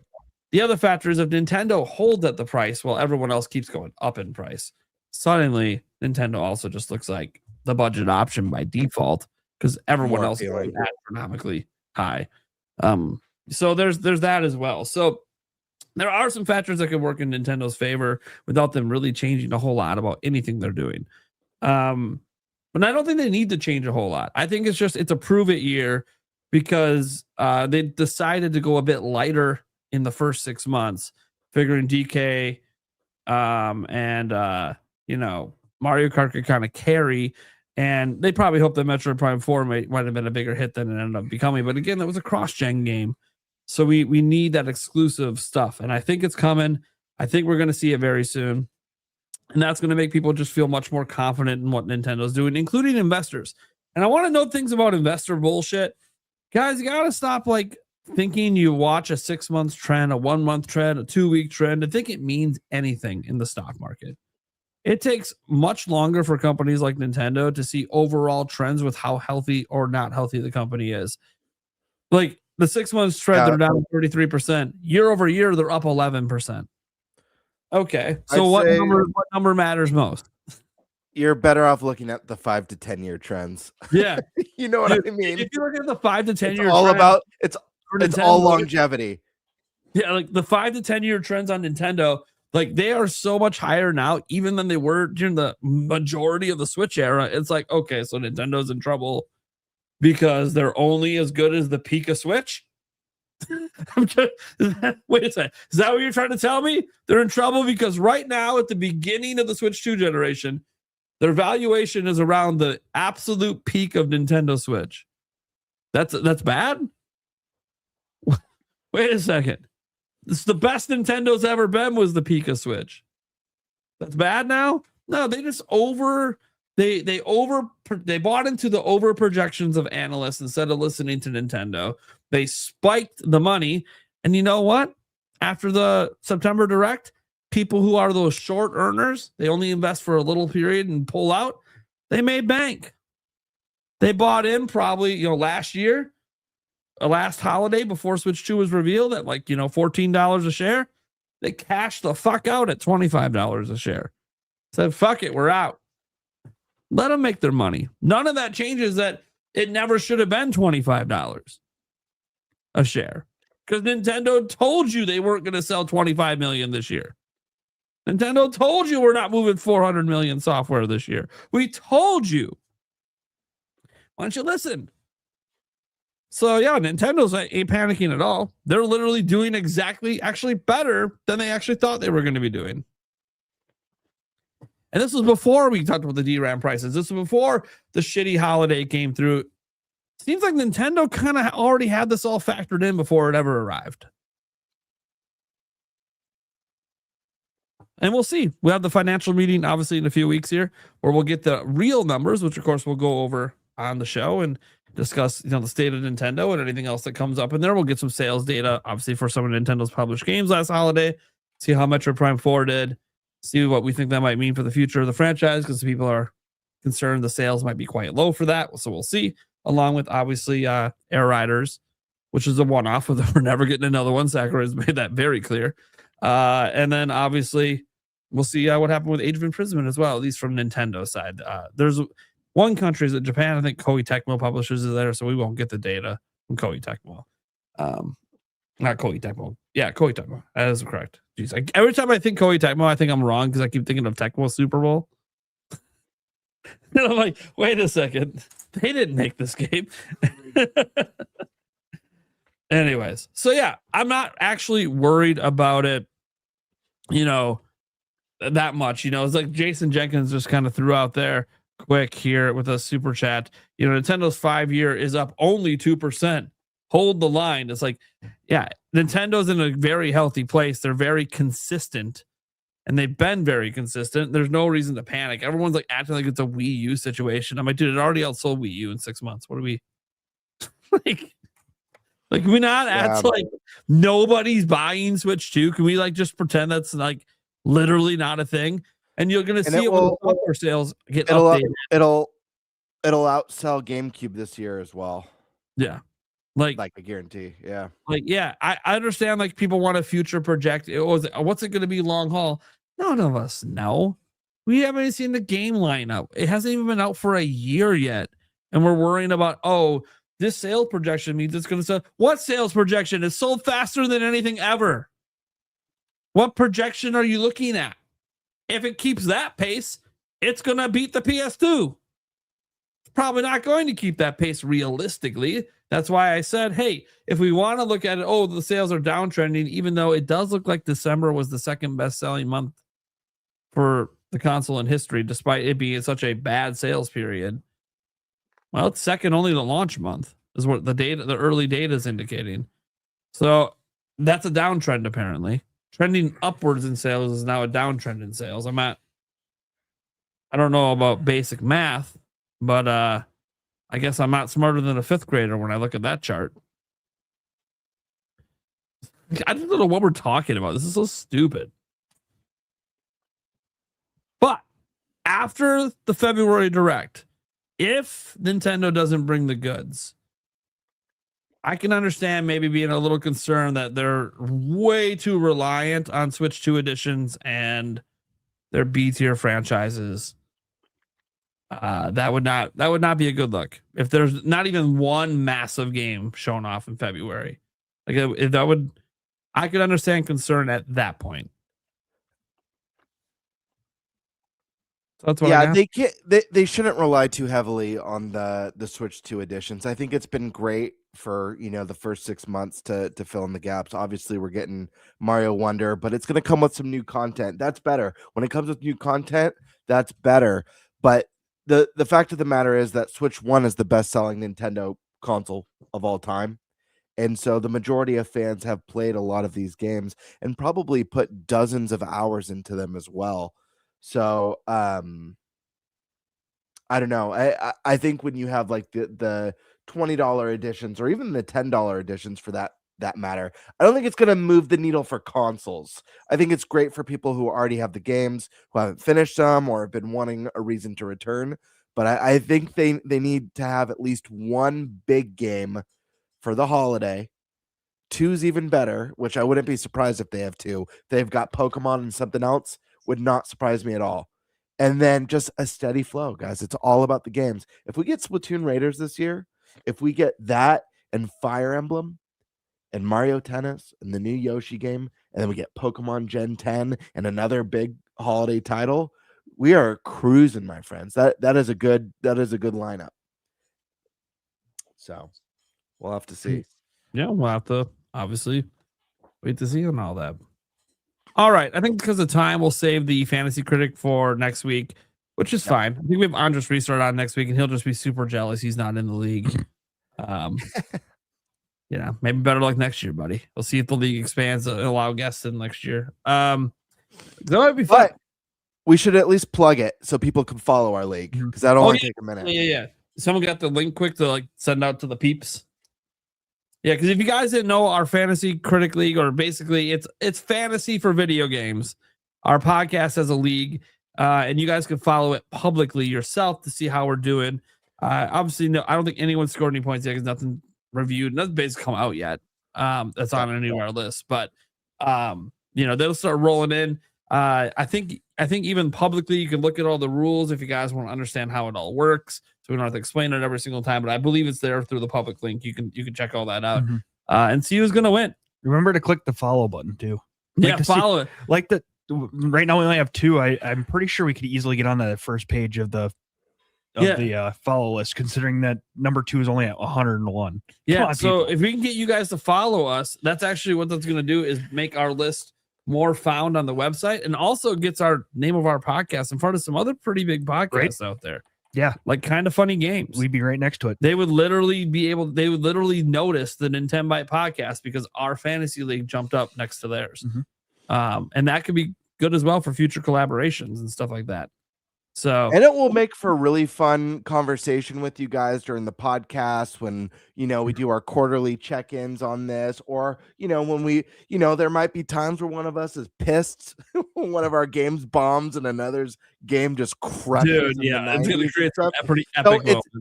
Yeah, guys. So definitely check it out and follow along, and you guys could make, have all your comments for us. You could dish it out about our weekly or monthly picks that we bid on. It'll be a really fun time. And even if we don't have any dedicated topics to it that week, guys, if someone's game bombs or someone's game does amazing, the trash talk's coming up either way. That's just, you not know what's going on. Like, it happened in the intro, it'll happen in the outro. It's happening somewhere. Happen in the middle of a topic. It's gonna happen. I have the first game coming up too. Which one was it? I forgot. Mio, that's right. Mio. Yeah. comes out on the 20th. So we'll see. And for those wondering, it's based on Open Critic, not Metacritic. If you're wondering when you're looking at stuff. Do we know how to follow? Someone in my chat's asking if there's a follow button, but I've only ever been part of a league, so you click into the league. I put the link in the private chat if you guys want to share it out to your guys' chat. Or you just copy the actual URL when you're in our league. And then there's a follow button up at the top right corner. Right. I think you have to create a free account. So how else do you get notified what's happening and what you're following? Yeah, right. Come on. But they're free to make, guys. It was super simple when I made my account there. So. Okay. So we'll see what happens. We'll see if we can get some followers on that and see if we can bump that up the list a little bit. Notice us, please. We're a podcast too. Yeah, I mean, did we become the number one most followed? To get onto the first page, we only need 19 followers. So yeah, we can do that. Let's just promote it. Yeah, I'll be mentioning it on my upcoming videos. So I have it linked in our clips channel. I'll be mentioning it every time I get a dominating victory. Oh, so speaking of so videos, that sucks that you won't mention it at all then, huh? You're funny about that. What he's basically saying is every game on my list is apparently going to suck really bad. So think about look at my list and see the games and think about what Stash is inferring here. That every single one of those games is going to be bad. That's not. I don't know, man. It's I don't know. It's just fun trash talk. Gotta love it. I'm just throwing it right back because what he's really doing is I mean, insulting the game. He ain't insulting me. Yeah. I mean, No, it you is said massive wins. yes, massive wins, meaning game scoring in the 90s, baby. That's what I'm talking about. Some fat point gains coming my way. 2? Oh, buddy. Yeah, I'd say maybe. I'd say 1 for sure. I think everyone knows the one for sure. This is one of my top picks, but Yeah, but the rest, we'll see. We'll see. I'm pretty confident in some of that list. Just saying. 90s, we'll see. All right. We just got two new followers in my chat, so we're already climbing up the ranks, gentlemen. Sweet. What were you going to say, Gamer, about 3? Make that 3. Because I was going to say, wait, channel. Go ahead. No, go ahead. Oh no, I was actually going to ask Stash. This is probably a conversation for after the podcast, but screw it. Stash, you have B-roll of the podcast when you shout out the podcast at the end of every episode. I was going to ask you, if you don't mind, if maybe I could use that same B-roll to shout out our podcast at the end of my videos as well. Yeah, I don't want to take your Google edit Drive right from now. you, but it's Who it's a great little clip. I could do my own voiceover for it, and you know, it will be nice to have something like that because I try and remember to shout it out, but sometimes I forget, and then I realize after I upload it, oh shit, I forgot to mention the podcast at the end. But I could just add that to the end of every video and do a voiceover for it. Yeah, I'm uploading it right now. Hell yeah. I'll get you the link in a moment, but so I could shout out the league and that. I like it in the same go. Very good. Oh, nice. We're getting more followers for sure. Someone said we're at hey, 7 we're right at now. 7. We're at 7 We're right at now. We're on 7. page 3. We're on page 3. We're on page 3, everyone. Remember, it only takes like 18 to get to page 1. And then, dude, we got to beat out Sacred Symbols. Come on, we got to get above 101. What are we doing? We got to be right behind Kind of Funny. Dude, you know what's wild about Sacred Symbols? So I was looking at their picks today. Not a single person drafted a Nintendo game. Not one wait, sorry. I didn't mean that. I think there was a Nintendo game. No one drafted Fire Emblem. How wild is that? I feel like that's the highest rated one they have announced right now, besides Dustbloods, for a possibility. Yeah, but Fire Emblem that game is going to review extremely well. It's gonna be in the 80s. Yeah, it's gonna be in the 80s, easy. I could see that one hitting 90 plus. Did anyone draft Colin's game? Saint Slayer, Spear of Sacrilege by Lily Mo Games. Oh, it was on my video for most anticipated. I'm looking forward to it. It's like a Castlevania style game. That's right. I'm curious By the way, if he drafted his own game. For everyone in the lead, just to give you a tip, if you don't pay a lot of attention, all you gotta do is just watch Stash's video for an hour and a half, and you'll have all the inside info you need on the games you should be looking to pick. Yeah, it was a great video, by the way. It made my very stressful work day a little less stressful. Good. All right. Get to our Q&A here from all the super chats and everything today. We go through some of the stuff here. Steak has been a member for 3 months at my channel. He just wanted to say, let's go. Sorry, not my channel. I think that's Stash's or Gamebirds. It's a link channel, so not sure which one. Well, that's why I'm asking if they know. Let me check. This is from your mine. It's mine. Yep. There you go. Yeah, brother. Steak, Cheers, member man. for 3 months over there. Hell yeah.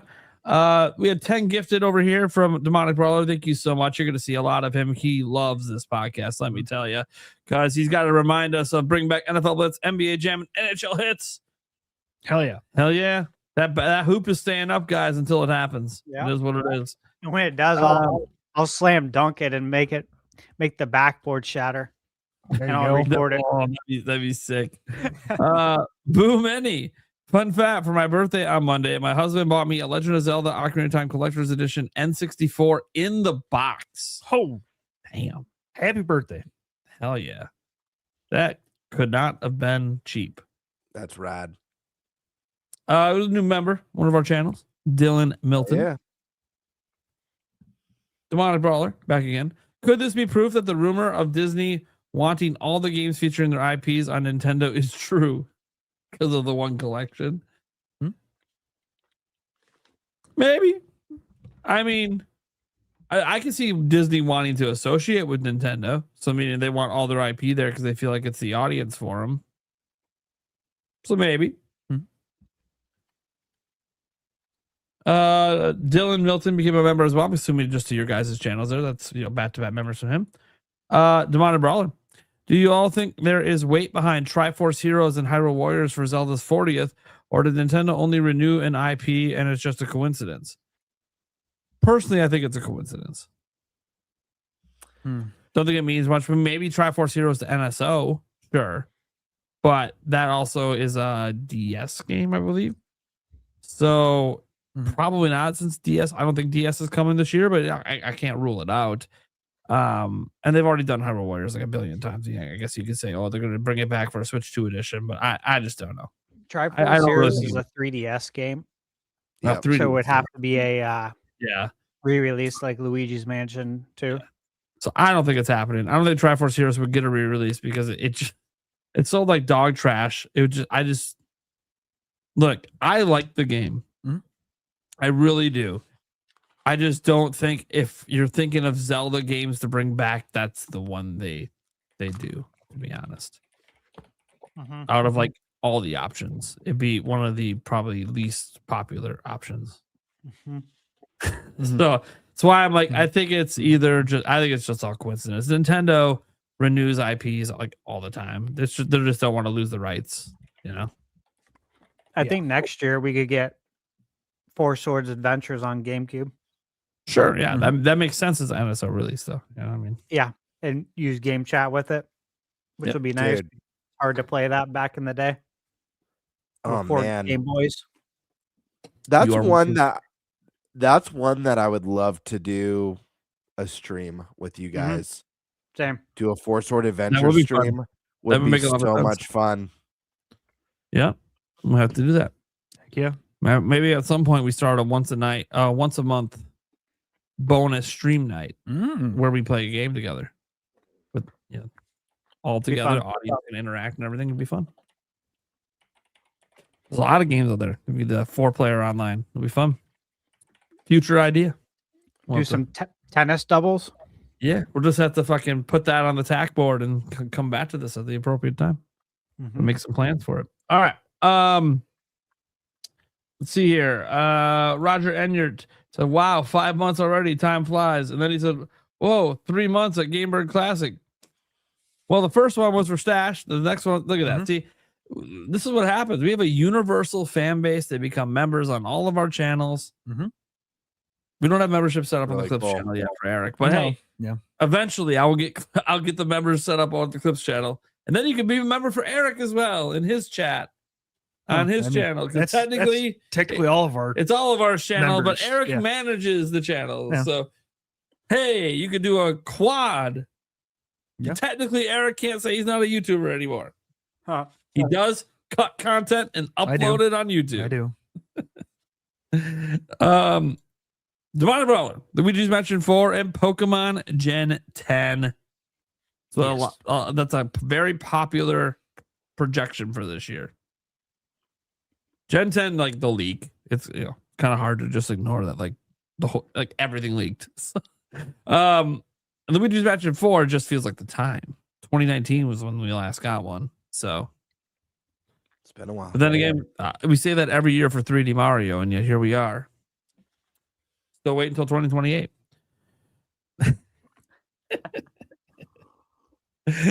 Tamale Brawler. I believe Luigi Mansion 4 is coming in October and Pokemon Gen 10 this holiday. 3D Mario is 2027, they say. We'll have to wait and see. It's a lot of guessing. We don't know what's happening. We haven't even had our first direct. Yeah, definitely 2027 the latest. Easily. So a trend is getting started where everyone's just shouting out how many months they've been a member for. Yeah, dude. The Brawler. I love GTA, but let's be real, it's not coming to Switch 2. Even if it did, it wouldn't be until the PC port on day one. So if you have Nintendo only, I mean, there might be a follow-up one to this. No, I don't see a follow-up to that. So I would just say that one, I've obviously said this whole time, I think it's coming to Switch 2. I don't think it'll be the same day as the other consoles. I do agree that it won't probably be till roughly around the time the PC version comes. Because I do think one thing that might happen in tandem is they might want to try to get GTA to work on these handheld PC devices, because that would help expand the reach. And if you're doing that, then why not get this thing running on Switch 2? So that's kind of where I'm kind of in line with you that, yeah, it wouldn't be until the PC port. So I do think that the big boost for Nintendo would be if they can get it announced for if that's coming to Switch 2 at all, at any point this year. It doesn't have to be day and date. But that might not happen. That might be more of a 2027 announcement. And that's okay. That's okay if it is. But we'll see.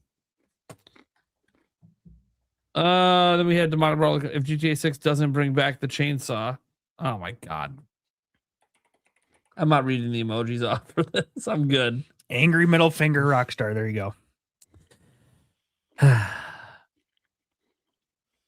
Jorge, I think the next 3D Mario will be interesting, with the Mario team coming off of Bowser's Fury and recently favorably acclaimed DK Bonanza. Yeah, I always thought it was going to be pretty interesting, because you're following up two, I'd argue, peak games in their respective franchises. So, can you do peak a third time? We'll find out. Brawler, my favorite, first Legend of Zelda, second Resident Evil, third Pokemon must be for franchise. Yeah, I'm assuming. Resident Evil at 2, nice. You must be pumped for the Resident Evil Direct coming tomorrow. Oh yeah. I should say today at the time that we're live right now. But still, hell yeah. I'm excited. With the man, how soon might we see Metro Prime 5? That's hopefully one that I'm like 12 years. I'm hoping 2030. Feels weird to be talking about 2030 already, but they just literally released Prime 4. So I'm going to say 2030 feels like the closest I could expect it. Anyone else have any other guesses? Like, all right. Say 2028 or 2029. Okay, Stash is going with the quicker turnaround. Yeah. I don't know what the hell Gamebird's doing right now.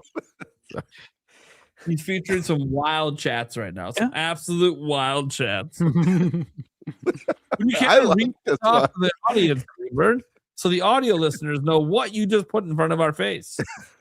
If the year is 2027, GTA 6, ass poop. Middle finger. I love it. This is the high quality conversations going on in our chats. Damn straight. Totally indicative of every single person. All right. With the man. Oh yeah, we did that one. Sorry. Next one. Unstar that one. But not this. Ninty Prime, about the WTF game. Are the beings in the game aware of their existence and their place in the world? Related? Do they have feet? They may have legs, but no feet. You know, on that topic, I'm definitely very, very confident in my projection for it to be Horizon from Sony. I'm feeling pretty good on how he reacted to that one. Sony definitely. His face when we said Sony was, oh shit, they're flying too close to the sun. Then we said Horizon and he lost his shit. So I'm just trying to read the tea leaves over here. But still, we do know definitively he said Crimson Desert's coming to Switch 2 this year. So that was like a very definitive statement. Yes. Yes. That we didn't even ask for it. He slipped in. I love Right. it. That means he would plan to reveal that shit on the show. That was so great though. He You and still I just planned it. You and I just caught that and looked at each other like, wait, did he just say exactly what we thought he said? Yeah. So thank you, Kiwi Talks, for a primary topic for my video tomorrow, besides Resident Evil. And watch nobody else cover it because we're not mainstream. Because you didn't tweet it out. There you go. Jorge, wait, I did. Oh, wait, no, this is the one. Kiwi, does your opinion on Sakurai's dev timeline change now that we know that Nintendo and HAL Labs actually asked him to make Kirby Air Riders? Obviously, he's not here to answer the question. It's interesting because obviously right now he's basically overly stated he doesn't have a lot of connections in Japan. He's just starting to form some of those connections, including an upcoming potential source that could have answered one of those Japanese related questions earlier, but he doesn't have that source right now.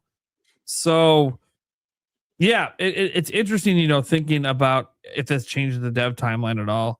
I think the biggest change to the dev timeline would be knowing if the team that worked on Kirby Air Riders with him was the Smash team or not. And I know we have the credits, and it doesn't really tell us that much about if it's the Smash team or not, because it could be the same team.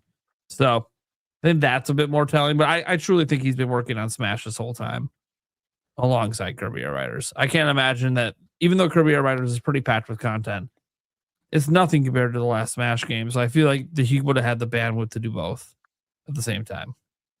But Smash just needs a little bit longer, which is why it could be this year. So that is some people's projection. I think if it's not this year, it's 2027, but I think there's a shot. There's a shot for Smash this year. Not enough for me to go for it on Fantasy Game Critic, because it should review very well. A new Smash? A new Smash, yeah. You think a new Smash could come this year? Yes. I think there's a possibility, an outside shot. That's an outside shot. I think 2027 is more likely, but I won't rule it out. If he's been working on it for as long as he worked on Kirby Air Riders, you never know. I don't know what all he's putting in the game. How big it's going to be, the content, I don't know. I don't know how many hours he sleeps. Dude, he's probably on a very strict, like 4 or 5 hour sleep schedule. I think so too, and I love that. I respect that. Yeah, just very detail oriented. barely Every sleep. part of the day is mapped out. Yeah. Okay, says has the MC a full live or a half-life? That's why I got in the half-life question with them, just to see was when that would come. I figured my question was a bit more direct, but yeah, he said it exists, but what version of it exists anymore? Because it's been restarted so many times. Kind of funny what we learned about how Valve works there, how basically they just have fuck you money, so you never really know what the fuck's happening. This was just to get to the streak on my end. Thank you so much, Pippuccino. Demonic Brawler says, has the What the Fuck game already been on other consoles? That would have been a good one. Yeah. To ask if it's a game that already came out, or, will it be day one across everything, etc.? That would have been a good one to get in one of these here. He probably would have just laughed and given us nothing like he did to every other question about it, but You wouldn't even tell me if there's feet in it. yeah, what the fuck? Humanoids, animals, couldn't get that answer. All right. Except We got there our- will be- we got there our will be answer. animals. Well, I mean, I'm pretty confident in what my guess was, but yeah, we'll see. Project M Eternal Darkness 2. I can tell you right now that the person he interviewed did not make Eternal Darkness 2. Now, might this game be a spiritual successor? That we'll have to wait and see, but definitely did not get to work on Eternal Darkness 2. LCC Gaming, will EA and Lucasfilm ever give us Battlefront 3? I never want to say never on that one. They kind of messed up a lot with Battlefront 2. After some, tweaks and patches and stuff, it actually ended up being okay. But do you guys think there's a future for a new Battlefront game? Oh yeah.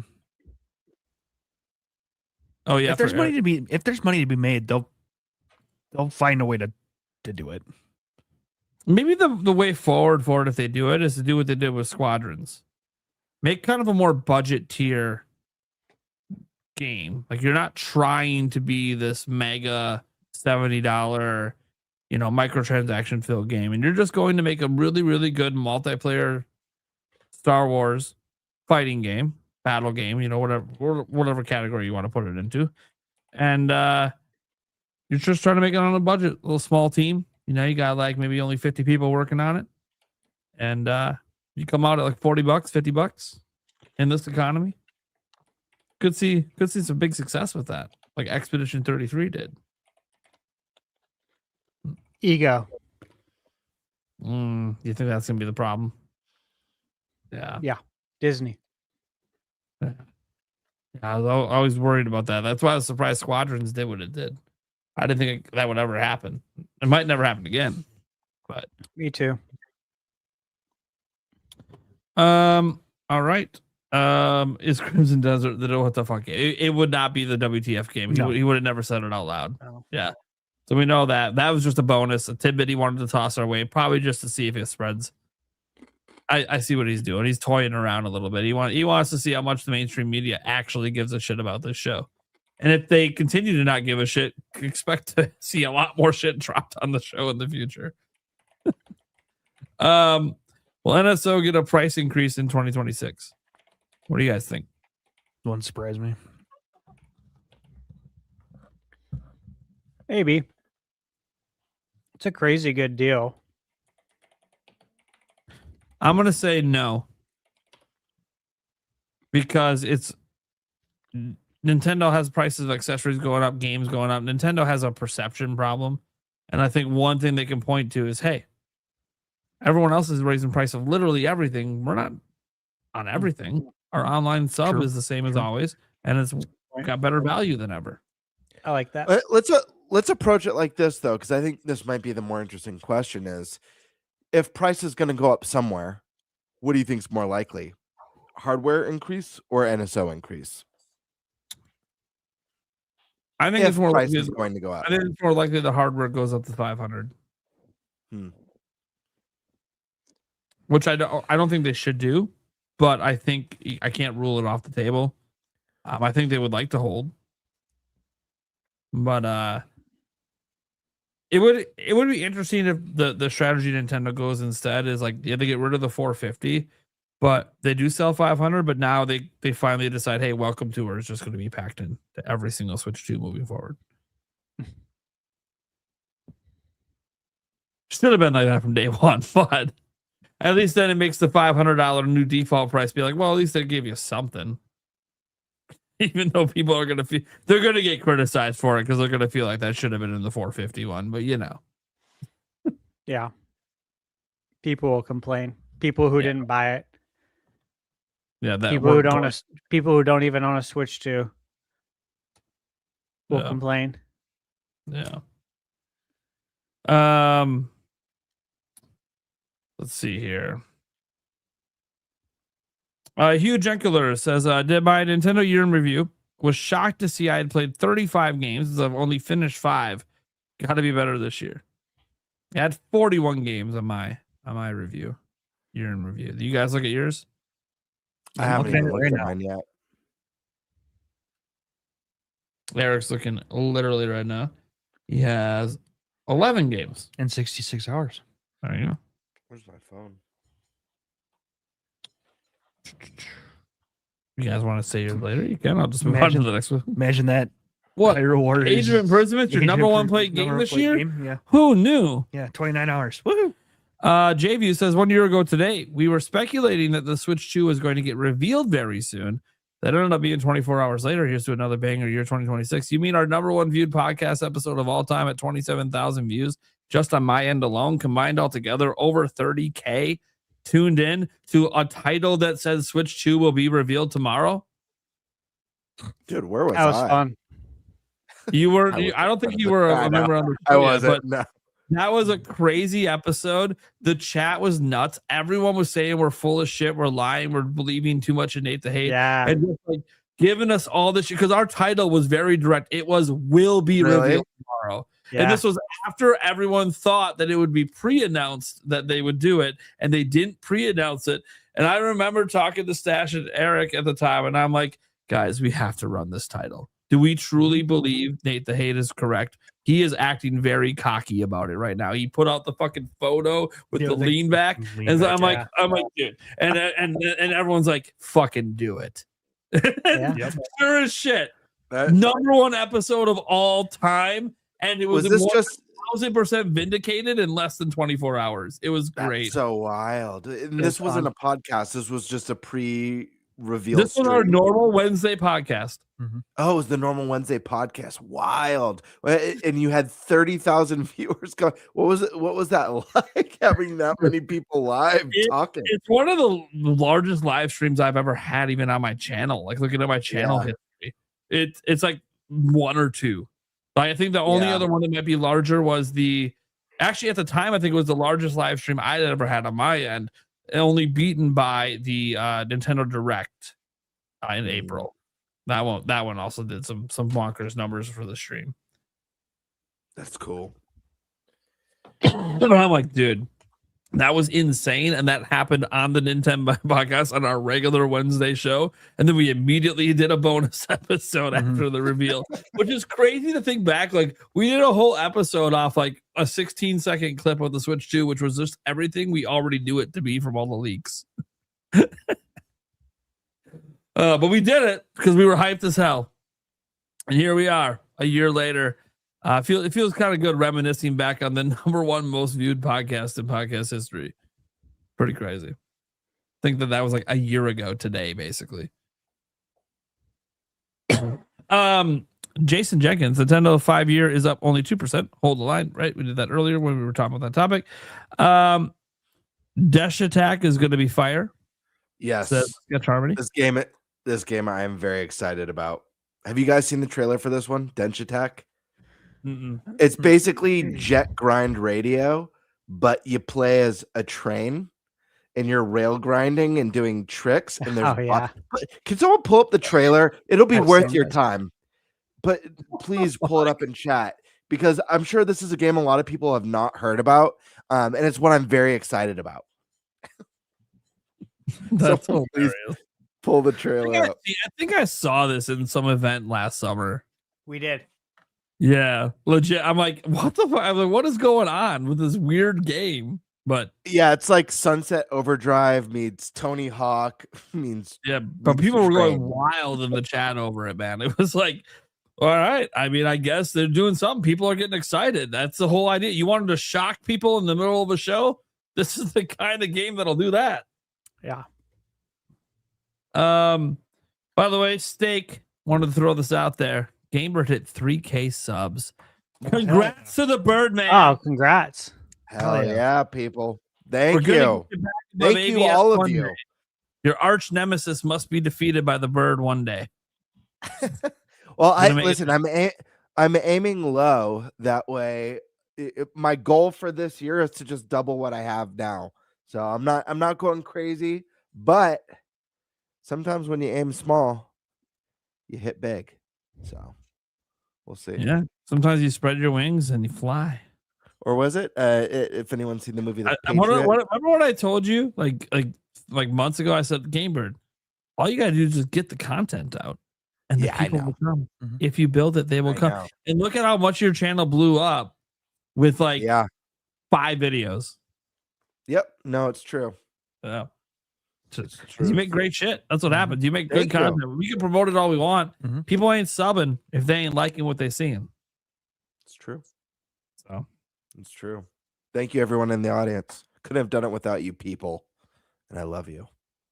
There you go. Yamrob says Nintendo's got to slash Switch 2 prices if it wants to succeed. Okay. Based on what?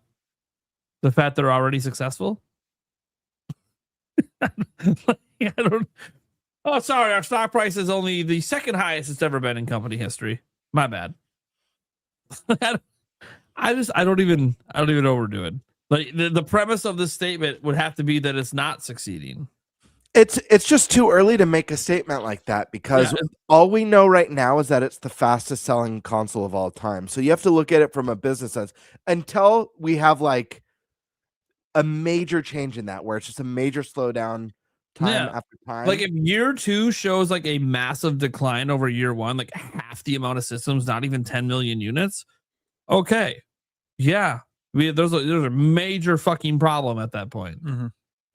But we haven't seen that level of drop off. So I don't, at least not yet. There's not enough data to warrant that level of it's not succeeding. But it could happen. I did talk about that. Like, hey, there is this hypothetical future where the momentum goes down because there aren't any games. So we'll see. Could you imagine coming out with a new product as a business owner, and the product's selling so fast you can barely keep up, and then someone telling you, listen, man, if you're gonna succeed, you're gonna need to cut your prices big time. But like, you can't even keep up with demand because it's just selling so fast. Even Furukawa's interview was like, yeah, we're good everywhere. We're not quite there in Japan yet. I'm like, okay, so they're not succeeding, but they can't keep up in every single territory yet. I think they're okay. I think they're doing just fine. People panic. Oh, retailers did a temporary price drop on the system in random weeks. Okay.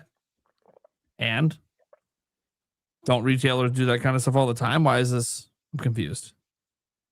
Nintendo still made their money on that unit, so who cares?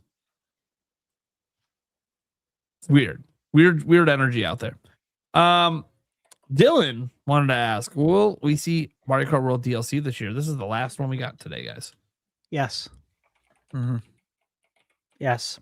Yes. By I think this summer. Yep. I think a year out. Time for the DLC. I think it's gonna be paid DLC for anyone hoping otherwise. I think you're crazy. However, it's like $20 or $25. But what about for expansion pack members? I'd like to see them offer for free like they did with the Mario Kart one. Will they? That I don't know. Incentive.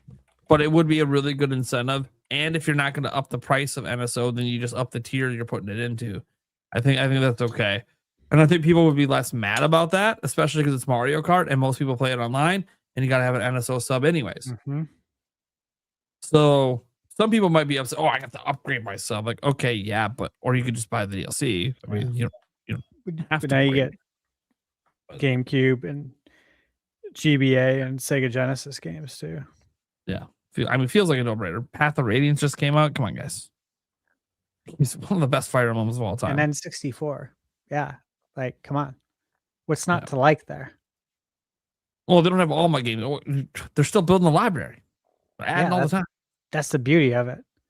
What you buy into today will be better months down the road. Yeah, you buy a year pass. A year from now, there's going to be even more. Yeah. You're getting more in that year. It's not like it's just what you bought today. No, there's more coming. Yeah. They don't take games off. That's the best part. They don't remove games like the other, all the other services remove games, right? And then they'll put them back on maybe 6 months, a year down the road. Oh, yeah. With this, you FOMO. just get more games. I made the FOMO. All right. So that's going to do it for the Q&A segment. I believe that's everyone. I'll just double check, making sure. Yep, that was the last one. All right, guys. Let's go around the room, let them know what we got going on, and then get the hell out of here. Oh, is that the game I need to play? It's Wild Woody, dude. Yeah, Wild Woody. Wild Woody. We need to get Wild Woody on NSO. For those listening to the audio version, you're missing out on some things for the video side, let me tell you. I would say Google it, but Googling the term careful. Wild Woody. I don't know if you want that in your search history. Be careful. Save it for the Nintenbyte podcast video version. All right, Eric, what do you got going on, man? Not a whole lot. You can find me here and on our Clips channel. There you go. Birdman. Guys, you know where to find me here on YouTube at GameBird Classic or on Twitter at _Birdmaster. I got a few videos that I'm working on that should be coming out pretty soon. I also am doing a couple collabs on a couple other content creator channels. I'm not going to say what they are because I don't know if it's projects that they've announced yet. But one of them is well, who am I collabing with? Oh, one of them at least I know has been on the podcast a number of times. So Nice. there's How many that, are you but doing? 2. I'm doing 2. Oh, we must be doing the same too. I wonder if we're doing the same too. That is hilarious. What? This is for a post-podcast chat. All right. Yes, it is. So look out for a collab that probably involves half the podcast. Yep. It's funny. I'm not involved in any. It's like I wasn't asked. Oh, wait. I forgot. There's reasons I was gone from the net for like a month. Okay. ThunderStash. I guess we know some collabs are coming up. Yeah. So what's going on? Right. Yeah. So I'm looking at an Excel list and I have 7 games highlighted. Those are 7 that I have review codes for right now. And I can't talk about them.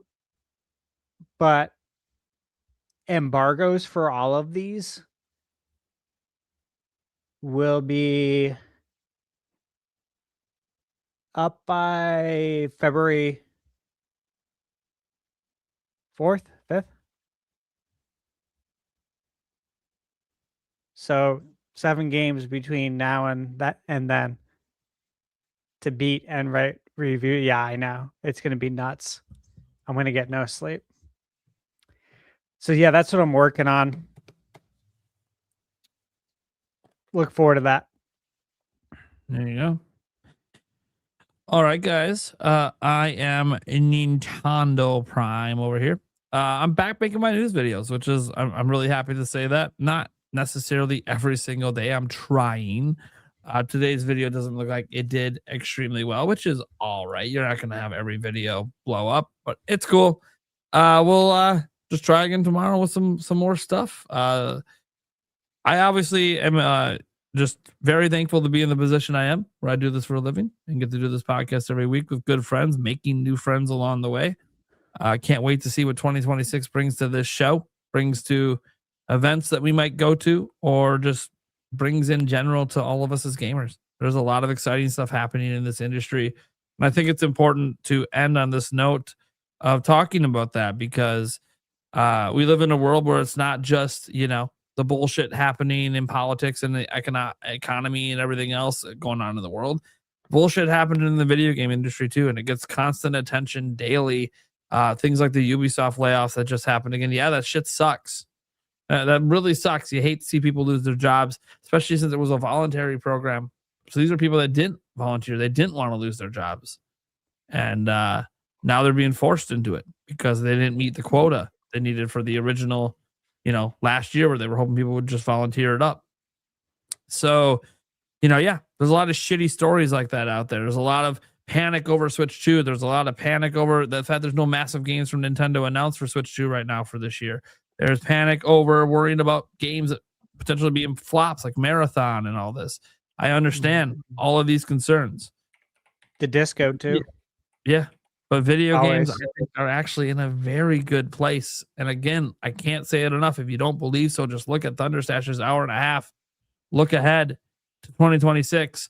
There is so much greatness going on, because why the hell are we here anyways? It's to play the damn fucking games. It's not to bitch about money or bitch about this or yell about that or get angry because Nintendo could brick your Switch 2, the same policy they've had since the Nintendo Wii, and PlayStation and Xbox had the same policies too. No, it's not about any of that shit. Anti-consumer, we're here to play fucking video games.